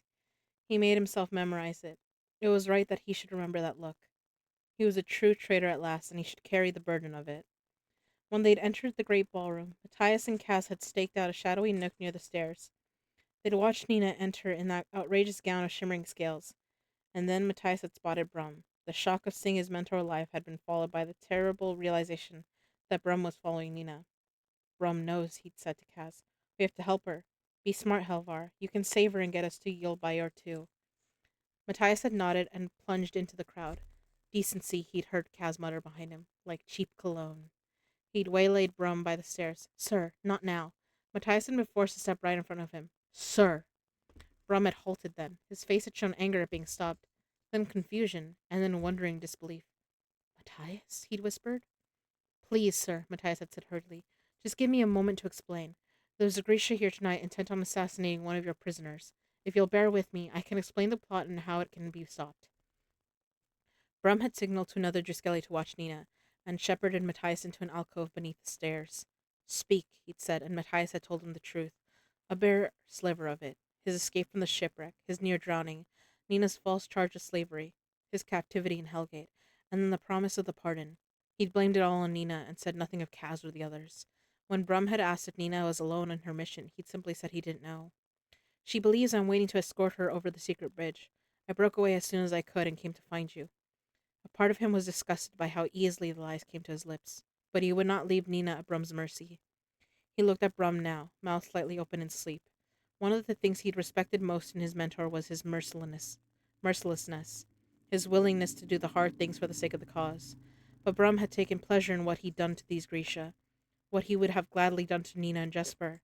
Maybe the hard things had to. Maybe the third. Maybe the hard things had never been difficult for Brum the way they'd been for Matthias. They had not been a sacred duty performed They had not been a sacred duty performed reluctantly for the sake of Yerda. They had been a joy. Matthias slipped the master key from around Brum's neck and dragged him into an empty cell, propping him up against the wall in a seated position. Matthias hated to leave him there, chin flopped on his chest, legs sprawled in front of him without dignity. He hated the thought of the shame that would come to him. A warrior betrayed by someone to whom he'd given his trust and affection. He knew that pain well. Matthias pressed his forehead once, briefly against Brum's. He knew his mentor could not hear him, but he spoke the words anyway.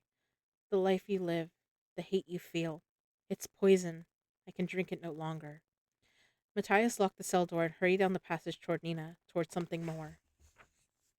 Exo said hi back. Have a good reading, Wawa. Ah, Exo's the best. Ugh, I love him. He's so good. Exo's great. He's a lot of fun. Definitely recommend you guys going to check out Exo. He's ugh, you gotta join him in the Goon Squad. They're so much fun to hang out with. A bunch of perps, but listen, we love perps here, okay? I mean, you guys hear my dirty jokes every now and then. I gotta I feel so comfy around them. Yes, thank you for shouting them out, Eli. Also, did we get shout out Tricky already? Yes, okay. Just making sure. I just had to make sure. I always try to shout out all my streamer buddies, everyone who supports me. But yeah, thank you. All right. Chapter 36, Jesper, 11 bells. Jesper waited by the slit in the wall, a sniper's bolt, the perfect place for a boy like him. What did we just do? He wondered. But his blood was alive. His rifle was at his shoulder. The world made sense again. So where were the guards? Jesper had expected them to rush into the courtyard as soon as he and Wyland triggered Black Protocol. I've got it, Wyland called from behind him. Jesper hated to give up the high ground before they knew what they were up against, but they were short on time, and they needed to get to the roof. All right, let's go. They raced down the stairs. As they were about to burst from the gatehouse archway, 6 guards came running into the courtyard. Jesper stopped short and held out his arm. Turn back, he said to Wyland, but Wyland was pointing across the courtyard. Look. The guards weren't moving toward the gatehouse. All their attention was focused on a man in olive drab clothing standing by one of the stone slabs. That uniform. The woman walked through the wall, a figure of shimmering mist that solidified beside the stranger. She wore the same olive drab. Tidemakers, Wyland said. The shoe. The guards opened fire and the tidemakers vanished, then reappeared behind the soldiers and lifted their arms. The guards screamed and dropped their weapons. A red haze formed around them. The haze grew denser as the guards shrieked, their flesh seeming to shrink against their bones. It's their blood, Jesper said, bile rising in his throat. All saints, the tidemakers are draining their blood. They were being squeezed dry.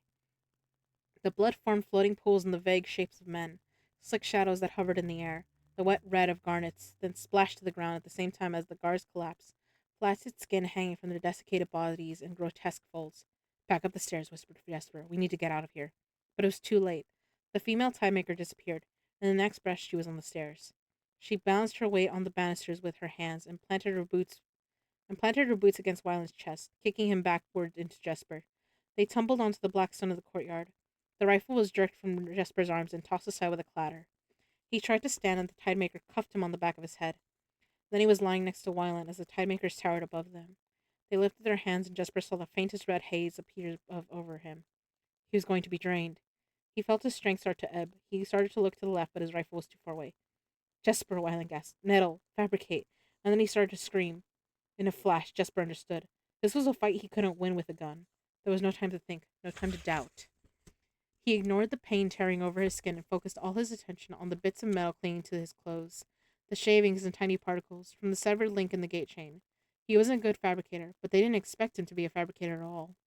He thrust his hands forward, and the bits of metal flew from his uniform, a gleaming cloud that clung in the air for the briefest second, then shot toward the tidemakers. The female tidemaker screamed as the metal burrowed into her flesh, and she tried to turn to mist. The other tidemaker did the same, features liquefying, but then solidifying once more, his face gray, speckled with bits of metal. Jesper didn't relent. He drove the metal home, into their organs, questing deeper. He could feel them attempting to manipulate the particles of metal. If the problem had been a bullet or a blade, they might have succeeded, but the flecks and shaving of steel were too many and too small.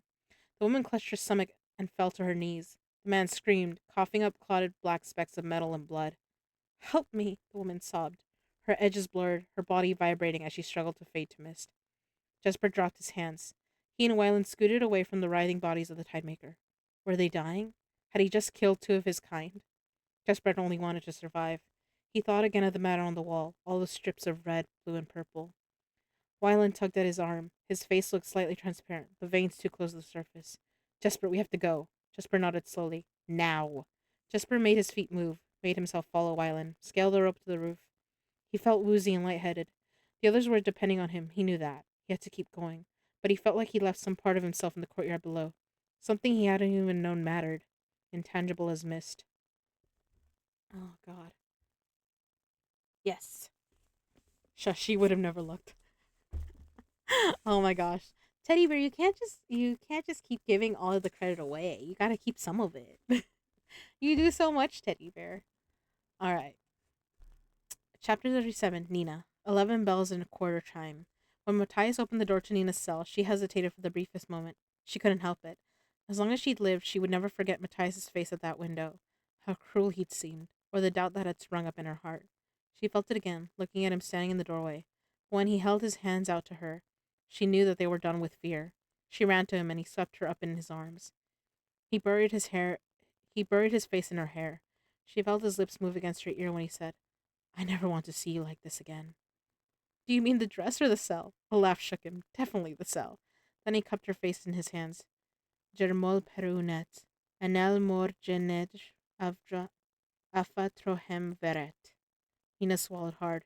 She remembered those words and what they truly meant. I have been made to protect you. Only in death will I be kept from this. Only. Hold on. I have been made to protect you. Only in death will I be kept from this oath. It was the vow of the Druskeli to Fjerda, and now it was Matthias's promises to her. She knew she would say something profound.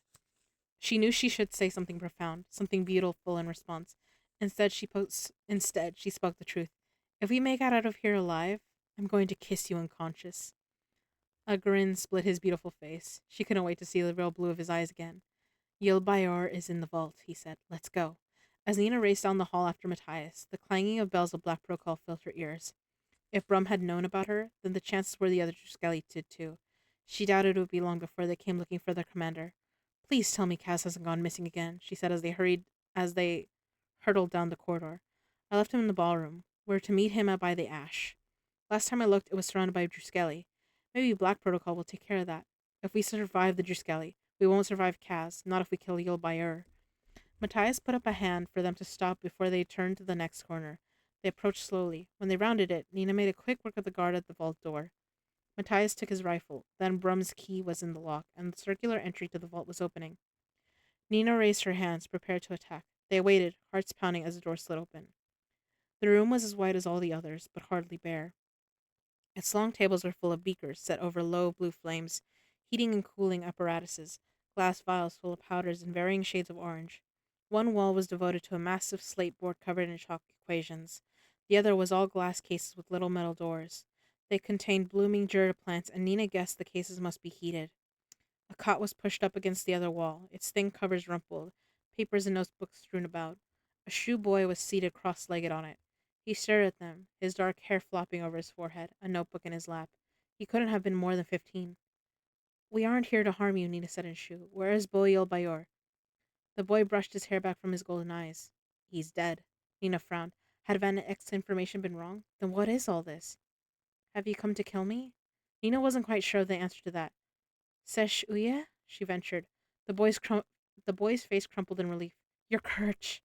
Nina nodded. We came to rescue Bo Yul Bayer. The boy pulled his knees to his chest and wrapped his arms around them. He's beyond your rescue. My father died when the Fjordans tried to stop the Kirch from taking us out of the Amrat Gen. When the Fjordans tried to stop the Kirch from taking us out of Amrat Gen, his voice faltered. He was killed in the crossfire. My father, Nina translated for Matthias as she tried to take in what this meant. Dead? Matthias asked, and his broad shoulders slumped slightly. Nina knew what he was thinking. All they'd endured, all they'd done, and Yolbayar had been dead the whole time. But the Fjordans had kept his son alive for a reason. They're trying to make you recreate his formula, she said. I helped in the lab, but I don't remember everything. He bit his lip. And I've been stalling.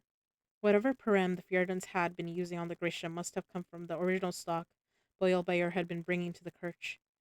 Can you do it? Nina asked. Can you recreate the formula? The boy hesitated. I think so. Nina and Matthias exchanged a glance. Nina swallowed. She'd killed before. She'd killed tonight even. But this was different. This boy wasn't pointing a gun at her or trying to harm her. Murdering him, and it would be murder, would also mean betraying Inej, Kaz, Jesper, and Wylan. People who were risking their lives even now for a prize they'd never see. But then she thought of Nestor falling lifeless in the snow, of the cells full of Grisha lost in their own misery, all because of this drug. She raised her arms. I'm sorry, she said. If you succeed, there will be no end to the suffering you unleash. The boy's gaze was steady, his chin jutting up stubbornly, as if he'd known this moment might come. The right thing to do was obvious. Kill this boy quickly, painlessly. Destroy the lab and everything in it. Eradicate the secret of Gerda Param. If you wanted to kill a vine, you didn't just keep cutting it back. You tore it from the ground by the roots. And yet her hands were shaking. Wasn't this the way the Driskelly thought? Destroy the threat, wipe it out, no matter that the person in front of you was innocent. Nina, Matthias said softly, he's just a kid. He's one of us. One of us. A boy not much younger than she was, caught up in a war he hadn't chosen for himself. A survivor. What's your name? She asked. Kuei. Kuei Yulbo, she began. She intend to pass the sentence? To apologize? To beg forgiveness? She'd never know. When she found her voice, all she said was, How fast can you destroy this lab? Fast, he replied. He sliced a hand through the air, and the flames from beneath one of the beakers shot out in a blue arc. Nina stared. You're Grisha. You're an Inferni. Kuei nodded. Gerda Parem was a mistake. My father was trying to find a way to help me hide my powers. He was a fabricator.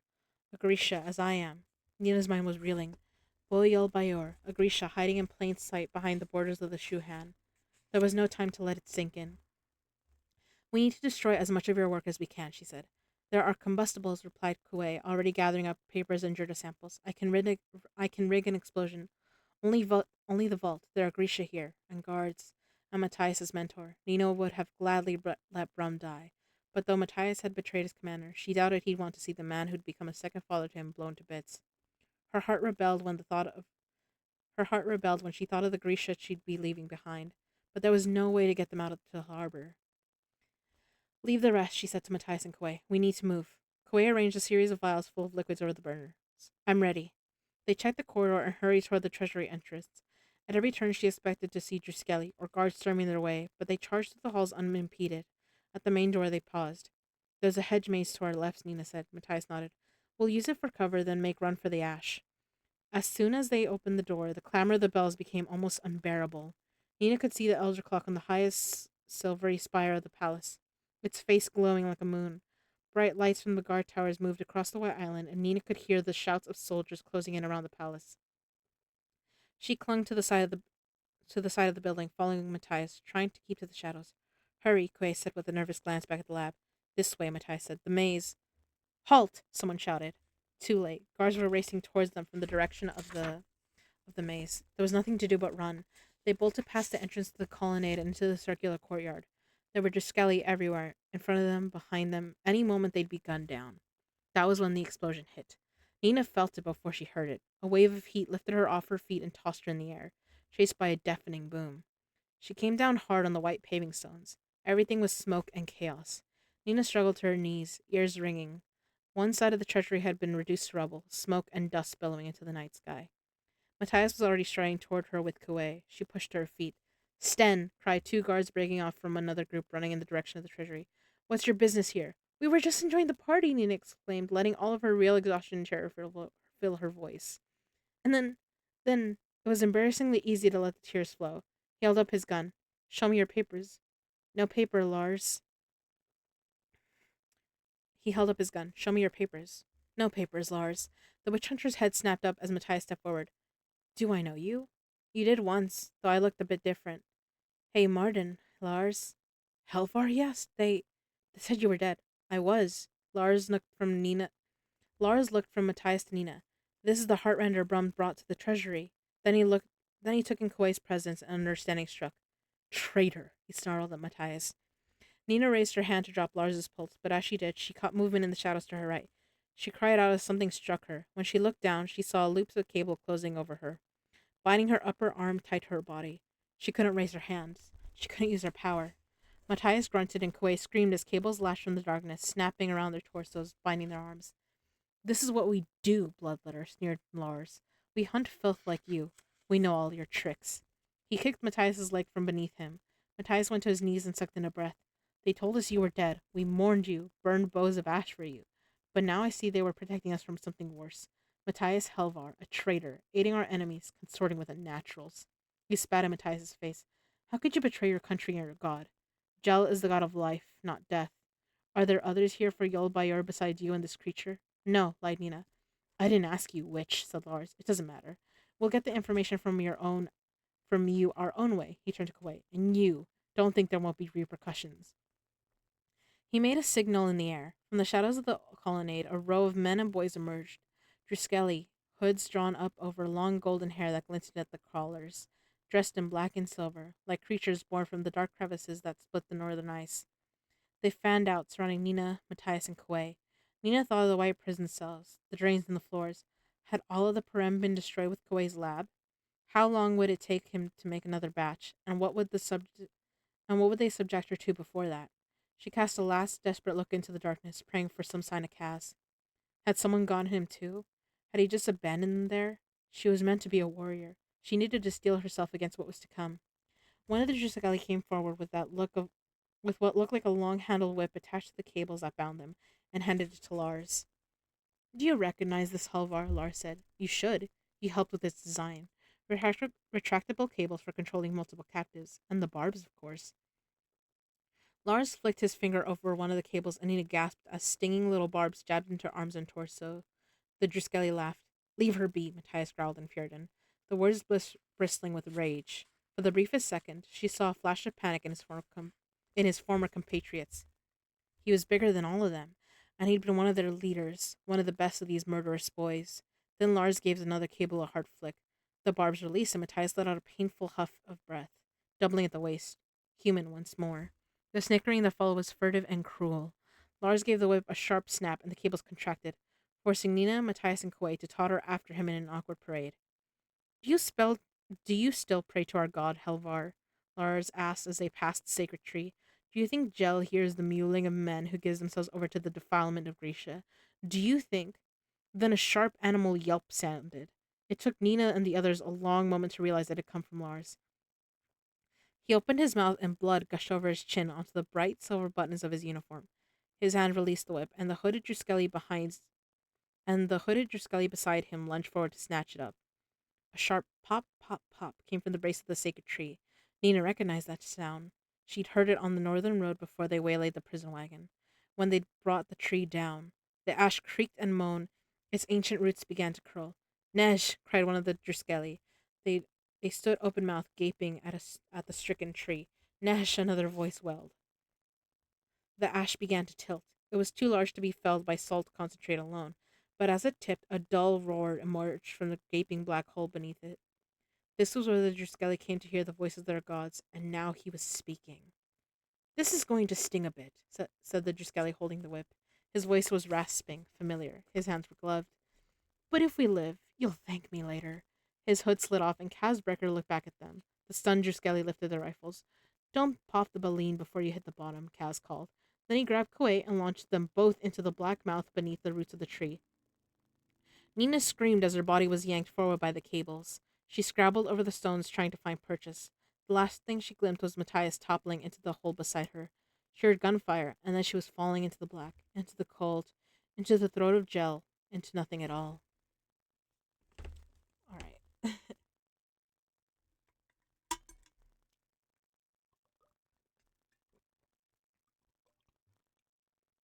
I do keep some, just not the good ones. Matthias being torn apart. it's, it's. Sis, can you spell it for him? But I know that's how it's said. Matthias. Uh, Chapter 38. Kaz. 11 bells and 3/4 chimes. Kaz had considered trying to eavesdrop on Matthias and Brum in the ballroom, but he didn't want to lose sight of Nina when there were so many Druskelli around. He'd gambled on Matthias's feelings for Nina, but he'd always liked those odds. The real risk had been in whether or not someone as honest as Matthias could convincingly lie to his mentor's face. Apparently, the Fjordan had hidden skills. Kaz had tracked Nina and Brum across the grounds to the treasury. Then he'd taken cover behind an ice sculpture and focused on the miserable task of regurgitating the packets of Wyland's root bombs he'd swallowed before they'd ambushed the prison wagon. He'd had to bring them up, along with the pouch of chloropellets pellets and an extra set of lockpicks he'd forced down his gullet in case of emergency, every other hour to keep from digesting them. It hadn't been pleasant. He learned the trick from an East Stave magician with a fire-breathing act that had run for years before the man had accidentally poisoned himself by ingesting kerosene. Once Kaz was done, he'd let himself check the treasury perimeter, the roof, the entry, but eventually there was nothing for him to do but keep hidden, stay alert, and worry about all the things that might be going wrong. He remembered Inej standing on the embassy roof, aglow with some new fervor he didn't understand but could still recognize. Purpose. It had suffused her with light. I'm taking my share and I'm leaving the dregs. When she talked about leaving Ketterdam before, he'd never quite believed her. This time was different. He had been hidden in the shadows of the western colonnade when the bells of Black Protocol had begun to ring, the chimes of the elder clock booming over the island, shaking the air. Lights from the guard towers came on in a bright flood. The Druskeli around the ash left off their rituals and began shouting orders, and a wave of guards descended from the towers to spread out over the island. He'd waited, counted the minutes, but there was still no sign of Nina or Matthias. They're in trouble, Kaz had thought, or you were dead wrong about Matthias and you're about to pay for all of those talking tree jokes. He had to get inside the treasury, but he'd need some kind of cover while he picked the inscrutable lock, and there were Druskeli everywhere. Then he saw Nina and Matthias and a person he assumed to be Boyol Bayer running from the treasury. He'd been about to call out to them when this explosion hit and everything went to hell. They blew up the lab, he thought as debris rained down around him. I definitely did not tell them to blow up the lab. The rest was pure improvisation, and it left little time for explanation. All Kaz had told Matthias was to meet him by the ash when Black Protocol began to ring. He thought he'd have time to explain more before they were all falling through the dark. Now, he just had to hope that they wouldn't panic and that his luck was waiting somewhere below. The fall seemed impossibly long. Kaz hoped that Kaz hoped the shoe boy he was holding on to was a surprisingly young Boyal Bayer, and not some hapless prisoner Nina and Matthias had decided to liberate. He'd shoved the disc into the boy's mouth as they went over, snapping it with his own fingers. He gave the whip a flick, releasing all the cables, and heard the others scream as the strands retracted. At least they wouldn't go into the water bound. Kaz waited a long Kaz waited as long as he dared to. Sorry. Matt ties. He turned to drink. Oh no, I do care. I phonetically speak, and it makes funny names. Matthias, Math ties. Sis is closest, but there's a H in between the T and the I, and there are two T's.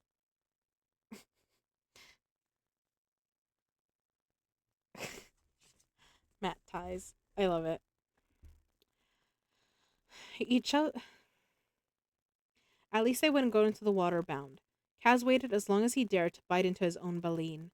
When he struck the icy water, he feared his heart might stop. He wasn't sure what he'd expected, but the force of the river was terrifying, flowing fast and hard as an avalanche. The noise was deafening, even beneath the water, but with fear also came a kind of glitty vindication. He'd been right. The voice of God.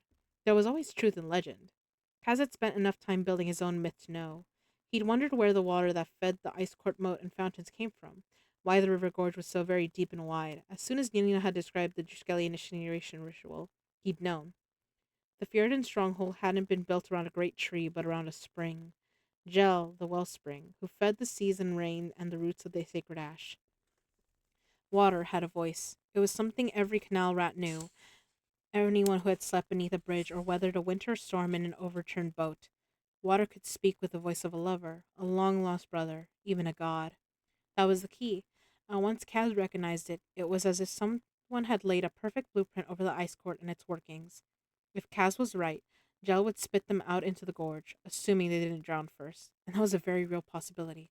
The baleen only provided enough air for 10 minutes, maybe 12 if they could keep calm, which he doubted they would.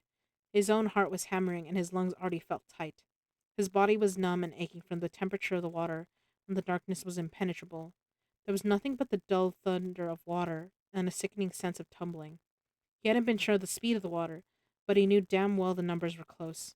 Numbers had always been his allies. Odds, margins, the art of wager. But now he had to rely on something more. What god do you serve? Inesh had asked him. Whichever will grant me good fortune.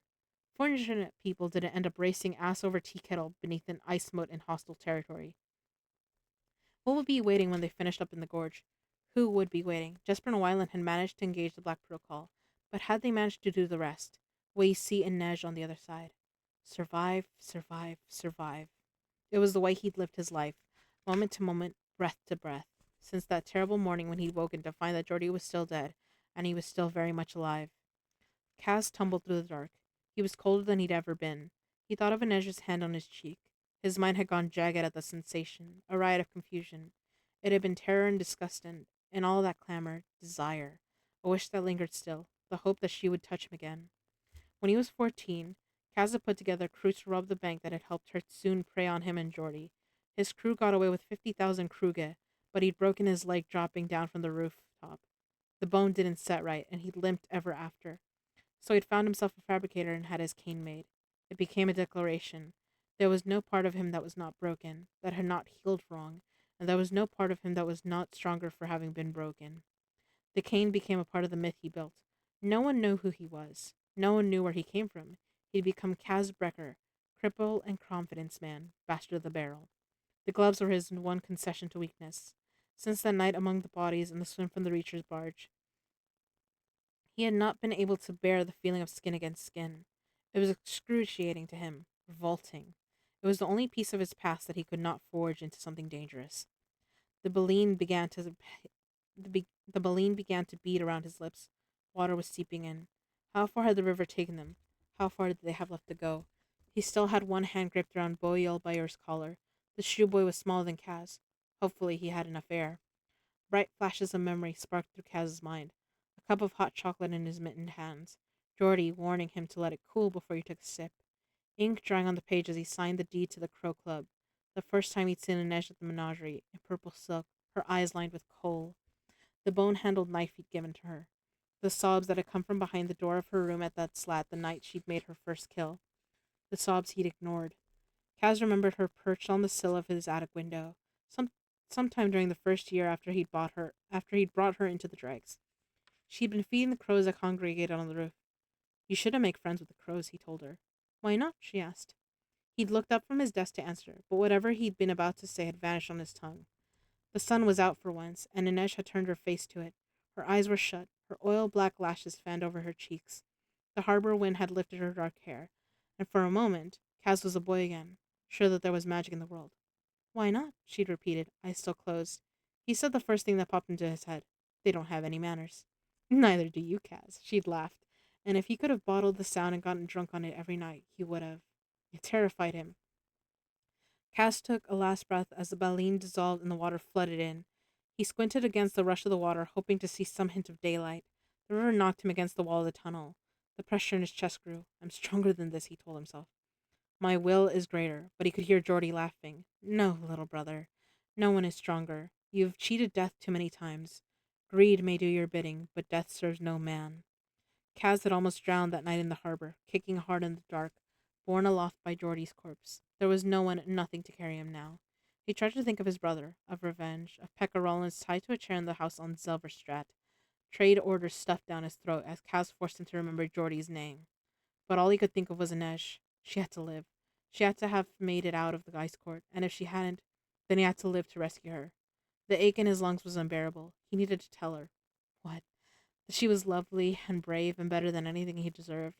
That he was twisted, crooked, wrong, but not so broken that he couldn't pull himself together into some semblance of a man for her. That without meaning to, he'd begun to lean on her, to look for her, to need her near. He needed to thank her for his new hat. The water pressed at his chest, demanded that he part his lips. I won't, he swore, but I won't, he swore. But in the end, Kaz opened his mouth and the water rushed in. Oh shit. I was wrong. I was wrong. There is part 6. Okay. But we are definitely we're so close to the end. I'm like, we're fucking finishing this tonight. I don't care.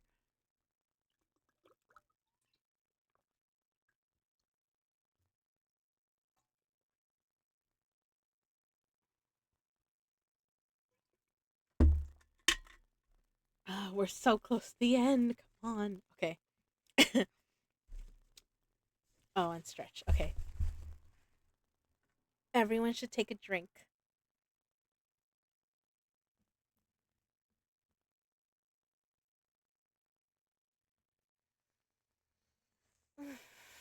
I swear, when I do that, I feel like one of those cat videos of the cats stretching their hands up. Yeah, insert Kermit. We are going till 5. No, no, no, no, no. Not till 5. I don't know, maybe 1 or 2, maybe. We'll see. All right. Part 6 Proper Thieves. Chapter 39 Inej. Inej's heart careened against her ribs. On the aerial swings, there was a moment when you'd let go of one and reach for the next, when you realized you'd made a mistake and you no longer felt weightless, when you simply started to fall. The guards hauled her back through the prison gate. There were many more guards and many more guns pointed at her than the first time she'd come through this courtyard, when she stepped off the prison wagon with the rest of the crew.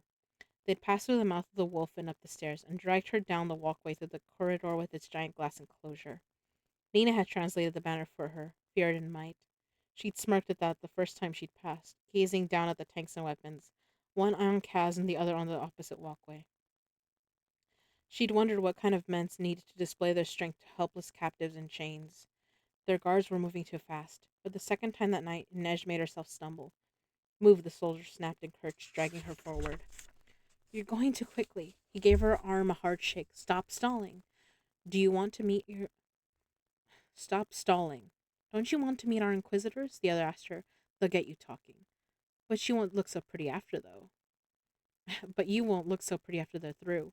They laughed and Inej's stomach turned. She knew they'd spoken in Kirch to make sure she understood. She thought she might be able to take them, despite their guns and even without her knives. Her hands weren't bound, and they still thought they had a disgraced prostitute on their hands. Helene had called her a criminal, but to them, she was only a little thief in scraps of purple silk.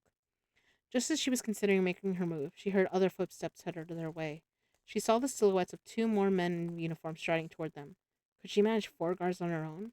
She wasn't sure, but she knew that if they left the corridor behind, it was all over.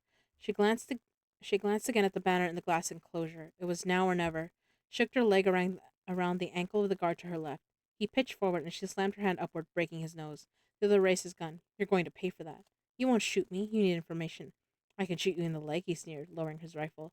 Then he crumpled to the ground, a pair of beaten-up shears protruding from his back. The soldier standing behind him gave a cheery wave. Jasper, she gasped in relief. Finally. I'm here too, you know, said Wylan. The guard with the broken nose moaned from the floor and tried to lift his gun. Inej gave him a good hard kick to the head. He didn't move again. Did you manage to get hold of a big enough... Did you manage to get hold of a big enough diamond? Jasper asked. Inej nodded and slipped a massive jewel choker from her sleeve. Hurry, she said. If Helene hasn't noticed it's missing, she will soon. Though with black protocol in effect, there wasn't much she could do about it. Jasper snatched the choker from Inej's hands, mouth agape. Cass said we needed a diamond. He didn't tell you to steal Helene Van Houten's diamonds. Just get to work. Cass had given Inej 2 objectives, nab a big enough diamond for Jasper to work with, and get herself into this corridor after 11 bells. There were plenty of other diamonds she could have stolen for their purposes, and other troubles she could have made to attract the guards' attention, but it was Helene she wanted to dupe.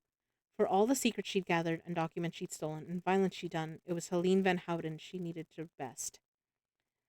And Helene had made it easy. During the scuffle in the rotunda, Inej had made sure that she was too focused on being choked to worry about being robbed. After that, all of Helene's attention had been devoted to gloating. Inej only regretted that she wouldn't be there to see Tante Helene discover her prized necklace was missing. Jasper lit a lantern and went to work beside Wylan. Only then did she see they were both covered in soot from their trip back down the prisoner. Only then did she see that they were both covered in soot from their trip back down the prison incinerator shaft. They had dragged 2 grubby coils of rope with them too. While they worked, Inej barred the doors set into the arches on either side of the corridor. They had just a few minutes before another patrol came through and discovered a door that shouldn't be locked. Wylan had produced a long metal screw and what looked like the handle of a massive winch and was attempting to rig them together to form what Inej hoped would be an ugly but functional drill.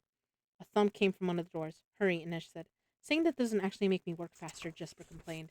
As he concentrated on the stones, if I just break them down, they'll lose their molecular structure. They have to be cut carefully, the edges assembled into a single perfect drill bit. I don't have the training. Whose fault is that? Put in Wylan, not looking up from his own work. Again, not helpful. Now, the guards were pounding on the door. Across the enclosure, Inej saw men storming onto the other walkway, pointing and shouting, but they couldn't very well shoot through 2 walls of bulletproof glass. The glass was Grisha made. Nina had recognized it as soon as they'd passed through the display. Feared and might protected by Grisha's skill, and the one thing harder than fabricated glass was diamond. The doors on both sides of the walkway were rattling now. They're coming, Inej said. Wylan secured the diamond bit onto the makeshift drill and made a scraping sound as they placed it against the glass and Jesper began turning the handle. The progress was painfully slow. Is it even working? Inej glass? Is it even working? Inej cried. The glass is thick. Something smashed into the door on the right. They have a battering ram, Wyland moaned. Keep going, urged Inej. She took off her shoes. She Jesper turned the crank faster at the drill bit word. He began to move it in a curving line, sketching the beginnings of a circle, then a half moon. Faster. The wood of the wood of the door at the end of the hallway started to splinter. Take the handle, Wyland, Jesper shouted. Wyland took his place, turning the drill as fast as he could. Jesper grabbed the fallen guard's guns and pointed them at the door. They're coming, he yelled. On the glass, the two lines met. The moon was full. The circle popped. The circle popped free, tipping inward. It hadn't even struck the floor before Neige was backing up. Out of the way, she demanded. Then she was running, her feet light, her silks like feathers. In this moment, she didn't mind them. She duped Helene Van Houten. She'd taken a little piece of her away, a silly symbol, but one she prized. It wasn't enough. It would never be enough, but it was a beginning. There would be other bawds to trick, slavers to fool. Her silks were feathers, and she was free. Inej focused on the circle of glass, a moon, an absence of a moon, a door to the future, and she leapt. The hole was barely big enough for her body. She heard the soft swish as the sharp glass rims sliced through the silk she trailed. She arched her body and reached. She would have only one opportunity to grab her She would have only one opportunity to grab for the iron lantern that hung from the ceiling of the enclosure. It was an impossible leap, a mad leap, but she was once again her father's daughter, unbound by the rules of gravity. She hung in the air for a terrifying moment, and then her hands grasped the lantern's base. Behind her, she heard the door in the walkway burst open. Gunfire. Hold them off, Jesper. Buy me time. Buy me time. She swung back and forth, building momentum. A bullet zinged past her. Accident? Or had someone made it past Wyland and Jesper to shoot at her through the hole? When she had enough momentum, she let go. She hit the wall hard. There was no graceful way around it, but her hands clung to the lip of the stone ledge where the ancient axes were displayed. From there it was easy, ledge to beam to lower ledge, and down with a dull clang as her bare feet struck the roof of a massive tank. She slid into the metal dome at its center. She turned one knob, then the next, trying to find the right controls. Finally, one of the guns rolled upward. She pulled on the trigger, and her whole body shook as bullets rattled against the enclosure glass like hail, pinging off in all directions. It was the best warning she could offer Jesper and Wyland. Inej could only hope she could get the big gun working. She wriggled down in the cockpit of the tank. She rotated the only visible handle, and the nose of the long gun tilted into place. The lever was there, just as Jesper had said it would be. She gave it a hard pull. There was a surprisingly small click. Then, for a long, horrible moment, nothing happened. What if it isn't loaded, she thought. If Jasper's right about this gun, then the Feardens would be fools to keep this much firepower just lying around. A thunk sounded from somewhere in the tank. She heard something rolling toward her and had the terrifying thought that she'd done it wrong. The mortar was going to roll right down that long barrel and explode in her lap. Instead, there was a hissing sound and a shriek from metal grinding against metal. The big gun vibrated. A skull rattling boom split the air with a puff of dark gray smoke. The mortar struck the glass, shattering it into thousands of glittering pieces. Prettier than diamonds, Inej marveled, hoping that Wyland and Jesper had found time and space to take cover. She waited for the dust to clear, her ears ringing badly. The glass wall was gone. All was still. Then two ropes attached to the walkway rail swung down. Wyland and Jesper followed. Jesper like a limber insect, Wyland in stops and starts, wiggling like a caterpillar trying to make its way out of a cocoon. Azure, Inej shouted in Fjerdan. Nina would be proud. She cranked the gun around. On the other side of the remaining glass wall, men were shouting from the walkway. As the barrel swiveled in their direction, they scattered. Inej heard footsteps and clanging as Jesper and Wyland climbed into the tank. Jesper's head appeared, hanging down from the dome. You letting me drive? If you insist. She moved aside so he could climb behind the controls. Oh, hello, darling, he said happily. He pulled another lever, and the armored wagon seemed to shudder to life around them, belching black smoke. What kind of monster is this? Inej wondered. That noise, she cried. That engine, cackled Jesper. Then they were moving, and not a horse in sight. Gunfire sounded from above. Apparently, Wyland had found the controls. For saint's sake, Jesper said to Inej, help him aim. She squeezed in next to Wyland in the dome turret and aimed the second small gun, helping to lay down a cover as guards burst into the enclosure. Jesper was turning the tank, backing up as far as possible. He fired the big gun once. The mortar smashed the enclosure glass, sailed past the walkway, and struck the ring wall behind it. White dust and shards of stone scattered everywhere. He fired again. The second mortar hit hard, cracks splintering through the rock of the wall. Jesper had made a dent in the ring wall, a sizable one, but not a hole. Ready, he called. Ready, Inej and Wyland replied in unison. They ducked beneath the gun turret. Wyland had scratched Wyland had scratches from glass all over his cheeks and neck. He was beaming. Inej grabbed his hands and squeezed. They'd come to the ice court They'd come to the ice court scurrying like rats. Live or die, they were going out like an army. Inej heard a loud thunk, the plunk and clang of gears turning. The tank roared. The sound was thunder trapped in a metal drum, clamoring to be let out. It rolled back on its treads, then surged forward. They charged ahead, building momentum, faster and faster. The tank jounced. They must be out of the enclosure. Hold tight, shouted Jesper, and they slammed into the ice court's legendary, impenetrable wall with a jaw-shattering crash.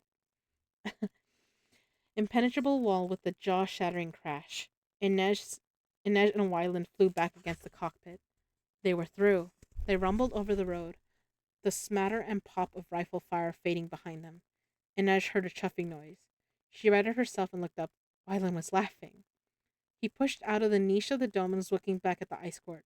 When she joined him, she saw the hole in the ring wall, a dark blot in all that white snow, men running through, firing futilely at the tank's dusty wake. Wyland clutched his middle, still snorting laughter, and pointed downward. Trailing behind them was a banner. Car- Trailing behind them was a banner, caught in the tank's treads. Despite the smears of blood and gunpowder burns, Inej could still make out the words, Strimacht Fjerden. Fjerden might. Okay, fine, I'm going till 3. Eli, portarse bien, behave yourself. Alright, chapter 40, Nina. They emerged from the darkness, soaked, bruised, and gasping in the bright light of the moon. Nina's entire body felt like it had been pummeled. The remnants of the baleen clustered in sticky globs at the corners of her mouth. Her dress had frayed to nearly nothing, and if she hadn't been so desperately, giddily happy to be alive and breathing, she might have worried about the fact that she was standing barefoot and practically naked in the gorge of a northern river, still a mile and a half from the harbor and safety. In the distance, she could hear the bells of the ice court ringing. Kuei was coughing water, and Matthias was dragging a limp, unconscious Kaz out of the shallows. Saints, is he breathing? Asked Nina. Matthias flipped him onto his back, none too gently, and started pressing down on his chest with more force than was strictly necessary. I should let you die, Matthias muttered in time with his compressions. Nina crawled over the rocks and knelt beside him. Let me help before you crack his sternum. Does he have a pulse? She pressed her fingers to his throat. It's there, but it's fading. Get his shirt open. Matthias helped tear the Driskelli uniform away. Nina placed one hand on Kaz's pale chest, focusing on his heart and forcing it to contract. She used the other to pinch his nose shut and push his mouth open as she tried to breathe air into his lungs. More skilled corporalki could extract the water themselves, but she didn't have time to fret over her lack of training. Will he live? Kuei asked. I don't know. She pressed her lips to Kaz's again, timing her breath with the beat she demanded of his heart. Come on, you rotten barrel thug. You fought your way out of tougher scrapes. She felt the shift when Kaz's heart took over its own rhythm. Then he coughed, chest spasming, water spewing from his mouth. He shoved her off of him, he shoved her off He shoved her off of him, sucking in air. Get away from me, he gasped, wiping his gloved hands over his mouth. Kaz's eyes were unfocused. He seemed to be staring right through her. Don't touch me. You're in shock, Demjin, Matthias said. You almost drowned. You should have drowned. Kaz coughed again, and his entire body shuddered. Drowned, he repeated. Nina nodded slowly. Ice cart, remember? Impossible heist, near death, 3 million Kruge waiting for you in Ketterdam. Kaz blinked and his eyes cleared. 4 million. I thought that might bring you around. He scrubbed his hands over his face, wet cough still rattling his chest. We made it, he said in wonder. Chell performs miracles. You don't deserve miracles, said Matthias with a scowl. You desecrated the sacred ash. Kaz pushed to his feet, staggered slightly, drew in another shaky breath. It's a symbol, Helvar. If your god is so delicate, maybe you should get a new one. Let's get out of here. Nina threw up her hands. You're welcome, you ungrateful wretch. I'll thank you when we're aboard the Ferroland. Moved. He was already dragging himself up the boulders and lined that He was already dragging himself up the boulders that lined the far side of the gorge. You can explain why our illustrious shoe scientist looks like one of Wyland's school pals along the way. Nina shook her head, caught between annoyance and admiration. Maybe that maybe that was what it took to survive in the barrel. You could never stop. He's a friend? Asked Koei in skeptical shoe. On occasion.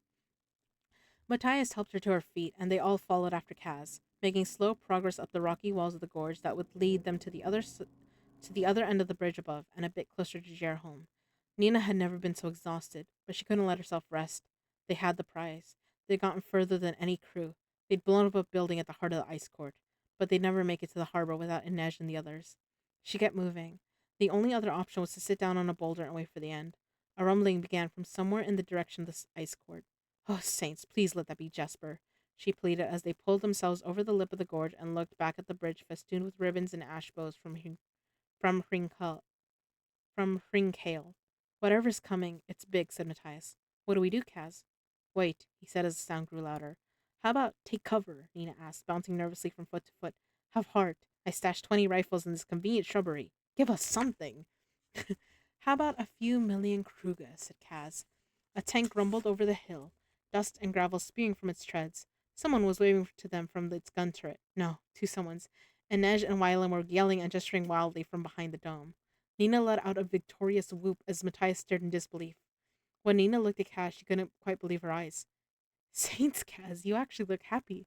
Don't be ridiculous, he snapped. But there was no mistaking it. Kaz Brecker was grinning like an idiot. I'm assuming we know them, asked Kuei, but Nina's elation dimmed as Fierda's answer to the problem of the dregs rolled over the horizon. A column of tanks had crested the hill and was crashing down the moonlit road, dust rising in plumes from their treads. Maybe Jesper hadn't gotten their skelly gate sealed, or maybe they'd had tanks waiting on the grounds. Given the firepower contained behind the ice court walls, she supposed they should count themselves lucky, but it sure didn't feel that way. It wasn't until Inej and Waylon were thundering over the trestles of the bridge that Nina could make out what they were yelling. Get out of the way! They left from the path as the tank roared past them, then came to a gear grinding stop. We have a tank, marveled Nina. Kaz, you creepy little genius. The plan worked. You got us a tank. They got us a tank. We have one, Matthias said, then pointed at the horde of metal and smoke bearing down on them. They have a lot more. Yeah, but you know what they don't have? Kaz asked as Jesper rotated the tank's gun. Yeah, but you know what they don't have? Kaz asked as Jesper rotated the tank's giant gun. A bridge. A metallic shriek went up from the armored insides of the tank. Then, a violent, bone-shaking boom sounded. Nina heard a high whistling as something shot through the air past them and collided with the bridge. The first two trestles exploded into flame, sparks and timber plummeting into the gorge below. The big guns fired again. With a groan, the trestles collapsed completely. If the Fjordans wanted to cross the gorge, they were going to have to fly. We have a tank and a moat, said Nina. Climb on, crowed Wylan. They boosted themselves onto the side of the tank, clutching at any groove or lip in the metal for dear life, and then they were rolling down the road toward the harbor at top speed. As they roared past the street lamps, people emerged from their houses to see what was happening. Nina tried to imagine what their wild crew must look like to these Fjordans. What did they see as they poked their heads out the window and doorways? A group of hooting kids clinging to a tank painted with a Fjordan flag and charging along like some deranged float gone astray from its parade. A girl in purple silk and a boy with red gold curls poking out from behind the guns. Four soaked people holding tight to the sides for dear life. A shoe boy in prison clothes. Two bedraggled Druskelli. And Nina, a half-naked girl in shreds of teal chiffon and and Nina, a half-naked girl in shreds of teal chiffon, shouting, "We have a moat!" When they entered the town, Matthias called, Wylan, tell Jesper to keep to the western streets. Wylan ducked down and the tank veered west. It's the warehouse district, Matthias explained, deserted at night. The tank clattered and clanked over the cobblestones, swinging right and left over curbs and back again to avoid the few pedestrians, then sped into the harbor districts, past taverns and shops and shipping offices. Kuwait tilted his head back, his face bright with joy. I can smell the sea, he said happily. Nina could smell it too. The lighthouse gleamed in the distance. 2 more blocks and they'd be at the quay and freedom. 30 million Kruger. With her share and Matthias's, they could go anywhere they wanted, live any life they chose. Almost there, cried Wylan. They rounded a corner and Nina's stomach dropped. Stop, she shouted. Stop, stop. Stop, she shouted. Stop. She needn't have bothered. The tank jolted to a halt, nearly flinging Nina from her perch. The quay lay directly before them, and beyond it the harbor. The flags of 1,000 ships snapping in the breeze. The hour was late.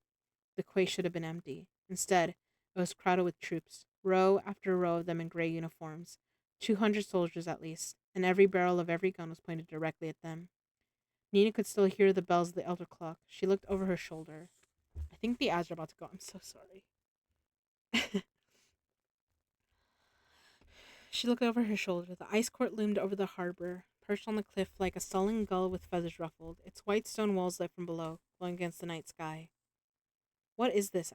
Wylan asked Matthias. You never said. They must have changed deployment procedure. Everything else was the same. I've never seen Black Protocol engaged, Matthias growled. Maybe they always had troops stationed in the harbor. I don't know. Be quiet, Inej said. Just stop. Nina jumped as a voice echoed over the crowd. It spoke first in Virden, then Ravkan, then Kirch, and finally Shu. Release the prisoner. Ah, there we go. There are the ads. I will be right back.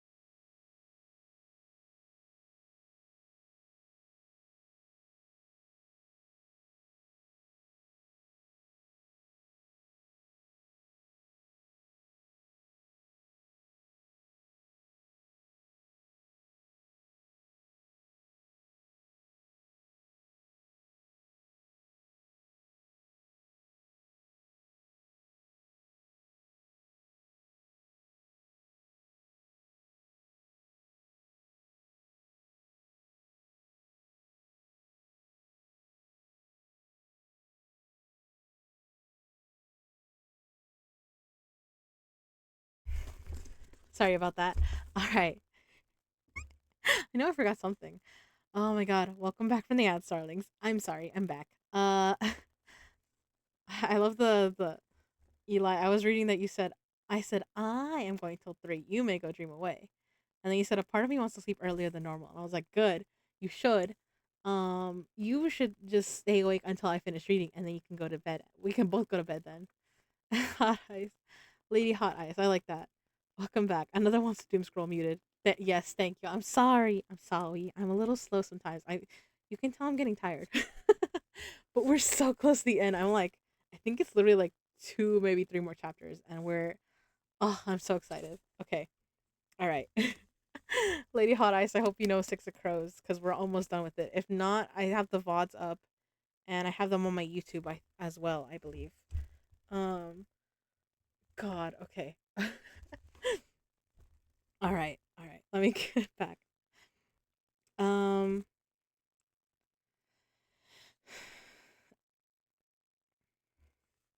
What is this? Wylan asked Matthias. You never said. They must have changed deployment procedure. Everything else was the same. I've never seen Black Protocol engaged, Matthias growled. Maybe they always had troops stationed in the harbor. I don't know. Be quiet, Inej said. Just stop. Nina jumped as a voice echoed over the crowd. It spoke first in Fjerdan, then Ravkan, then Kirch, and finally Shu.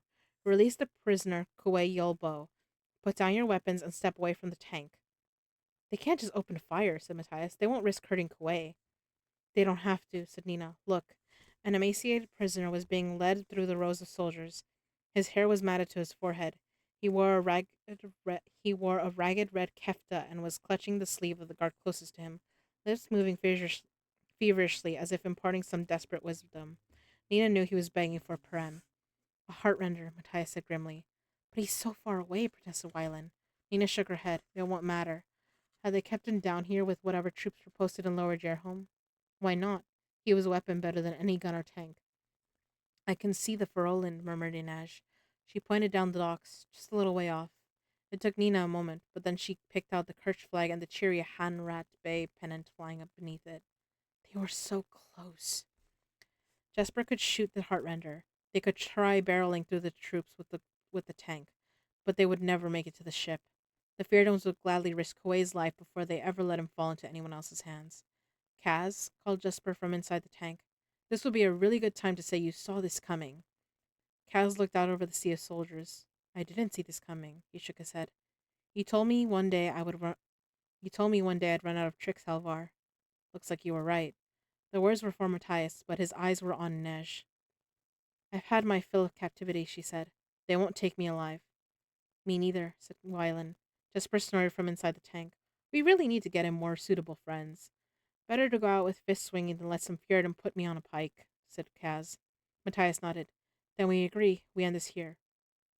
No, Nina whispered. They all turned to her. The voice echoed out from the Fjordan ranks once more. You have a count of 10 to comply. I repeat. Release the prisoner, Kuei Yolbo, and surrender yourselves. 10. Nina spoke to Kuei rapidly in Shu. You don't understand, he replied. A single dose. I understand, she said, but the others didn't. Not until they saw Kuei produce a little leather pouch from his pocket. Its rim was stained with rust-colored powder. No, Matthias shouted. He grabbed for the parem, but Nina was faster. The Ferridan voice drone on. 7. Nina, don't be stupid, said Inej. You've seen. Some people don't get addicted after the first dose. It isn't worth the risk. 6. Kaz is out of tricks. She plucked open the pouch. But I'm not. Nina, please, Matthias begged. She'd seen the same anguish on his face that day in Elling, when he thought she'd betray him. In a way, she was doing the same thing now, abandoning him once more. 5. The first dose was the strongest. Wasn't that what they'd said? The high and the power could never be replicated. She'd be chasing it for the rest of her life. Or maybe she'd be stronger than a drug. 4. She touched Matthias's cheek briefly. If it gets bad, find a way to end it, Helvar. I'm trusting you to do the right thing, she smiled. Again. 3. Then she tossed her head back and poured the parem into her mouth, downing it in a single hard swallow. It had the sweet burnt taste of the Jurda blossom she knew, but there was another flavor too, one she couldn't quite identify. She stopped thinking. Her blood began to thrum, and her heart was suddenly pounding. The world broke up into tiny flashes of light. She could see the true color of Matthias's eyes, pure blue beneath the flecks of gray and brown she'd put there, the moonlight gleaming off every hair on his head. She saw the sweat on Kaz's brow, the nearly invisible pinpricks of the tattoo on his forearm. She looked out over the lines of Fjordan's shoulders. She could hear their hearts beating. She could see their neurons firing, feel their impulses forming. Everything made sense. Their bodies were a map of cells, 1,000 equations solved by the second, by the millisecond, and she knew only answers. Nina, Matthias whispered. Move, Nina said, and she saw her voice in the air. She sensed the heart-render of the crowd, the movement of his throat as he swallowed his dose. He would be the first. Oh my god. I'll definitely catch the VODs, but I've heard about it. Oh, I'm so glad. It's such a good book. It's such a good book, Lady Hot Ice. Or what should I call you? Should I call you Lady Hot Ice? Ice? Hot? Also, yes, thank you, Eli, for shouting her out. Ooh, 7 days to die. Welcome. We like to help out our fellow streamers. Yes, we definitely do. All right, chapter 41. Matthias. Lady is fine? All right, lady. All right, chapter 41, Matthias. 2 1. Matthias saw, Matthias saw Nina's pupils dilate. Her lips parted and she pushed past him, stepping down from the tank. The air around her seemed to crackle, her, her skin glowing as if lit from within by something miraculous, as if she tapped a vein of gel directly, and now the god's power flowed through her. She went for the she went for the heart render immediately. Nina flicked her wrist, and his eyes exploded in his head. He crumpled without a sound. Be free, she said. Nina glided toward the soldiers. Matthias moved to protect her as he saw rifles raised. She lifted her hands. Stop, she said. They froze. Lay down your arms. As one, they obeyed her. Sleep, she commanded. Nina swept her hands in an arc, and the soldiers toppled without protest, row after row, stalks of wheat felled by an invisible scythe. The air was eerily still. Slowly, Wylan and Inej climbed down from the tank. Jesper and the rest followed, and they stood in stunned silence, all languages dissolved by what they'd witnessed, gazing out at the field of fallen bodies. It had happened so quickly. There was no way to reach the harbor unless they walked over the soldiers. Without a word, they began to pick their way through, the hush broken only by the faraway bells of the elder clock. Matthias laid his hand on Nina's arm, and she released a little sigh, letting him lead her. Beyond the quay, the docks were deserted. At the other, as the others headed toward the Ferroland, Matthias and Nina trailed behind. Matthias could see Roddy clinging to the mast, jaws slack with fear. Specht was waiting to unmoor the ship, and the look on his face was equally terrified. Matthias! He turned. A group of Driskelli stood on the quay, their uniforms soaked, their uniforms soaked, their black hoods raised. They wore masks of dully gleaming gray chainmail over their faces, their features obscured by the mesh, but Matthias recognized Jarl Brum's voice when he spoke. Traitor, Brum said from behind his mask, betrayer of your country and your god. You will not leave this harbor alive. None of you will. His men must have gotten him out of the treasury after the explosion. Had they followed Matthias and Nina to the river beneath ash? Had there been horses or more tanks stationed in the upper town? Nina raised her hands. For Matthias, I will give you one chance to leave us be. You cannot control us, witch, said Brum. Our hoods, our masks, every stitch of clothing we wear is reinforced with Grisha steel, cord cloth created to our specifications by Grisha fabricators under our control and designed for just this purpose. You cannot force us to your will. You cannot harm us. This game is at an end. Nina lifted a hand. Nothing happened, and Matthias knew what Brum was saying was true. Go, Matthias shouted at them. Please, you. Brum lifted his gun and fired. The bullet struck Matthias directly in the chest. The pain was sudden and terrible. And then gone. Before his eyes, he saw the bullet emerge from his chest. It hit the ground with a plink. He pulled his shirt open. There was no wound. Nina was walking past him. No, he cried. The Driskelli opened fire on her. He saw her flinch as the bullet struck her body, saw red blooms of blood appear on her chest, her breasts, her bare thighs, but she did not fall. As fast as the bullets tore through her body, she healed herself and the shells fell harmlessly to the deck. The Driskelli gaped at Nina. She laughed. You've grown too used to captive Grisha. We're quite tame in our cages. There are other means, said Brum, pulling a long whip like the one Lars had used from his belt. Your power cannot touch us, witch, and our cause is true. I can't touch you, Nina said, raising her hands, but I can reach them just fine. Behind the Driskelli, the Fjordan soldiers Nina had put to sleep rose, their faces blank. One tore the whip from Brum's hand. The others snatched the hoods and masks from the startled Driskelli's faces, rendering them vulnerable. Nina flexed her fingers, and the Driskelli dropped the rifles, hands going to their heads, screaming in pain. For my country, she said. For my people. For every child you put to the pyre. Reap what you've sown, Jarl Brum. Matthias watched the Driskelli twitch and convulse, blood trickling from their ears and eyes as other Fjordan soldiers looked on impassively. Their screams were a chorus. Klaas, who had drunk too much with him in Afvel. Gert, who trained his wolf to eat from his hand. They were monsters, he knew it, but boys as well. Boys like him, taught to hate, to fear. Nina, he said, hands still pressed over the smooth skin on his chest where a bullet wound should be. Nina, please. You know they would not offer you mercy, Matthias. I know. But let them live in shame instead. She hesitated. Nina, you taught me to be something better. They could be taught too. Nina shifted her gaze to his. Her eyes were ferocious, the deep green of forest, the people's dark wells. The air around her seemed to shimmer with power, as if she was alight with some secret flame. They fear you as I once feared you, he said, as you once feared me. We are all someone's monster, Nina. For a long moment she studied his face. At last she dropped her arms, and the ranks of the Dushkali crumpled to the ground, whimpering. She released the other soldiers, and they fell back into their slumber, puppets with their strings cut. Then her hand shot out once more, and Brum shrieked. He clapped his hands to his head, blood trickling between his fingers. He'll live? Matthias asked. Yes, she said as she stepped onto the schooner. He'll just be very bald. Specht shouted commands, and the Ferolin drifted into the harbor, picking up speed as the sails swelled with wind. No one ran to the docks to stop them. No ships or cannon fired. There was no one to give warning, no one to signal to the gunnery above.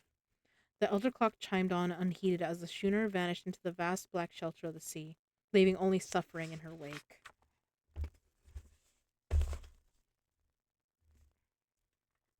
I don't think taking a break any years go together. Girl is about to get real busy. Yes, she is. Less stress to worry about, the better. Well, 18 years ago today, I had my son. It's gone so fast. It's wild. Ooh, okay. They just don't say babies. They just don't stay babies long enough. Aw. Yeah. Oh, I'm sorry. I missed some earlier thing. Latest fine. I've taken time out of for myself as IRL got really busy and has zero time for me. Understandable. One of our own is also starting to get a break soon. She's preggers.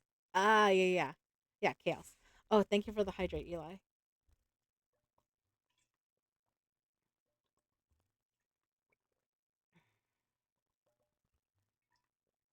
And yes, I will stretch. We're in like the last two chapters, I swear to God. I'm so excited. I think. I'm on page 429. The end is 462. Okay. We can get through 40 pages before it's 2. Ugh, there. At least I hope we can. Jesus. Gotta make sure your voice is good for your reading. Yeah. Although I'm definitely feeling it. It's definitely getting scratchy, I think. Um, but I hope to finish in the next hour. Okay. 40 chapter 42, Inej. They'd been blessed with a strong wind. Inej felt it ripple through her hair and couldn't help but think of the storm to come. As soon as they were on deck, Matthias had turned to Kue. How long does she have? Kue had some kirch, but Nina had to translate in places. She did it distractedly, her glittering eyes roving over everyone and everything. The high will last 1 hour, maybe 2. It depends how long it takes her body to process a dose of that size. Why can't you just purge it from your body like the bullets? Matthias asked Nina desperately. It doesn't work, said Kue. Even if she could overcome the craving for long enough to start purging it from her body, she'll lose the ability to pull the parem from her system before it's all gone. You'd need another corporalnik using parem to accomplish it. What will it do to her? Asked Wylan. You've seen for yourself, Matthias replied bitterly. We know it's going to happen. Cass crossed his arms. How will it start? Body aches, chills, no worse than a mild illness, Kue explained. Then a kind of hypersensitivity, followed by tremors and the craving. Do you have more of the parem? Matthias asked. Yes. Enough to get her back to Ketterdam? I won't take more, Nina protested. I have enough to keep you comfortable, Kue said, but if you take a second dose, there is no hope at all. He looked to Matthias. This is her one chance. It's possible her body will purge enough of it naturally that addiction won't set in. And if it does? Kue held out his hands, part shrug, part apology.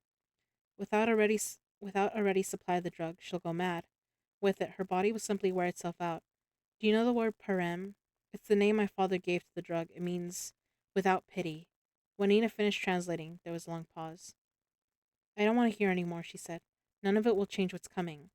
She drifted away toward the prow. Matthias watched her go.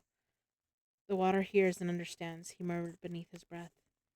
Inej sought out Roddy and got him to dig up the wool coats she and Nina left behind in favor of their cold weather gear when they landed on the northern shore. She found Nina near the prow, gazing out at the sea. 1 hour, maybe 2, Nina said without warning. Inej halted in shock. You heard me approach? No one heard the wraith, especially over the sound of the wind and sea. Don't worry, it wasn't those silent feet that gave you away. I can hear your pulse, your breathing. And you know it was me? Every heart sounds different. I never realized that before. Inez joined her at the rail and handed over Nina's coat. The Grisha put it on, though the cold didn't seem to be bothering her. Above them, the stars shone bright between the silver-seeded drifts of cloud. Inez was ready for dawn, ready for this long night to be over, and the journey too. She was surprised to find she was eager to see Ketterdam again. She wanted an omelet, a mug of too sweet coffee. She wanted to hear the rain on the rooftops and sit snug and warm in her tiny room at the slat. There were adventures to come, but they could wait until she'd had a hot bath. Maybe a few of them. Nina buried her face in her coat's woolen collar and said, I wish you could see what I do. I can hear everybody on the ship, the blood rushing through their veins. I can hear the change in Kaz's breathing when he looks at you. You you can? It catches every time. Like he's never seen you before. And what about Matthias? Inej asked, eager to change the subject. Nina raised a brow and fooled. Matthias is afraid for me, but his heart thumps a steady rhythm no matter what he's feeling. So Fjerdan, so orderly. I didn't think you'd let those men live back at the harbor. I'm not sure it was the right thing to do. I'll be I'll become one more Grisha horror story for them to tell their children. Behave or Nina Zenik will get you. Nina considered. Well, I do like the sound of that. Nej leaned back on the railing and peered at Nina. You look radiant. It won't last. It never does. Then Inej's smile faltered. Are you afraid? Terrified. We'll all be here with you. Nina took a wobbly breath and nodded. Inej had made countless alliances in Ketterdam, but few friends. She rested her head against Nina's shoulder. If I were a Suli seer, she said, I could look into the future and tell you it would be all right. Or that I'm going to die in agony. Nina pressed her cheek against the top of Inej's head. Tell me something good anyway. It will be all right, Inej said.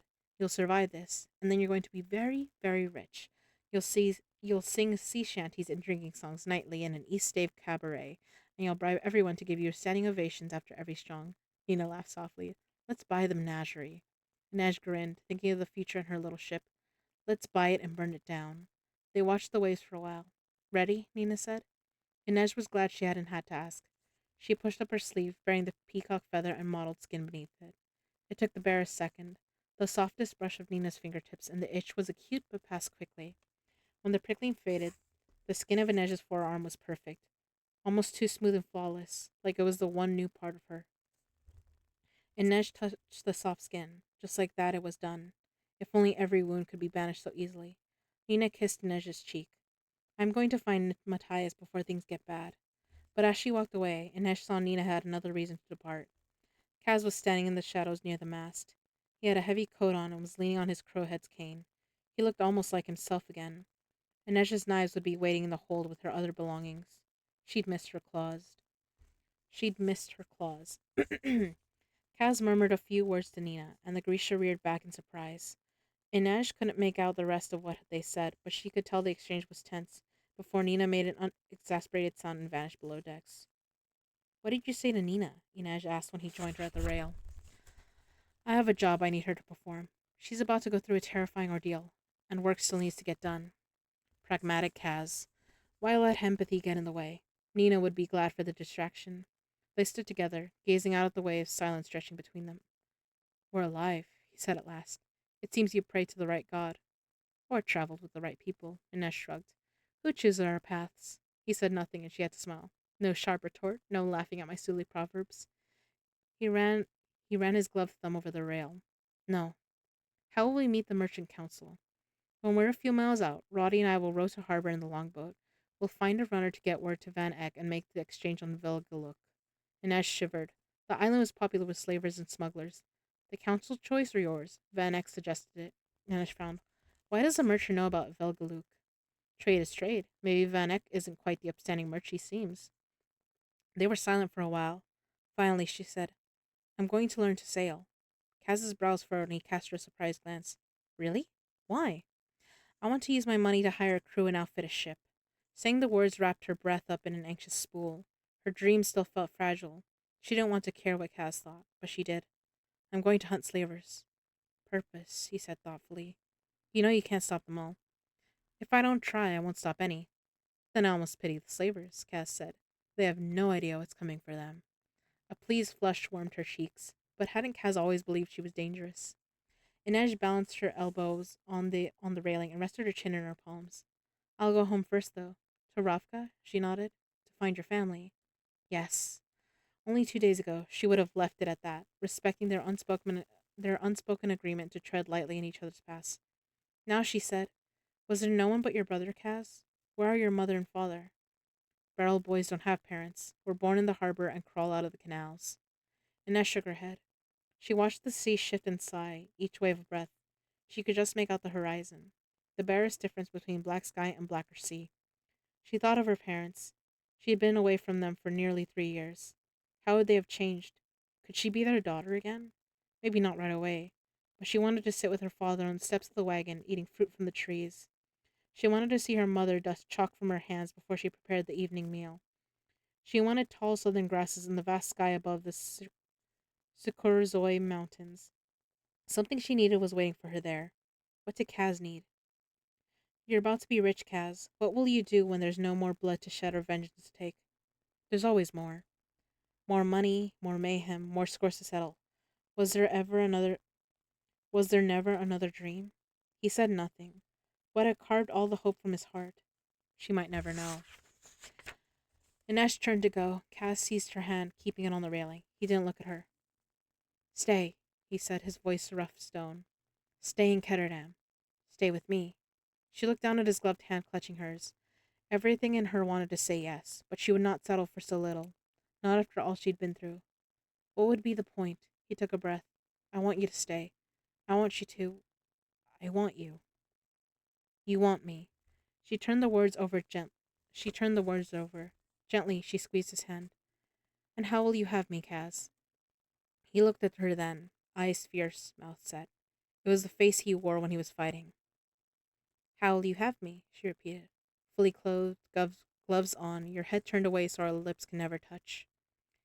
He released her hand, his shoulders bunching, his gaze angry and ashamed as he turned his face to the sea. Maybe it was because his back was to her that she could finally speak the words. I will have you without armor, Kazbrecker, or I will not have you at all.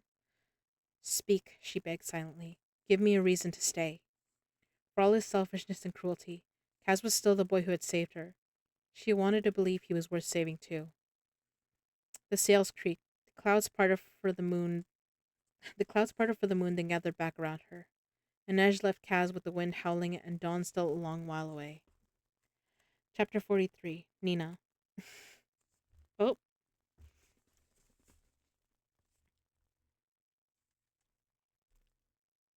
sorry.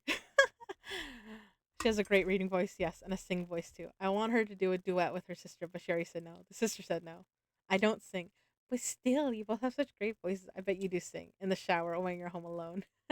I belt out tunes when I'm alone and go quiet as a church mouse when people get home. No, rowboat. We froze. I froze. Oops, sorry. Well, yeah, that's a given. But during family events, I don't participate in karaoke. We back. Yay! Fuck, I I don't even know when it happened. I'm sorry. I'm just trying to get through the chapters. I try to stop at every chapter. Fuck, we're so close to the end. Oh God.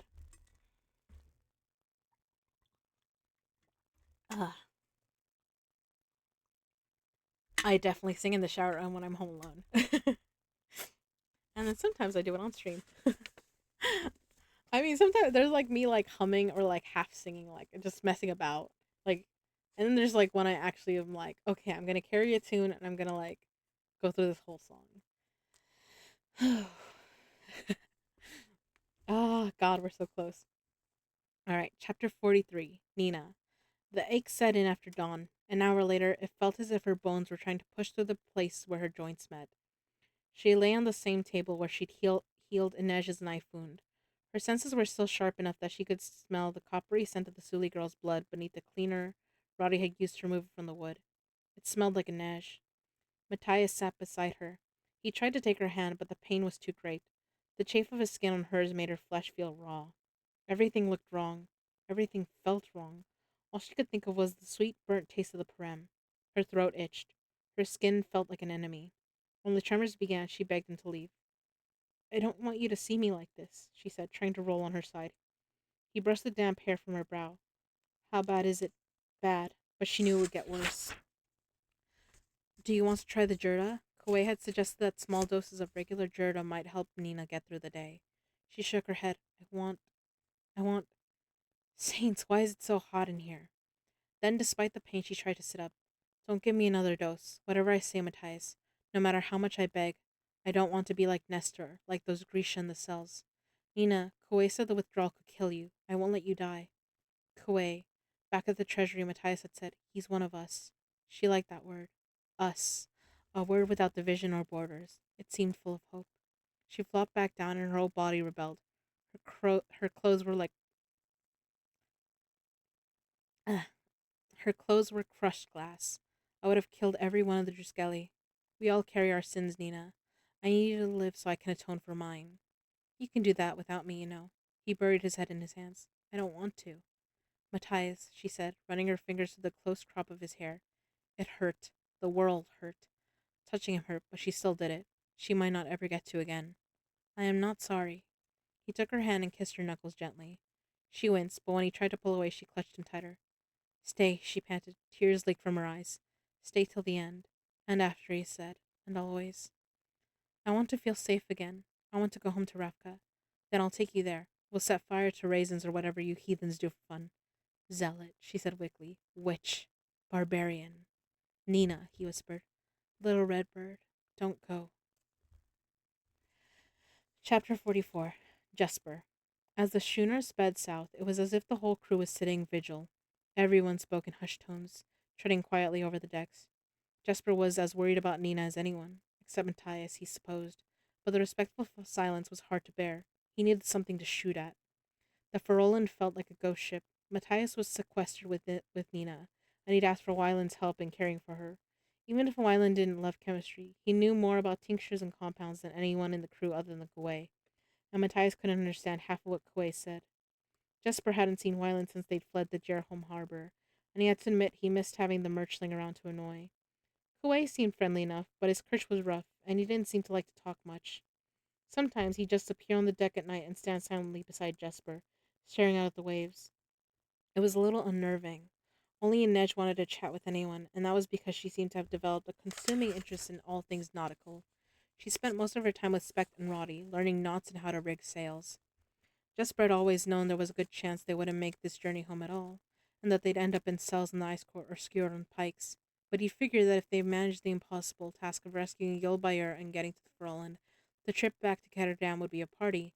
They'd drink whatever Speck might have squirreled away on the ship, eat the last of Nina's toffees, recount their close calls and every small victory. But he never could have foreseen the way that they'd been cornered in the harbor, and he certainly couldn't have imagined what Nina had gone to get them out of it. He certainly couldn't have imagined what Nina had done to get them out of it. Jesper worried. Jesper worried about Nina, but thinking about her made him feel guilty. When they'd boarded the schooner and Kuwei explained Parem, a tiny voice inside of him said he should offer to take the drug as well. Even though he was a fabricator without training, maybe he could have helped to draw the Parem out of Nina's system and set her free. But that was the hero's voice, and Jesper had long since stopped thinking he had the makings of a hero. Hell, a hero would have volunteered to take the Parem when they were facing down the fjordings of the harbor. When Kirch finally appeared on the horizon, Jesper felt a strange mixture of relief and trepidation. Their lives were about to change in ways that still didn't seem real.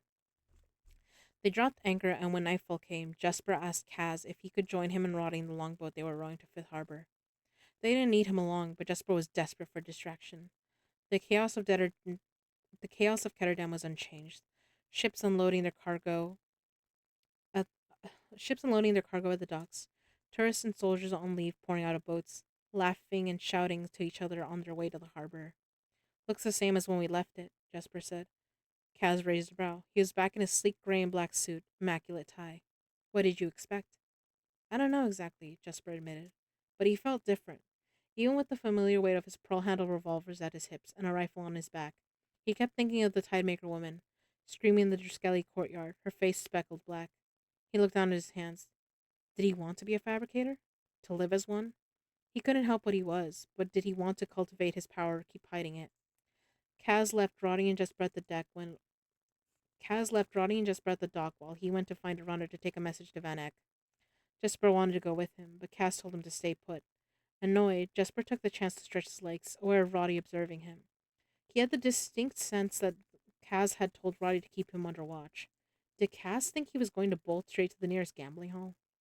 He looked up at the cloudy sky. Why not admit it? He was tempted. He was itching for a hand of cards. Maybe he really should get out of Ketterdam. Once he had his money and his debts were paid, he could go anywhere in the world, even Ravka. Hopefully Nina would recover, and when she was back to herself, Jesper could sit down with her and figure it out. No commitments right away, but he could at least visit, couldn't he? A half hour later, Kaz returned with a message confirming that representatives from the Merchant Council would meet them on Velgaluk at dawn the following day. Look at that, Kaz said, holding the paper out for Jesper to read. Beneath the details of the meet, it said, "Congratulations. Your country thanks you." The words left a funny feeling in Jesper's chest, but he laughed and said, "As long as my country pays cash. Does the council know the scientist is dead?" "I put it all in my note to Van Eck," Kaz said. "I told him Boyle Bayer is dead, but that his son is alive and was working on Jurdapuram for the Fierdans." "Did he haggle?" "Not in the note. He expressed his deep concern, but didn't mention anything about price. We did our job. We'll see if he tries to bargain us down when we get to Velgaluk." As they rode back to the Furroland, Jesper asked, Will Wyland come with us to meet Van Eck?" "No," Cass said, fingers drumming on the crow's head of his cane. "Matthias will be with us, and someone has to stay with Nina. Besides, if we need to use Wyland to twist his father's arm, it's better that we not show our hand too early." It made sense, and whatever discord existed between Wyland and his father, Jesper doubted Wyland wanted to hash it out in front of the dregs and Matthias. He spent a restless night tossing in his hammock and woke to a muggy gray dawn. There was no wind, and the sea looked flat and glassy as a mill pond.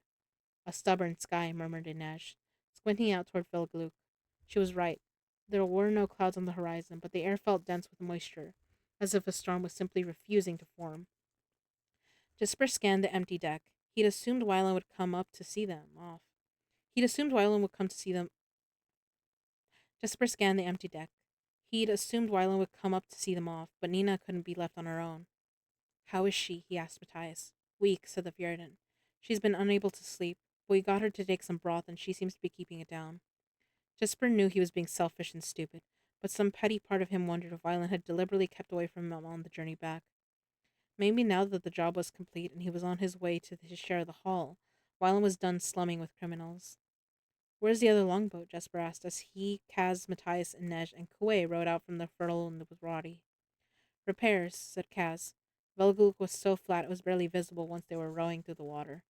The island was less than a mile wide, a barren patch of sand and rock distinguished only by the wrecked foundation of an old tower used by the Council of Tides. Smugglers called it Velguluk. Good luck, because of the paintings still visible around the base of what would have been the obelisk tower. Golden circles meant to represent coins, symbols of favor from Gezin, the god of industry and commerce. Jesper and Kaz had come to the island before to meet with smugglers.